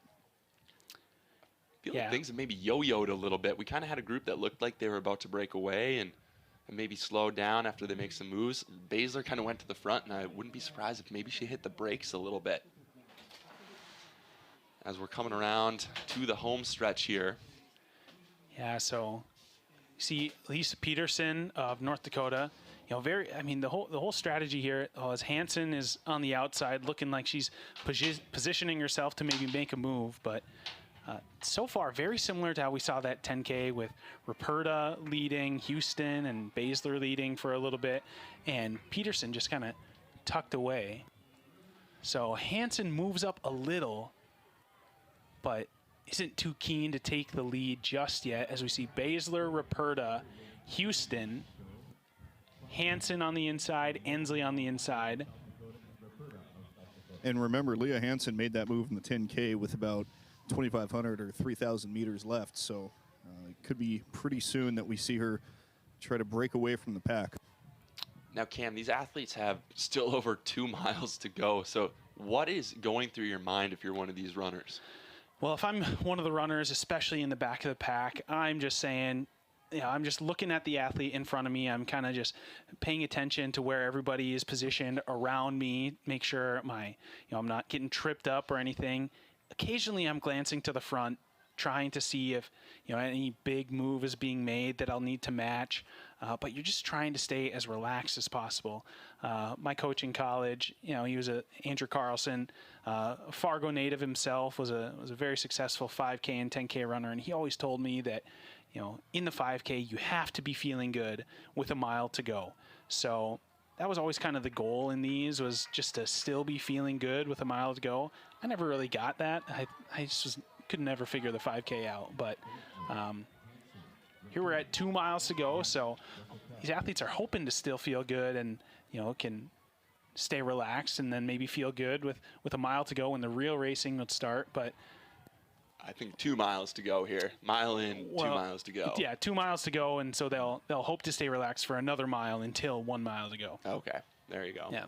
You said you never figured out the 5K. Weren't you Fargo Marathon 5K champion one year? Yeah. Okay. So I figured that 5K out. I figured it out on the road, but never really, had that magical 5K on the track. Look at Baszler inject a little pace into Yeah. this. She's trying to open up a gap between her and second place. That's Abby Ripperda of USD. Leah Hansen next to her, and Cameron Ensley holding on there. Kalisa Houston and Molly Desitel as we kind of start to see things string out a bit. Yeah. Hansen will for sure want to match that move. I wouldn't think that she would be too concerned with this surge from Baszler. Baszler, multiple-time Class B, North Dakota Class B state champ in cross country, tore her ACL just before coming to college. So she's finally getting back into form after, getting surgery on that and rehabbing that. So we see Baszler, Hansen, Ensley, Ripperda, Desital, Houston, a small gap. And then Polina Westerfeld of Western Illinois, Alyssa Peterson, Grace Link, and then Maddie Trevania. And then we have Mackenzie Penner, and then a large gap to the rest of the crew. Now, Ensley has kind of gotten jostled around. You'll notice she and Leah Hansen are a lot smaller, they're a lot shorter than everybody else in the field. And so each time they kind of go to the rail, they got to look over their shoulders and make sure they don't get jostled, as Cameron's gotten bumped around a few times here. But it's still those three out front, and things are really starting to string out. Yeah, and that's kind of what I was mentioning earlier, especially when it's so packed up. Your positioning can be really important, because although you don't think of track or cross country as a very physical sport, a little bit of bumping and jostling can really kind of take some energy out of you in those early stages. So we see Baszler and Hansen separating themselves from the rest of the pack. Ensley close behind, trying to close the gap there. We'll go down to Keenan Dixon as you see him come through with 6 laps to go. What can you tell us? Yeah, it looks like it's a 2-horse race at this point. Leah Hansen up there, and Baszler just pushing forward. And this is interesting from Baszler. I don't know if she'll be able to keep this pace up to hold off Leah Hansen. Leah talked about it on Thursday, how much she knows that she has a strong kick. So it's a matter of when to use that, when to employ it. She employed it at about the 8-lap mark in the 10K. It seems like she hasn't really gone into 5th gear quite yet, but I think that's still in the tank for Leah Hansen. And it looked like she wanted to make a move there, and she might as they come off the turn as she closes this gap with Baszler. They went through with 1.5 miles to go in 8:50. So that was about the halfway point, 8:50. We'll get you more splits here, as I know you can't see the timer on the screen. We'll do our best to keep you updated. And it's Reagan Baszler and Leah Hansen have really separated themselves, and Ensley holds on to her position in 3rd. Molly Desitel running well in 4th, Ripperda in 5th, Houston in 6th. And then we have 7, 8, 9, a little pack here with Westerfeld of Western Illinois, Link, and Peterson. So things are starting to string out as they come down the home stretch. That's Baszler, Hillsboro, North Dakota native, and Leah Hansen, the 3-time Summit League cross-country champion and our 10K champion the other night, right on her shoulder. How much of this is mind games right now for Leah Hansen, just sitting behind Baszler? Baszler knows that she's right behind her. She can hear her footsteps right behind her, but she can't see her at this point. Yeah, that's always kind of a bit of a nervy position to be leading, and you kind of play mind games with yourself because like you're saying, Keenan, that you have an athlete on your tail. You're assuming that it's Hansen. You might put in a surge and convince yourself like, oh, the footsteps sound like they're further away, and maybe you relax a little, and then you get clipped, and you're like, oh my goodness, I did nothing to break this great athlete who's just sitting on my tail. So I mean, for Baszler, the best that she can do is, I think, just continue doing what she's doing, continue to press on, not think about when or if she's going to get past, but just focus on her own running, prepare for the possibility of getting past, and make a plan for what she's going to do if that does happen. And I think we got to speak to the importance here, because we see Baszler up front, but remember that NDSU only has a 3-point lead on USD right now. And in this top 8, we have Houston battling for a spot, Grace Link battling for a spot, but USD only has Abby Ruperta. So this one's going to be really important how those back positions play out as Baszler and Hansen cross the line. 4 laps to go in 11:34. So, yeah, I think if we're going to see a similar move like we saw in the 10K by Hansen, it's going to be in the next lap and a half. Now, Cameron Ensley has been in 3rd the entire race, but Desatil and Ruperta have closed the gap on her, sitting 4-5. Houston trying to close that gap as well in 6th. And Alyssa Peterson and Grace Link have moved away from the field. They're sitting 7 and 8. So things are going to get really interesting here as far as team implications go. Cam, when does Leah Hansen make the move? Yeah, like I was saying, I would expect it to be here in the next lap or so, with 3 or maybe 2.5 to go. Maybe she'll wait for 800, but if she wants to make a similar type of move, that strong from a long ways out sort of move, I wouldn't expect her to wait any longer than 2 laps to go. Now, I think we got to really keep in mind, too, Baszler's no slouch. She has been a phenomenal athlete for the Bison, coming off of that torn ACL coming into college, but she's a 4-time cross-country champion in Class B in North Dakota. As Hansen begins to kind of wind things up, gets around Baszler. We'll see what she has left. Hansen makes the move into 1st. They're going to have 3 laps to go here, and it's Hansen and Baszler. So there's the move. Not super strong, not a sprint move, just kind of a glide to the lead. So if Baszler is able to gather herself and just latch on and go with that, she might benefit from just sitting in the draft of Hansen as they start to go around some lapped athletes. As we see Ensley and Ruperta kind of battling it out for that final medal spot. There we see a little bit of a gap starting to open up by Hansen to Baszler. Baszler kind of puts her head down. And is it strategy, Cam? She put that move on right as they were passing some of the runners that are lapping. Is that a good move? I mean, yeah, anytime there's like variation, can be, in cross country or in road races, you kind of look to, a turn or, a hill to make a move. So, obviously the track is flat, so there's no hills where they can choose to make a move, but maybe, a lapped athlete as kind of a marker. As Ruperta moves into 3rd now, Ensley and Houston, Desatil falling off a little. Houston looking like she's gaining momentum as this race has gone on. And remember, Houston did that in cross country too. She was way back and made a huge move towards the end to move into a medal position there. She's going to try to do the same thing today. A bit of strain on Ensley's face. She doesn't look nearly as comfortable as Ruperta. And they come through with 2 laps to go. Leah Hansen is separated. She came through in 14:15. And it's Hansen and Baszler. Hansen starting to get some daylight as Ruperta and Houston cross. Ensley in 5th right now. Desatil in 6th.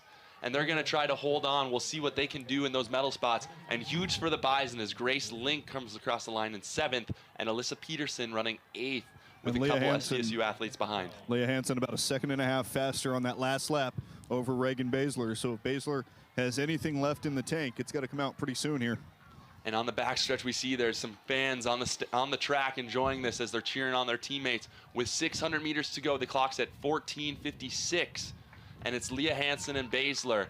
Kalisa Houston trying to make a move on Ruperta and get around her with 600 to go. Ensley still in 5th, Desatil in 6th, and things are starting to heat up here on our final lap. Keenan, what are you seeing with just about a lap to go from our leaders? Yeah, Leah Hansen is just cruising at this point. She's very stoic when she runs, not showing a ton of emotion, not showing any exhaustion or fatigue or anything, as if she's fighting her legs at this point.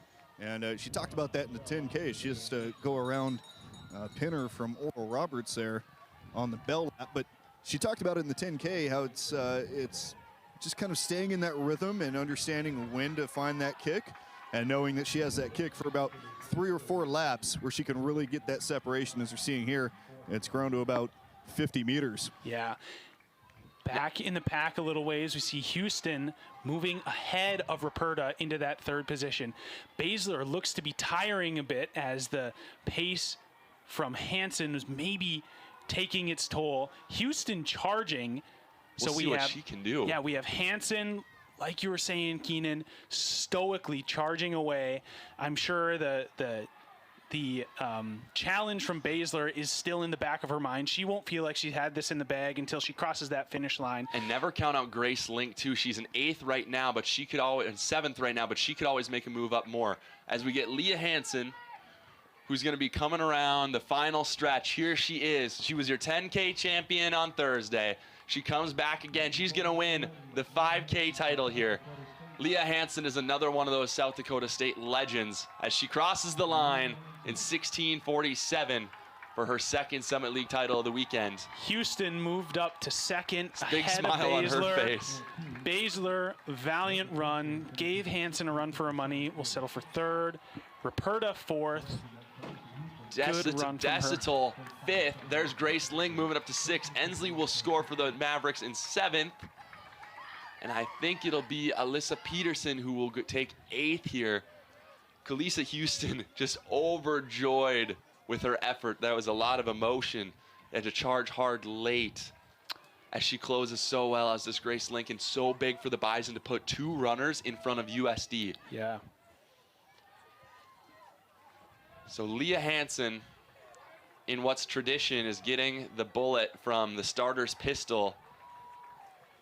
That's something that a few starters like to do. And Leah Hansen, another legend. We've talked about Ben Olsen and Joseph Minor Williams, but we got to talk about Leah Hansen and just what she's meant to the Jackrabbits the last few seasons. Yeah, obviously numerous cross-country titles. Finishes this championship with the 10K and the 5K title to her name. Try and get interview with Hansen as there's quite a bit of carnage on the track. Yeah, we'll see the replay here. Hansen stoically charging to the finish for another Summit League victory. And it's been a great championship meet thus far, and just another incredible race from Hansen. But all these women, we had a lot on the start line, and they've all done their part this weekend to add to the championship. So Leah Hansen will be your winner, with Kalisa Houston finishing 2nd, Reagan Baszler finishing 3rd. And that helps out the Bison big time in their pursuit of a team title. We'll hopefully get you some updated team scores here shortly as we have more athletes cross the line. Yeah, I think that will almost seal the deal for the Bison. Looks like teammates flooding the track to congratulate the 5K athletes on good job they've done. Looks like Leah Hansen is there with Keenan on the track. Keenan, we'll send it to you. Leah, another championship. You go 3 straight years winning this 5,000 meter, and you do it in grand fashion yet again. You waited to make your move, and then with about 3 laps left, you got some separation. And just like you did in the 10K, you were able to explode and win by a big margin. Yeah, thank you. That was the plan going in, and it was another good field that we started off a little conservative, trying to figure out like who's going to take it, but the rest of the race was just pretty easy to just zone out, try and get a rhythm going, and then, yeah, my coach was like, start going, and I was like, oh yeah, you're right, time to go, so, yeah. Were you hoping to make that move a little bit earlier? Maybe around 5, but I mean, all of us pretty much feeling like 1,500, a 10K, 800s, all of it. So I feel like the whole field is a little more reluctant sometimes to make a big move because we're all like, I don't know, we don't feel good, so maybe we can just wait and sit and kick. But Yeah, I was to go a little earlier, but I was just, I don't know, in La La Land. 10K champion, 5K champion. Congrats, Leah. Thank you. And that's Leah Hansen. We'll watch her. She hung with Reagan Basler for a long time before making a decisive move to take her second title of the weekend. It's been fun to watch her, and just, it's an art for her. Obviously, she's really talented, but she just knows exactly when to make the move at the right time. I don't know. I think she's got it dialed down to a science, Ryan. Ooh. You know, art or science? I don't know. As she talks to some of the fans over there. And we will give you a quick update while we're waiting for women's team scores to come in. I want to tell you who made the final for the men's triple jump. In ninth, we've got Brandon Lewis of North Dakota State. Missed out on the long jump final, but he qualifies in the triple jump. He's sitting ninth. Trey Manning, I think kind of a longtime rival of Lewis, is in eighth. Seventh is Bennett Schwinn of USD. Alex Brown of USD in sixth. Jaden Green of USD in fifth. Maximus Kiefer from South Dakota State in fourth. Tristan Hanna from South Dakota State in third. Alessandro Ballou is our runner-up in the long jump, is sitting second in the triple jump. And Benjamin O'Weir of Kansas City is our leader at 15:01, 49 feet 3 inches. And we're just about to start our finals over there. So kind of interesting because Lewis qualifies out of the first flight. Trey Manning qualifies out of the first flight. And we missed a couple of competitors. It looks like Toriano Tate, our long jump champion, didn't even start. And we'll try to get you a few more updates there. But we're winding down to the final events of the championship.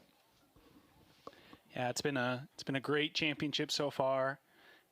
Great races, great competition in all events.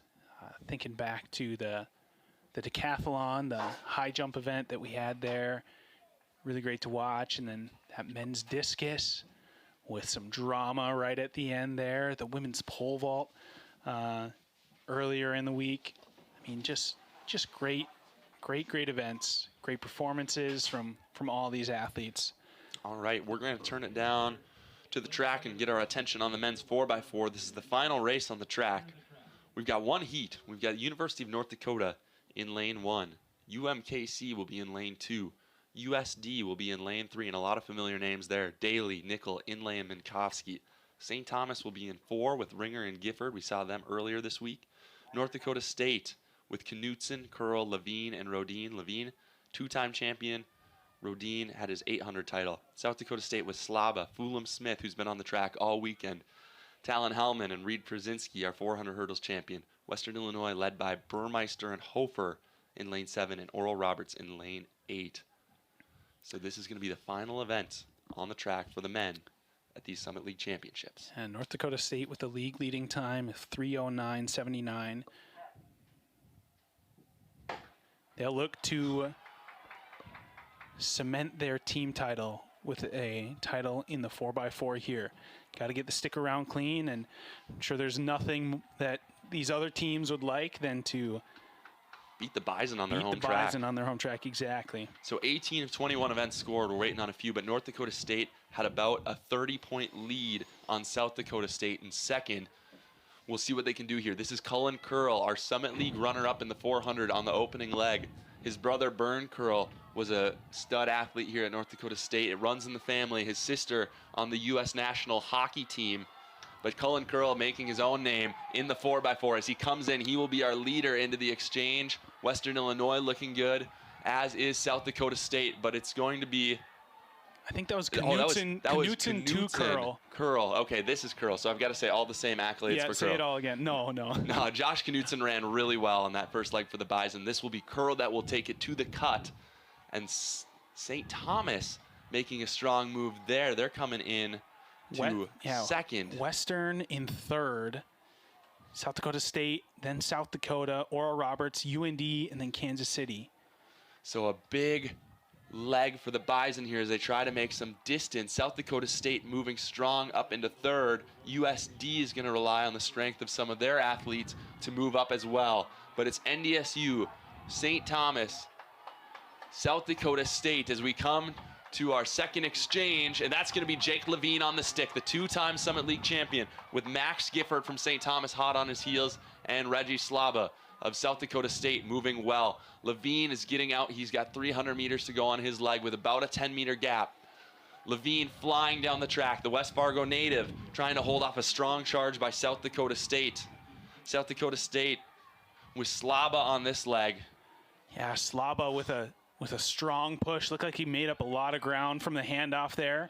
We'll see how that affects his legs coming into the final stretch. Levine looked like he just coasted a bit on the back stretch there, so he'll look to finish strong here. And he's still holding them off. Max Gifford from St. Thomas doing everything he can. Western Illinois charging as we come into the final handoff. And who else but the Kenmare King, Jacob Rodin, as we get a handoff to Reed Pierzynski, our 400 hurdles champion. Lucas Hofer of Western Illinois getting the stick.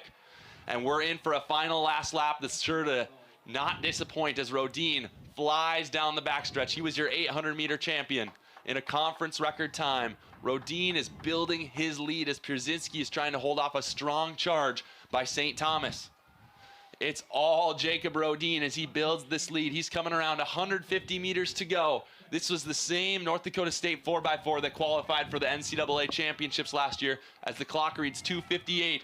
Rodin coming around doing everything he can to pick up the team. And look at the Bison, cheer him on. They know that they have had a great meet, and they know that Rodin's trying to put an exclamation point on it as they're going to cross the line in 3:10. Pierzynski holding off a strong charge from St. Thomas. Western Illinois for 4th, South Dakota in 5th. Oral Roberts and Jesse Mittendorf, your runner-up in the 800 for UND coming in 7th. And UMKC will cross the line in 8th. And the Bison have done it again. If things go the way that they're supposed to go and what they're looking like, we're going to have Bison team champions. But we're going to send it down to Keenan Dixon, who's with our champions, as they might get mobbed here in a minute. Guys, you're getting mobbed over here. The squad is kind of separated. I know you're tired. What a run by you guys as a team. You win again. This squad here has been so good over the years, hasn't it? Yeah, we've just been pushing each other every day at practice, and I think that's what makes it so good, is that we all just push each other and want to beat each other. And now the celebration is on the track. I know that we have another race right after this, but do you guys feel it? Another championship? We feel it. It feels good to be on the home turf and bring one home for the Woo! We went home for the fans. Congratulations. Thank you. And that's Josh Knutson, who led off the Bison. He just got out so well. We're going to go down to our 5K medal award ceremony here. See Baszler in the bronze, Houston with the silver, and Leah Hansen yet again. Something that's just another day, another track meet for her, getting a gold medal. And the Bison cheer loud. They know that this was a big one for them. And the Bison men crowded together. They know that they're going to take home this team title. The scores are not official yet, but based on the emotion, they know. And they've been a team that have overcome. Throughout the weekend, North Dakota State had a lot of injuries. They lost a couple hurdlers to hamstring strains. They lost Zach McGlynn, who would have been a contributor in many events on day 2 of the decathlon. They had injury after injury after injury. Caden Pastian, who would have been a big-time contributor in the throws, but they still find a way to get the job done. But that's the men. We're on to the ladies now. So the women's 4x4 is about to start down on the track. We only have 1 heat or 2 heats of this. I'm not sure. So it looks like we just have 1 heat of the 4x4. And coming into this, North Dakota State on the women's side has a 15-point lead on South Dakota. So they go into this race knowing that regardless of the outcome, they're going to be Summit League champions and join the men hosting up that Summit League title. Yeah, and obviously the Bison are no stranger to winning championships, but being at home and, after kind of a stretch of, up and down and not the consistency of winning that they're used to, just feels like this one means a little bit more to each one of these athletes, and I'm sure to the coaches as well. And man, I mean, there's nothing better than winning at home. Yes, and we saw how great USD felt when they won both the men's and the women's titles indoor, and how fun that was for them to do it in Vermilion, and for the Bison to do it the first time they've ever hosted the championships here on this track. It means a lot. And the Bison faithful have shown out strong, but we're not done yet because we've got the 4x4 coming up. On the women's side, here's the lineup that we'll have. In lane 1, we're going to have Oral Roberts. In lane 2, we'll have the University of North Dakota. In lane 3, we'll have St. Thomas. In lane 4 will be USD, who I'm expecting to have a packed team with some superstars that we've seen throughout the weekend. North Dakota State will be running in lane 5. South Dakota State will be in lane 6. Western Illinois will be in 7.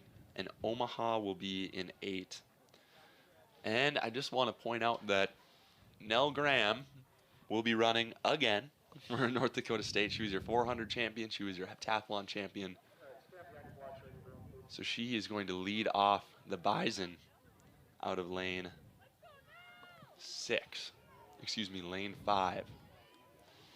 Also, some standouts in this race. Yoakum and Pulse and Robinson for South Dakota. We've talked about them a lot this weekend. Their names have come up over and over. Jones, Johnson, Van Dyke for South Dakota State. Bediako and the Mazzei sisters for Oral Roberts. Finstead for North Dakota. Kendra Kelly, Bailey Dirks, Angel Pratt. When you get to the 4x4, it's just a star-studded race. You know that these girls can do it all, and they're going to give one last effort for their teams here as they get settled in blocks. This will be the final race on the track, the women's 4x400 meter relay.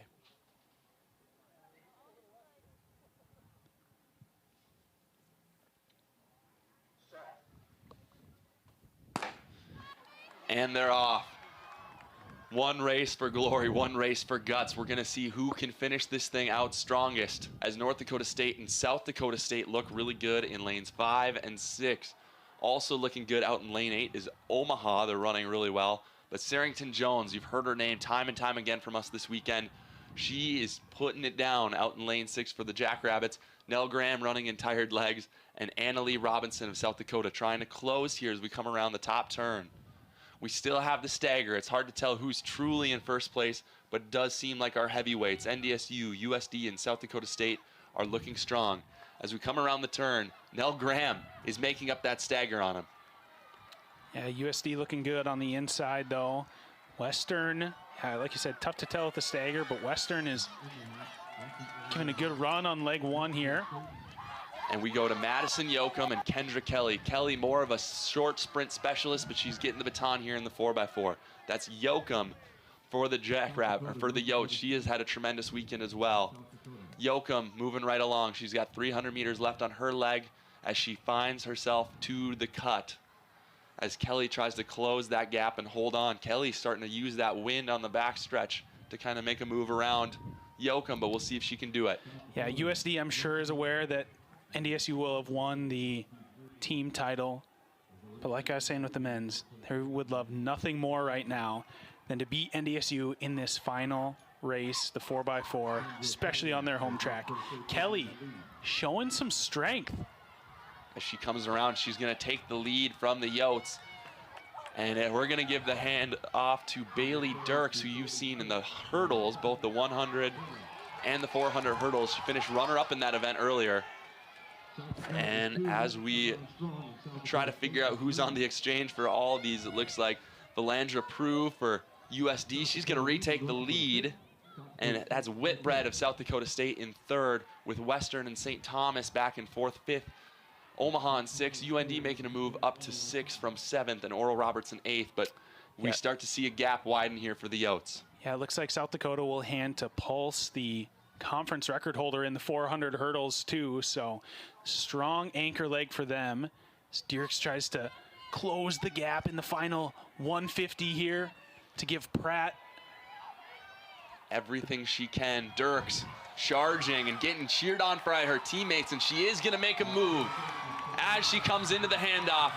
She's giving the baton to Pratt. Pratt is going to have to get out, but this is going to be a cat and mouse game as JC Pulse has been a conference record holder this weekend. She's trying to close the gap early on Pratt. Pratt running for her life, trying to win this for the Bison. This is going to be a great finish, Ryan. We'll see what they can do.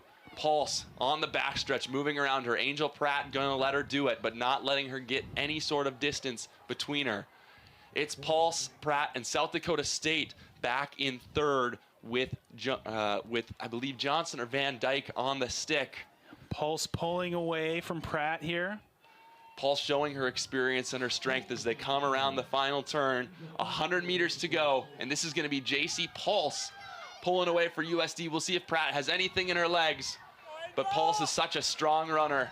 You can see why she was the 400 hurdles champion earlier today, as she's going to help the Yotes win the 4x4 title in 3 minutes and 40 seconds. Pratt eases up through the line, 3:44. And South Dakota State will finish third. The Jackrabbits will earn a spot on the podium.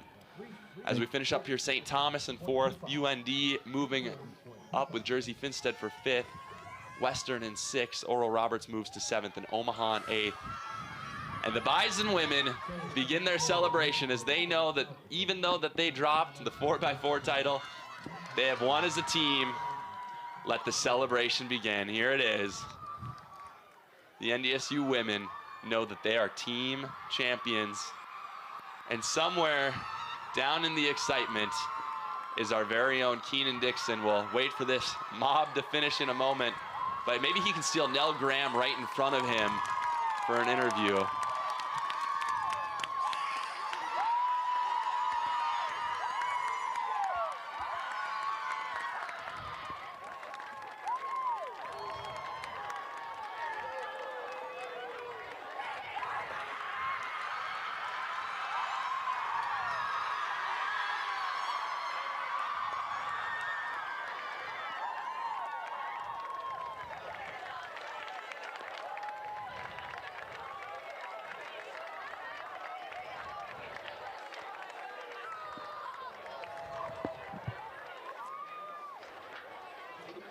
You can see it on the faces of all these athletes and teammates, what it means to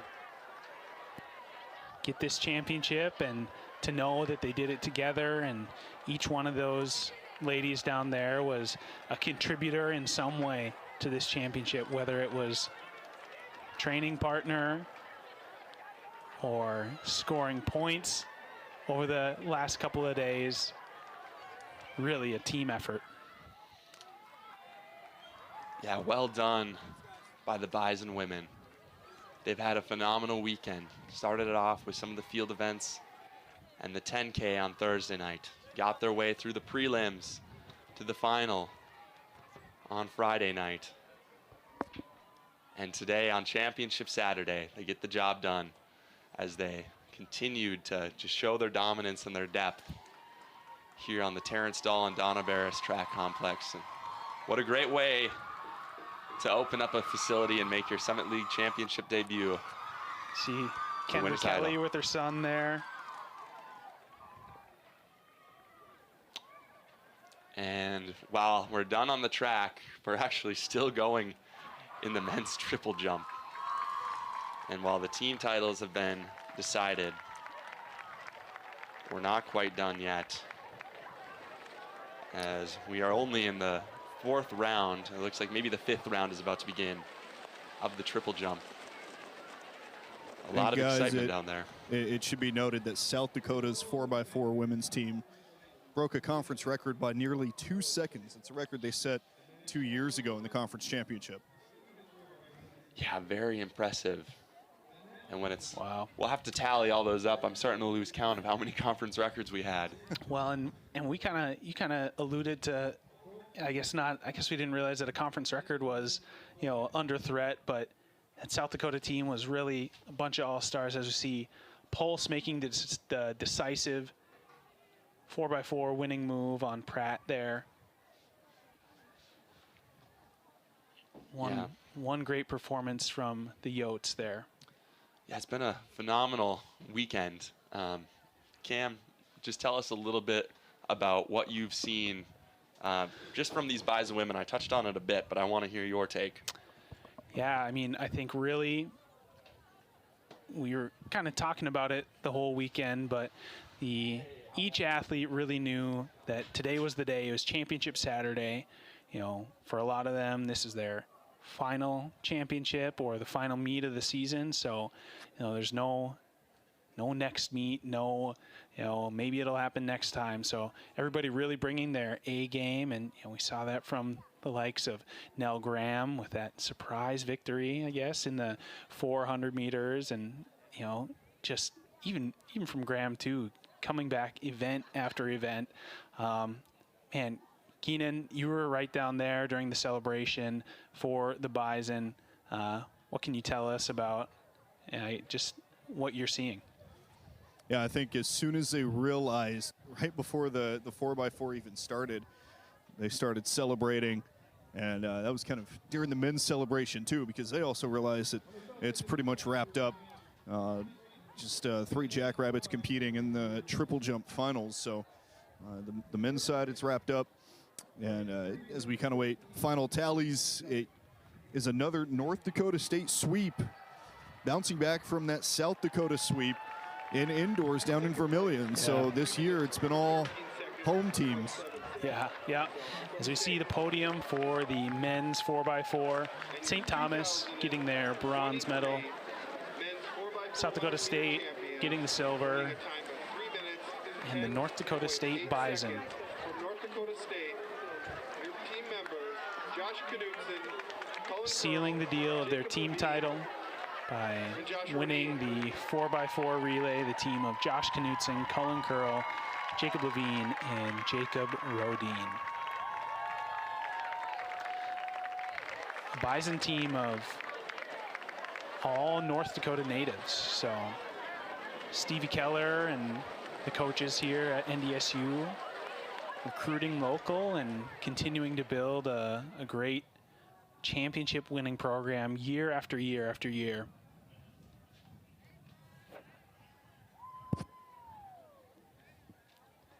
So we're throw it to the triple jump there to give you an update on where we're at there. Looks like we're in the 5th round of jumps. Trey Manning of South Dakota State just had a 5th round improvement.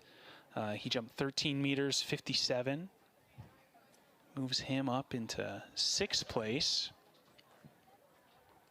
Jaden Green, looks like he is next up, the South Dakota athlete. Currently in 5th with his 1st round performance of 13.72. See him fly down the runway and into the pit.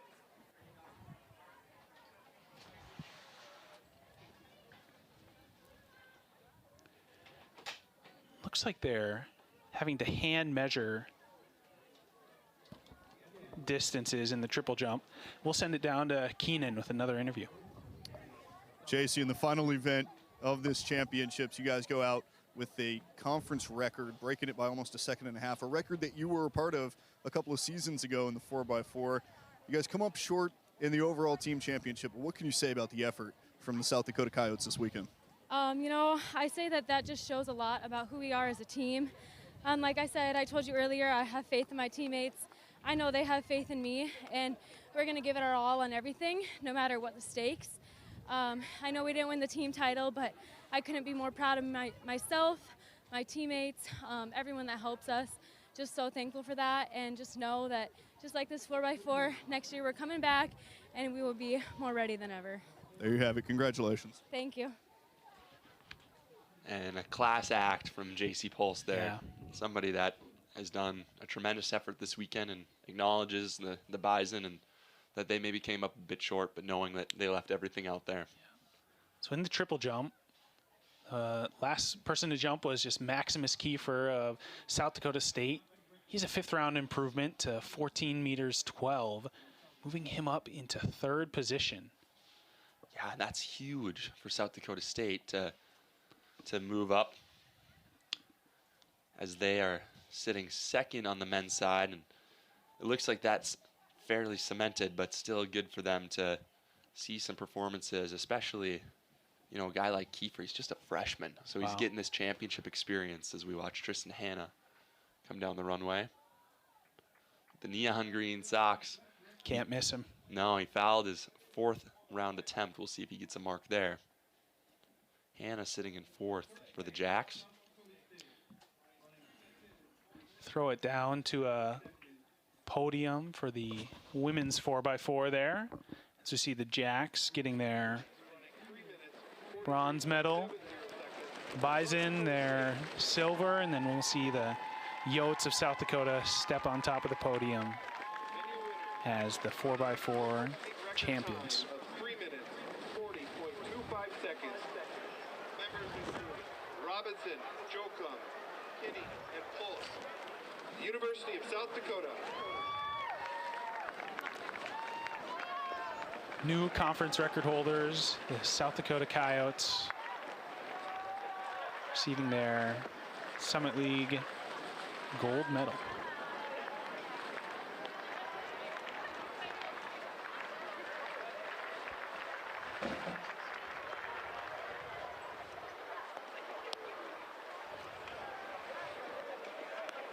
So great performance by these ladies in the 4x4, and it'll be interesting. It sounds like we're getting most of that quartet back next year for USD, and kind of an all-star group in their own right as they celebrate their title.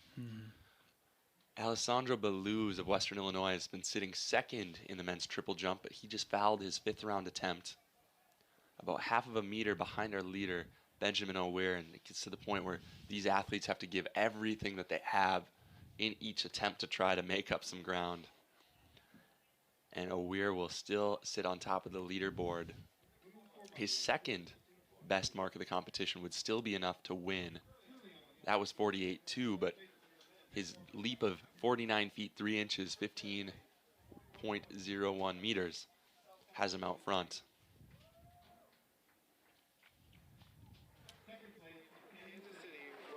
And we'll go down to the award stand again.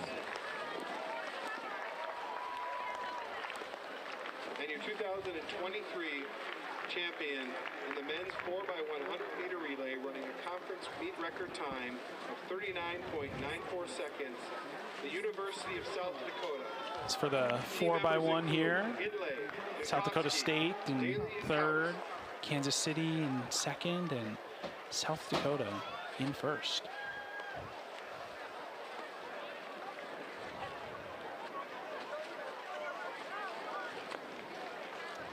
And that too was a conference record this weekend, 39.94.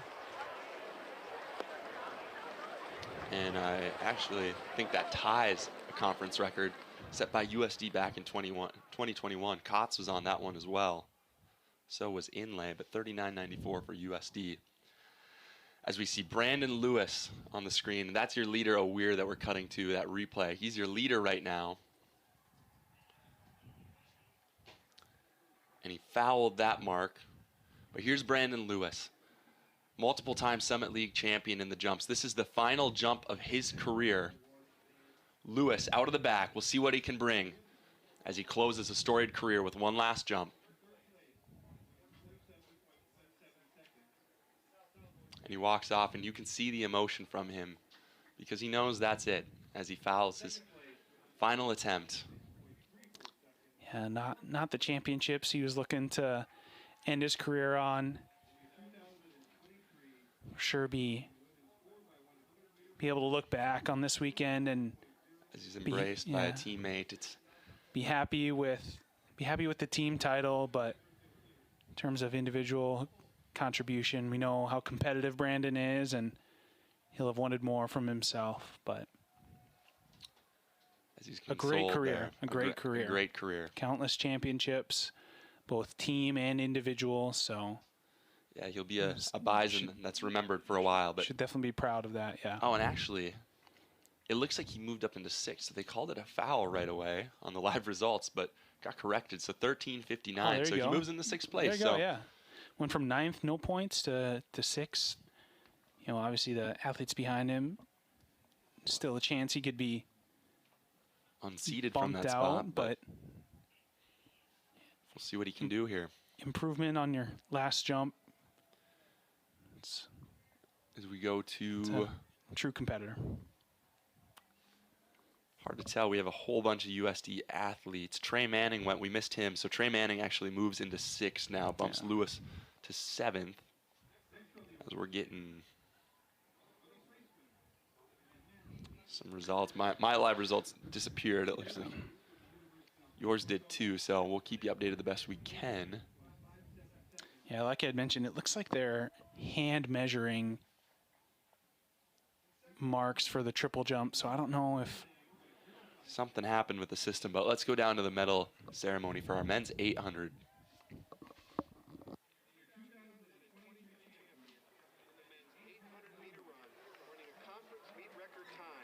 Of 1 minute, 47.58 seconds from North Dakota State University, Jacob Rodin.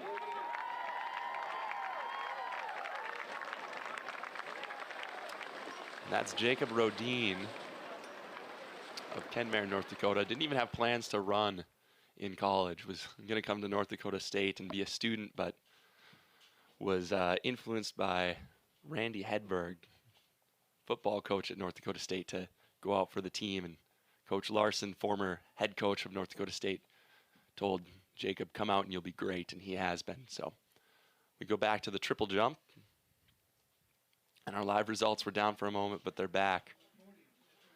Alex Brown of USD, sitting 8th at the moment, goes 13-17 on his final attempt. Not enough to move into point scoring position. And Bennett Schwen, we missed him during the award stand. He moves up into 8th, 13-56. But we'll go down for another presentation for the 400 medalists.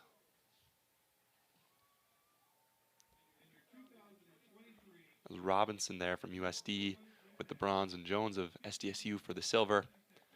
And who else but Nell Graham to climb on top of the podium and earn another medal here at the Summit League Championships. She completed the heptathlon on days 1 and 2 and won that. Came back and surprised herself from the outside lanes in the 400. Helped out on that 4x4 that just got a medal. And she's another all-time great for the Bison. Came in not expecting to be a multi-event athlete. Thought that this was going to be her event. As we go to Jaden Green, who jumps 14:01 on his final attempt. That'll be his best of the competition, but he'll stay in 5th. So USD will take 5th and 8th in this team competition. And we'll go to Tristan Hanna, Maximus Kiefer, just a freshman for SDSU, as he makes his final attempt down the runway. And he actually pulls up. And so we'll foul that jump. Not sure, maybe clutching his hamstring a bit. And he's going to call it a day. So he'll foul his final attempt. He's sitting 3rd right now, just 2 centimeters ahead of his teammate Tristan Hanna. So probably not the way that Kiefer wants to go out in this competition, and he'll have to wait to see if he will earn that bronze medal or if his teammate, Tristan Hanna, who's on the runway right now, will take it from him. So Hanna, 14:10, 46 feet 3 1/4 inch on his second round attempt. And Hanna, a junior, in the Nike spikes and the signature green calf sleeves as he makes his way down the runway. First phase, second phase, and finishes with the attempt. He actually walks out of the back of the pit, so fouls that one.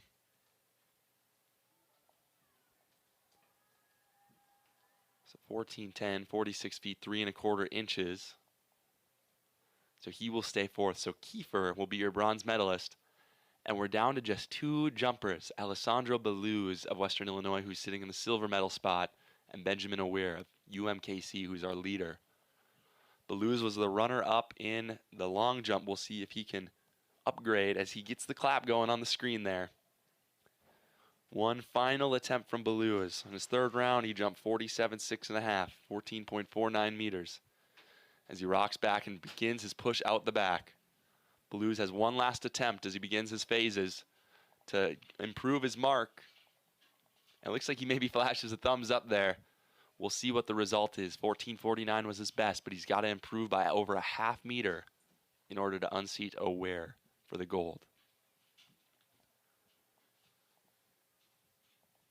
And you watch, he does such a great job of pushing out of the back and has a great second phase here. Look at that. And he goes 14.40, so a good jump. But he will finish second, as Benjamin O'Weir will be our champion. And O'Weir is on the back of the runway. He is going to take this final jump, and he's fired up. He knows that he's won a Summit League championship, and he's trying to get the clap going amongst his peers. O'Weir jumped 15.01 on just his second attempt of the competition, but it was good enough for the win as he begins his final jump. Look at the speed that he brings down the runway as he begins his phases, and he rolls out of the back. He knows, big smile on his face, that he is the 2023 Summit League Triple Jump Champion. The sophomore out of UMKC gets the job done in the second round. It's good enough to hold off his competitors as he jumps 14.13, not an improvement for him. And the roll, stumbles, keeps rolling. And that is it for all the events in the field. So the men's triple jump concludes, and we'll run down these standings as they're finalized. So Benjamin O'Weir, who we just saw, is your Summit League champion from UMKC, jumps 15.01, 49 feet 3 inches. Belouz of Western Illinois finishes second. Maximus Kiefer will be your bronze medalist from SDSU. And going down the list, Tristan Hanna, 4th for SDSU. Jaden Green, 5th for USD. Trey Manning, 6th for South Dakota State. Brandon Lewis, 7th for the Bison in his final meet. And Bennett Schwen of USD, just a freshman, scoring a point for 8th place. As we wrap up these 2023 Summit League championships. Keenan, we want to send it down to you one more time. You have covered a lot of sports in your time in the Summit League, but just tell us a little bit about covering track as extensively as you had this weekend. And this has been an incredible experience, being down here at track level and getting up close and personal with these athletes. As I mean, they're running extremely fast with tons of power, and seeing everything that I have not only on the track but also on the field. Some of these incredible performances, and you see so many of these, and nationally recognized athletes, people that are going to go on to compete for national championships, world championships in some regard, and Olympic positions. So it's been an incredible experience seeing this over a significant amount of hours that we've been live here, and we're very grateful to our partners over at WDAY for their assistance in producing this and getting us through this tough weather that we've had over the past few days. So it's been a ton of fun, and now we're going to have Stevie Keller and his squad come over, both of his teams come over and celebrate their North Dakota State sweep, rather. So a little more celebration still to be had here. Yeah, and I want to give you a big shout out, Keenan. You did such a great job this weekend, and I'm really excited to see you grow as a commentator over the years in this sport specifically, because you've added a lot to the live stream, and we can't wait to work with you more in the future. I appreciate it. You guys are awesome, and Tyler, Cam, and Ryan, the whole squad in the Prairie Pride podcast, and give that a listen. It's a good time. You learn a lot about track and field, learn a lot about running, and learn a lot about the athletes behind it. I think so often with track and field, we see, the long jump, and that's all we see. It's a world record, but we don't know much about the athlete behind that long jump. Or we see, the runner sprint in 10 seconds down the 100-meter dash, and that's about all we learn. So I think it's a great opportunity to learn more about the athlete, understand who they are, how they got to that point, and all the work that goes into those few seconds of glory that they get. Yeah, you see sports like football and basketball do a great job of building, sort of a story around each one of the athletes. And yeah, track just seems to lack a little bit there, as we see podium here. And I believe this will be for the long jump. I believe this is yesterday. This is long jump. So Dante White was our 3rd place finisher in the long jump yesterday, and Western had 2 athletes on the top. Alessandro Balluz for Western finished second. And that's Toriano Tate on top of the podium. And he's just a freshman. And to come out and to win a Summit League title, I think we're going to see a lot of him over the years. And he had a dominant performance yesterday. So we're excited to see what he'll bring over the next few years as they make their way. And Western Illinois, the final time that they're going to be in the Summit League. So they've announced that they're going to the Ohio Valley Conference. So they'll remain in the Missouri Valley for football. The Bison will see them again one last time this fall. But in the track and field world, this is it. So we give our thanks to them for their contributions to the conference over the years. But best of luck to them as they move forward. Yeah, So, Western Illinois, one of the original members in the Summit League back in 1982. Wow. When the league was formed. So they've been here a long time, and we wish them the best of luck as they move on to play some teams down in the south and southeastern part of the country in the OVC. So I guess we will hopefully hear Toriano Tate's name again, but you won't see him on another Summit League broadcast. So, and it's a fun opportunity here as we see things winding down. Cam, I want to thank you for everything that you've done this weekend. And for those of you that don't know, Cam has been going through chemo the last several weeks, and it's been fun to see him getting that back out here and in the midst of everything that's going on. So Yeah. thank you for everything that you've done and for getting it out the last few days. Yeah, a little bit of normalcy for me to be here at a track meet over the last 3 days, and good just to see some good competition, take it all in, and share it with you and everybody who was able to tune in. It's something I love to do, so yeah, wouldn't have missed it. So You had a great opportunity for these athletes, and one of the things I love about track and field as well is whether you win or you lose or you're somewhere in the middle, there's a lot of smiles down there. There's a lot of teams that are interacting, and the respect that they have for each other and for the efforts that are put out there, it's unlike any other sport.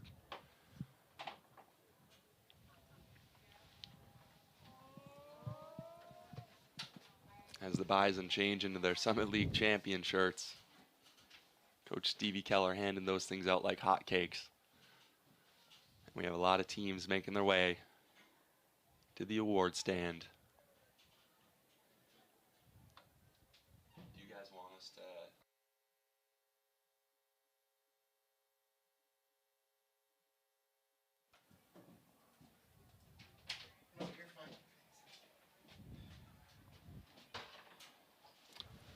So we'll await the podium for the triple jump. And North Dakota State back to their winning ways. It had been a few seasons since they had both swept. And Cam, you had got to be part of a lot of team titles at North Dakota State in your time there, and just the joy that these athletes are experiencing. Yeah, what does that feel like? What do you remember from these days?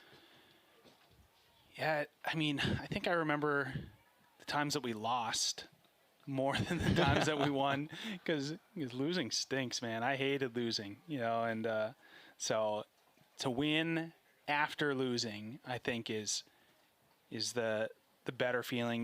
We lost indoors our senior year, Ryan, and then we were able to bring home an outdoor win. So I mean, that feeling is just, it's one of relief, it's one of pride. It just feels really good to accomplish something like that. Like I was saying earlier, to know that you were a contributor, but you couldn't have done it without your teammates, is just a really special feeling. And it's, I don't know, I haven't found anything in the workplace that compares to winning a team championship. So still looking for that experience, that emotion. Maybe I'll never find it again, and I'll just have my memories to rely on.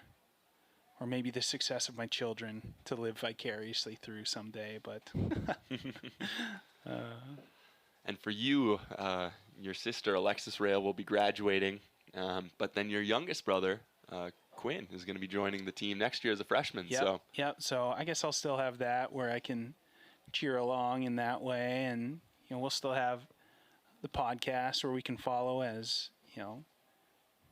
representatives of the sport, ambassadors for the sport, and, cheer on, good performances and great competition from any team and any athlete. So, just finding ways to stay, engaged in the sport and in competition, I think is a pretty healthy thing for anybody who's, competed in sport at any level in any event, so,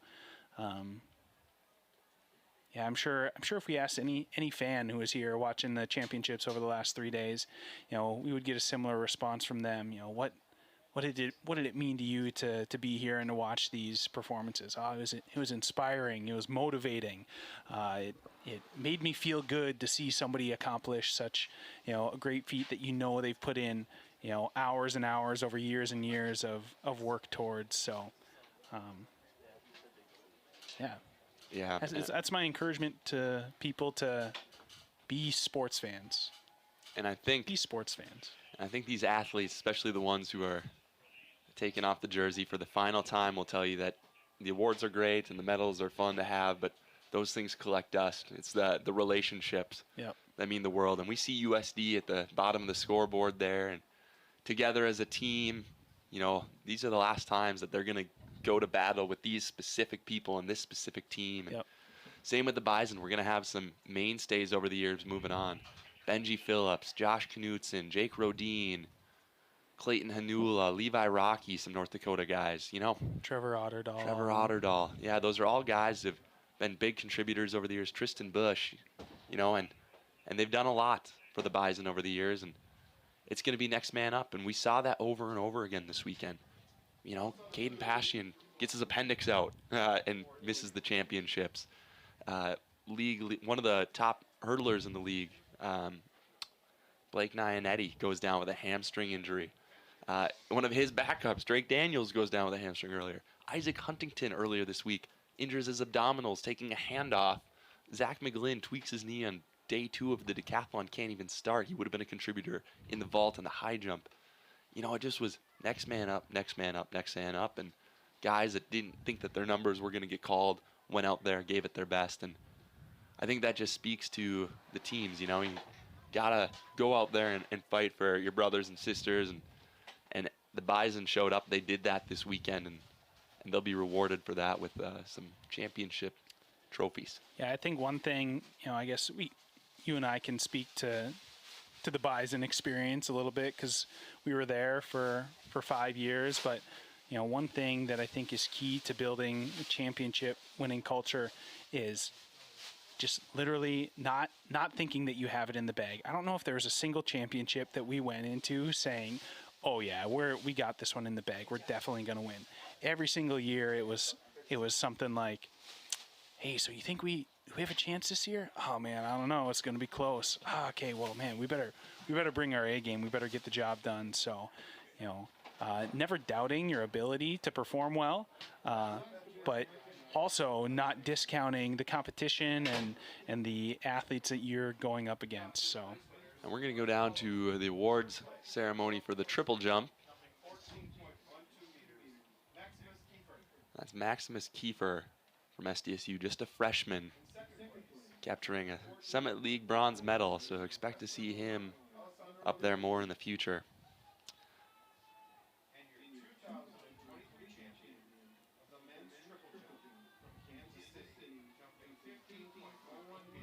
Sounds good. Alessandro Baluz in second there. And our final champion to be crowned individually in the men's triple jump. That's Benjamin Aware of UMKC. So that was the final event. That concludes the 2023 championships. And we're going to sign off here. Ryan Enerson with Cameron Rail from the Prairie Track and Field Podcast. It was a pleasure bringing you all the action over the last 3 days. Big shout out to Keenan Dixon of Summit League for everything he's done on the track. And we thank you to WDAY and all of our producers. Couldn't have done it without you. And as we take a look back at some of the top performances from the weekend, we're signing off for the final time. Thanks for tuning in, and we'll see you at cross country this fall.